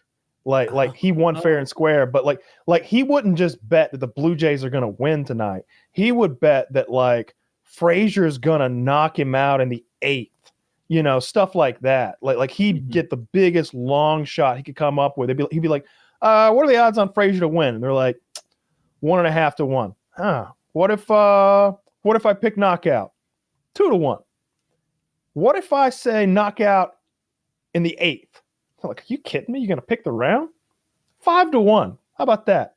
Make it 7 to 1. It's your money, buddy. Sure. Wait, how much you wanting to bet? 2,000? Come on and have a seat with us and watch the fight. I'll buy you a beer. This is 1965 money, right? Yeah, right. And then Frazier KOs him in the 8th or whatever the fuck, and they're all like not wanting him to let him walk out of the bar. Now it's like this guy just won $16,000 or whatever it was, $10,000, $20,000 of 1962 money. It's like king's ransom. The fuck, a car cost $800, dude. Are you? He just smoked us. Like we're down for the quarter now. Yeah, what's like a yearly salary back then? Like $4,800. Probably something like that. Sure. Yeah. So he'd do stuff like that, and so that meant that like those organized criminal types had been searching for him because he had moved around the country. That's the other thing. It's a time machine that only goes to one time in one place. So he starts up like all Stephen King novels. Who made that happen? Like it's not a machine. It's a portal. Yeah, it's like a natural phenomenon. You like walk down the stairs of the restaurant into the basement, and you come out not in a cupboard or like a pantry, but on the streets of 1961 small town Maine. You're just like, what the fuck happened here? And then you like go back to like where that door is, on the streets, and you're able to like walk back into the pantry, like the stairwell of the restaurant in modern times. So like he has to travel. Obviously, he's got to get to Dallas, where Kennedy gets shot. So he kind of goes down to Florida. He takes his time doing it because he's got like 6-8 years to burn. Yeah, it's an interesting story because you've got like 8 years of this guy's life, a little bit more than that actually, because I think at one point he might spend like a year or 2 back in time, and then he fucks some shit up and he's got to reset. It's an interesting story. I liked it a lot. The mini series with James Franco is pretty fucking good. They, like I said, they gloss over a bunch of the nonsense. And there's a character that, like Game of Thrones was, like when Tyrion gets like badly scarred, but they still make him pretty handsome. But in the books, he's missing the whole nose. He's like Skeletor with a hole in his face. He's gross looking, but they keep him looking not gross. There's a character in the book who also gets maimed badly. And the same thing happens in the miniseries. It's like, yeah, that's not a nice scar you got there, but you're okay. Oh, I remember. Yeah. There's a character that gets badly maimed, and it's a terrible thing. What happens? Hit with a cleaver. That guy's trying to take our meat to the future. Yeah, kind of cleaved in the face with a, they get their face all cut up with a knife, but in the TV version, not so bad. Yeah, I bet if you guys had a time machine, it would be just like the tattoos, and you would just spend all your lives thinking about where the perfect time to go back in time was and never actually do it, just like your tattoos. What do you guys think about that? Oh, I know when to go back to. Where would you go? When to go back to. That's easy as fuck. Wait, hold on. Because Dick, you clearly have somewhere in mind. Where would you go? Where's your first stop? You know what I would do? The first time Maddox asked me this, like the first episode of our podcast, and I said I would go back in time and pretend to write all the Beatles songs. But then movie. I know they made that movie like 3 or 4 years after I said that. So now I would go back in time and write that movie. Instead I wouldn't bother. It didn't do very well. Was it even a successful movie? Yeah. You just want to be the writer of a middling indie film. Yes, You can do that now. Like, you want some help? I need that idea. What would you guys do? You just go back to like early 2000s and you start investing in Bitcoin and you don't stop. You put every bit of your disposable income in Bitcoin, and you're 100 millionaire in 20 years. Like that. That's all you got to do. That would be good, but it's like that's not that creative. You're not going that far back. I'd want to go back. I'm not writing a movie here. I'm making money. No, but you can bounce around in this scenario. So I'd go back to ancient Rome, pal around a little bit. I feel like you'd go back to any ancient time and you'd be like, oh, like all those statues are nice, but then it'd be like everybody probably smells terrible. You don't speak the language. Yeah, I could. I'll figure it out. No, you won't. I took Latin for a few years in high school. I don't think they spoke Latin, did they? It wasn't the Greeks that spoke Latin. Well, I mean, didn't the Romans speak Italian? I think they mostly spoke Latin because Latin became Italian and French and Spanish. Fair enough. So at the time they spoke Latin, but Just you're right. as a test, speak Latin. That's say where is the bathroom in Latin? That'd be a rude thing to ask. See, I know their culture. Yeah, I don't think you can say anything. You just look at me and go, "Hey, can I have some? Do you have any water? Fucking bathroom? Do you have any water? Say it in Latin." I can't. Yeah, I know. Bathroomist, pissus. How do you say, please don't burn me as a witch in Latin? Because that, my friend, is becoming very handy. Victim. Well, as soon as they lay eyes on those spectacles that you are going to need to walk in the past, I'll have contacts. And I'll bring a gun. And they don't know the concept of ammo. They don't know the concept of gun. They're just going to dream scenario. I transfer back to Rome. They throw me in the ring, in the fucking gladiator arena. I look fly in my modern clothes. All I have is my gun. They put a bunch of tough guys. Blam, blam, blam. They don't know that I'm not a wizard. I demand respect. Audience with the king, whatever it is at the time, the Senate. And I'm like elevated. And I tell them like, boom, Visigoths to the north. You're going to want to look out for that. It's going to get ugly. Here's a couple of no good emperors you need to get rid of right away when they pop in. Stop using those lead pipes. Stop it with the lead pipes. I know it tastes great. And you got to stop eating tomatoes off the lead plates. You're going crazy. Pewter, yeah. Yeah, pewter. And I think kills me before he gets big. Get him. Go in. Tell Jesus I'm interested in his teachings. Knife him. I'm Jesus now. Boom. Step into. Oh no! Wait, I don't want to be Jesus. Well, I get like 3 days into Jesus. I'm like, oh no. You're our religious historian. All right, pop in. Don't pretend to be Jesus. Just see if he was as smart as people said. I bet his speeches weren't as impressive. No. But I wouldn't know what he was saying because I don't speak Hebrew or Latin. So you're right. There would need to be some sort of Star Trek universal communicator, something like that. Let's include that in this fantasy. That's there. What if you had to learn Hebrew? Would you just put it off? Like, all right, I got to learn Hebrew before I go back in time. Fuck. I mean, if I wouldn't take the time to learn it if like I had to actually sit down and learn it. That's why I invented the fancy. You can't even go back. If you go back 200 years, you're going to have a mildly difficult time communicating. No, we looked at this. We would be good back until like once it gets to like the early 1600s, it's like it starts to get fucking weird. And like the 1500s. When you get to Old English, that shit barely makes sense anymore. Like Washington. So you guys are right. But if you're trying to fit in, how far back can you go? Like I could fit in the 50s. Sure. How about the 1850s? I think they'd instantly see me as you'd just be dirtier. Like you'd just be smellier and dirtier, and it would kind of. I think in the same way that like if you're from New York City and you show up in Alabama, you don't fit in. Oh, that happens pretty quickly in time too. You'd like accidentally say something anti-religious and be killed. Day one. Oh, that's one of the better parts of 11/22/63. Actually, is the language. Like he'll be like, "Oh yeah, that's cool," and they'll be like, you got a funny way of talking. What are you like he'll be like, you slang occasionally accidentally, and then be like, huh, you got an interesting way of talking. Like he's always like having to like he sings songs from the future in the shower and shit. Oh like yeah, that. he's singing like Rolling Stone. He's singing the Rolling Stones. And she's just like, what is that you're singing? He's like, Sympathy for the Devil. Please allow me to introduce myself. I'm a man of wealth and taste.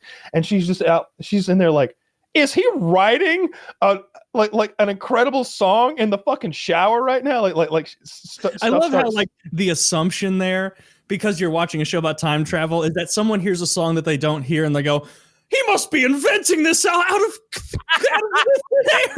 This guy must be making up songs. I live from the 50s. People concurrently making up songs. I have no concept of this. Oh my God. Like, and the fact that he would have to explain anything other than, it's a song, you probably don't know it. That but he he's would always doing back himself into a wall going, it's certainly not the Rolling Stones. T-3 years. Keep a look out of the calendar. But he's like always doing it. Like the evidence is piling up. Like he's always saying like, oh yeah, that's cool. Or you remember all the words? You remember? That's the first time I ever knew what the words you just sang were. Oh, well, it's a good song. Like if he started singing like we went to the moon in 1969, like that might be a little more prophetic, but not this. Yeah. Even that would be silly. But that was a song before they even went to the moon. It's probably. But yeah, I would be. Time travel is really scary because like if you go back too far, and something happens to you, then you're just dead. And if you go back too far and you get discovered, then they just kill you. They burn you as a witch or something like that. What if you bring like treats and goodies and you like pretend to be like someone powerful who can get more? Not even pretending, you can. And you kind of buy them. What? Yeah, but to what end? Like, what do they have that you even want? I could be like a fucking senator in an ancient world or a king. I would rather be 100 millionaire today than a senator in ancient Rome. Oh, I don't live there. I bounce around. Maybe Kyle, you want to invest in the S&P 500, go forward 100 years and you'll be plenty rich, even though you don't know the future. Or bounce back and forth. Well, see, you got to get the money back there, right? So like what, and you would need to set up like the legal apparatus with lawyers to like pass down that wealth to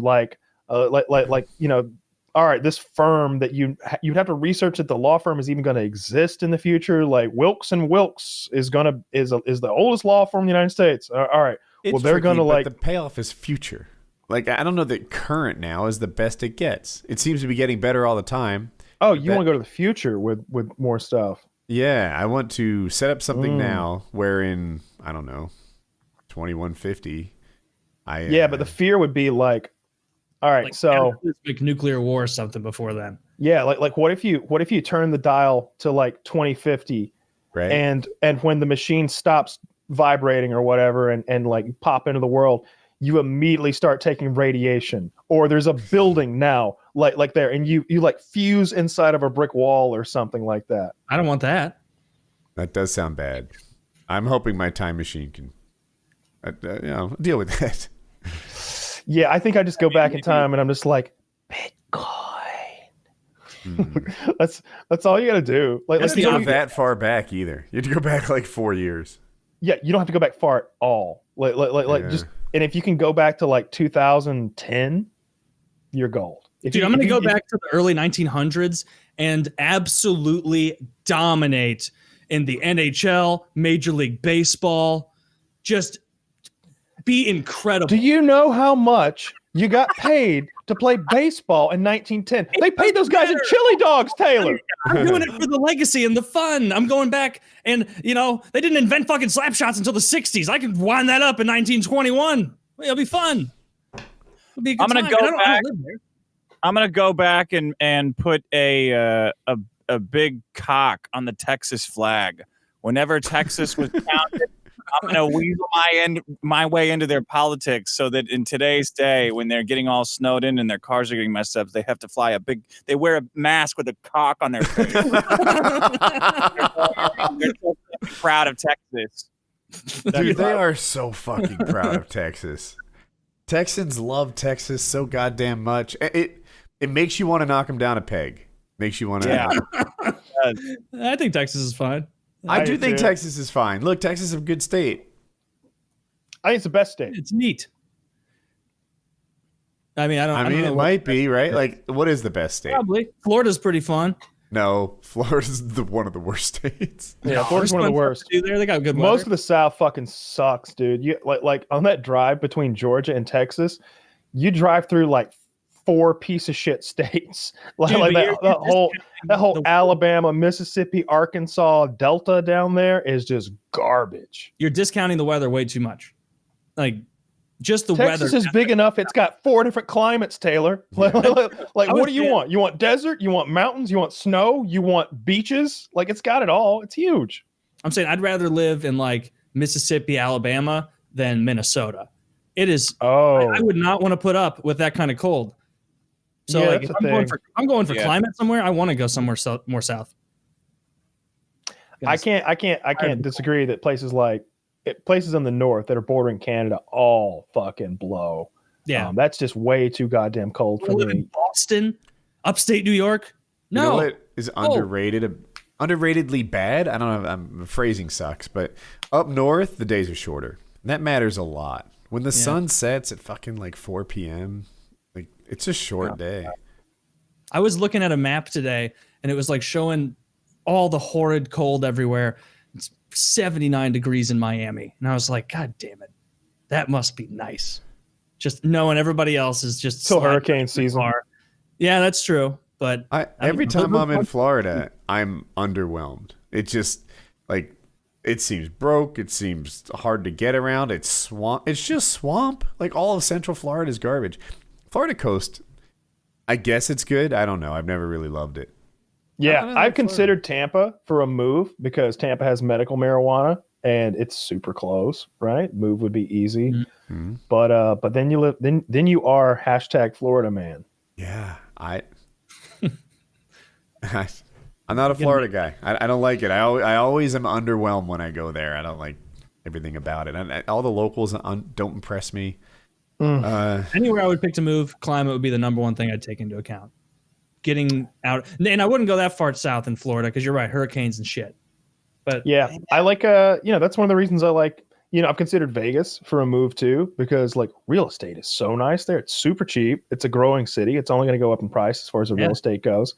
You get like roughly a third more house for the same amount of cash in Vegas versus Denver.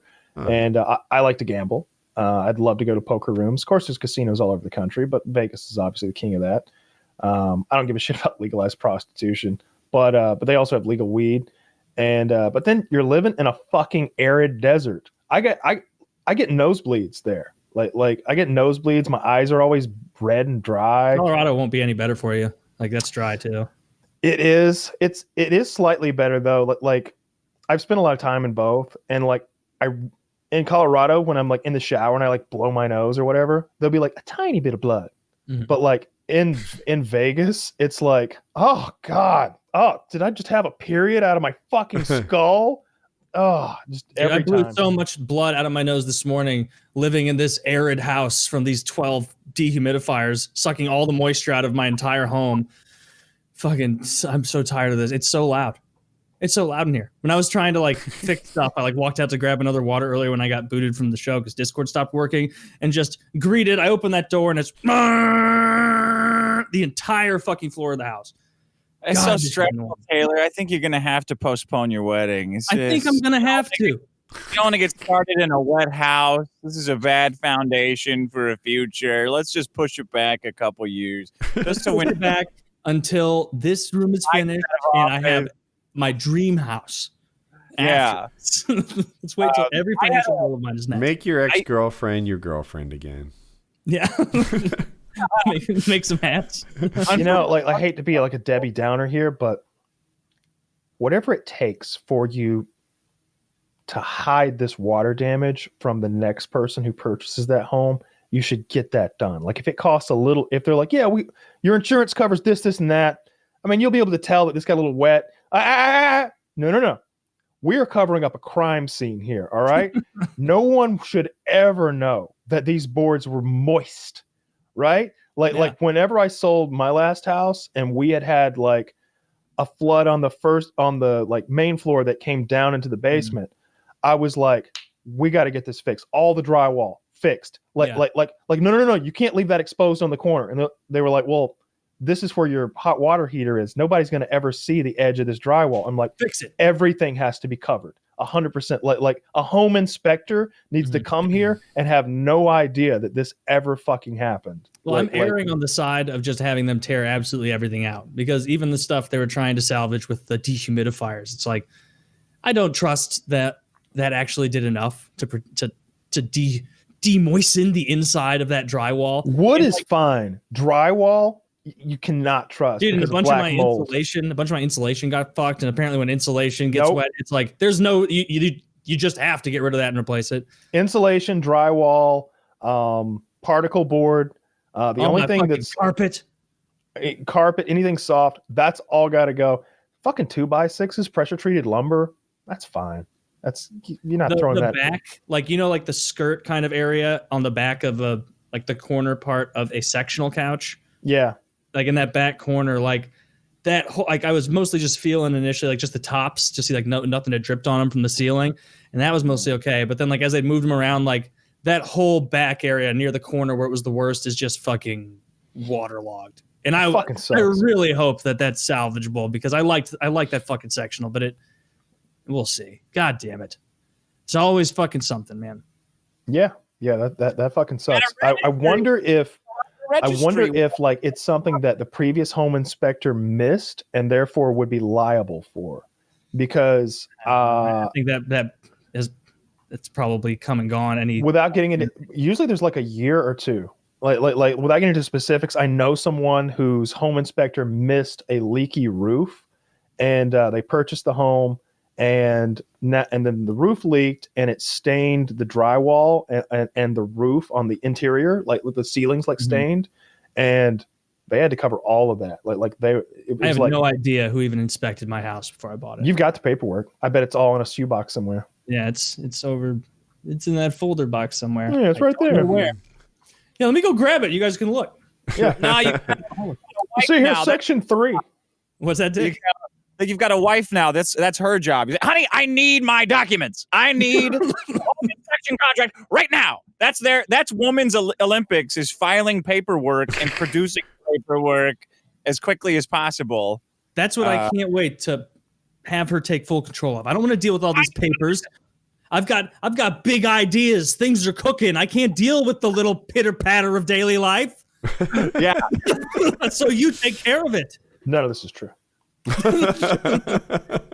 Well, all right, that's 4 hours. Everybody find you. I think everybody knows by now. Oh yeah, patreon.com/The Dick Show. I'm selling coffee now too. Ooh. At newprojectbrew.com. So if you guys want to get on us, the way Black Rifle Coffee shit all over Kyle Rittenhouse really pissed me off, so I decided to start my own coffee company. I'll sell you're in. I don't know. Patreon.com. Yeah, tell us about it. Here at Dick Show Coffee, we shoot straight. The biggest beans. Do you guys grind coffee? Do you have whole coffee beans at home? No. Sell us on New Project Brew. You don't grind coffee beans? What are you drinking? Folgers? Cinnamon bun flavored K cups. Same. I bought the case. Cinnabon K cups. Yeah, man. K cups. Well, you guys just have caffeinated Kool-Aid for breakfast. What the hell? Wait. They have caffeinated Kool-Aid? Tell me more. That's his next site.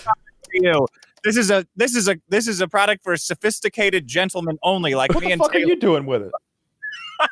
Coffee is only for enemas. This coffee is only for enemas. Okay. You want to go with low class douchebags, and that's more your fucking niche. I like this. So if I put my name and email in here, I'll be signed up to get news about your coffee. Sign up for another thing. That's what you need. Sign up for yet another thing. Can I pay monthly somehow? Oh God, of course. And I'll charge you forever. There's no way to cancel it forever. That's one. Excellent. I'm signing up now. New Project Brew. Have fun on your fan thing. We did one of those a couple months ago. I was so sad that Burning Man got canceled that we did a Dick Show Burning Man out in the Mojave Desert. Oh my God, how'd that go? Man, it was fucking great. We got like 30 guys to come out there. Some people rented RVs. Everybody, Kyle, everybody brought the sickest guns they had. All of them, I'm sure, were illegal in California, but we were sniping at pumpkins across the lake bed. A bunch of some desert people brought their stuff over. There was a rave that happened to Arabs. What's that? Arabs. Yes, Arabs and people. Very small people brought their droids out and let us plink them. Yeah. It was great. It was a really fun time. So I'm sure you guys will have a fun time. It'll be October. It's whenever I get off probation. Of course, with like maybe the COVID situation, there's a chance I get off a little early, but no fingers are being crossed for that. I've kind of given up on it. The court system's so jammed up, I can't appeal my probation to try to get out early. So it's just like, that sucks. So no power grid working and courts not working. Let's just focus on the basics, government, before we start doing anything. Let's get the court back going and let's get this electricity going. Fuck Texas. I'm out of here. Thank you. No more wars until we can get electricity on. I do like that rule, actually. Yeah. We are perfect on the electricity. 10 years. Got to work every day or else if no one war. motherfucker hits that GFCI in their bathroom, no war. All right, Yeah. PKA episode 531.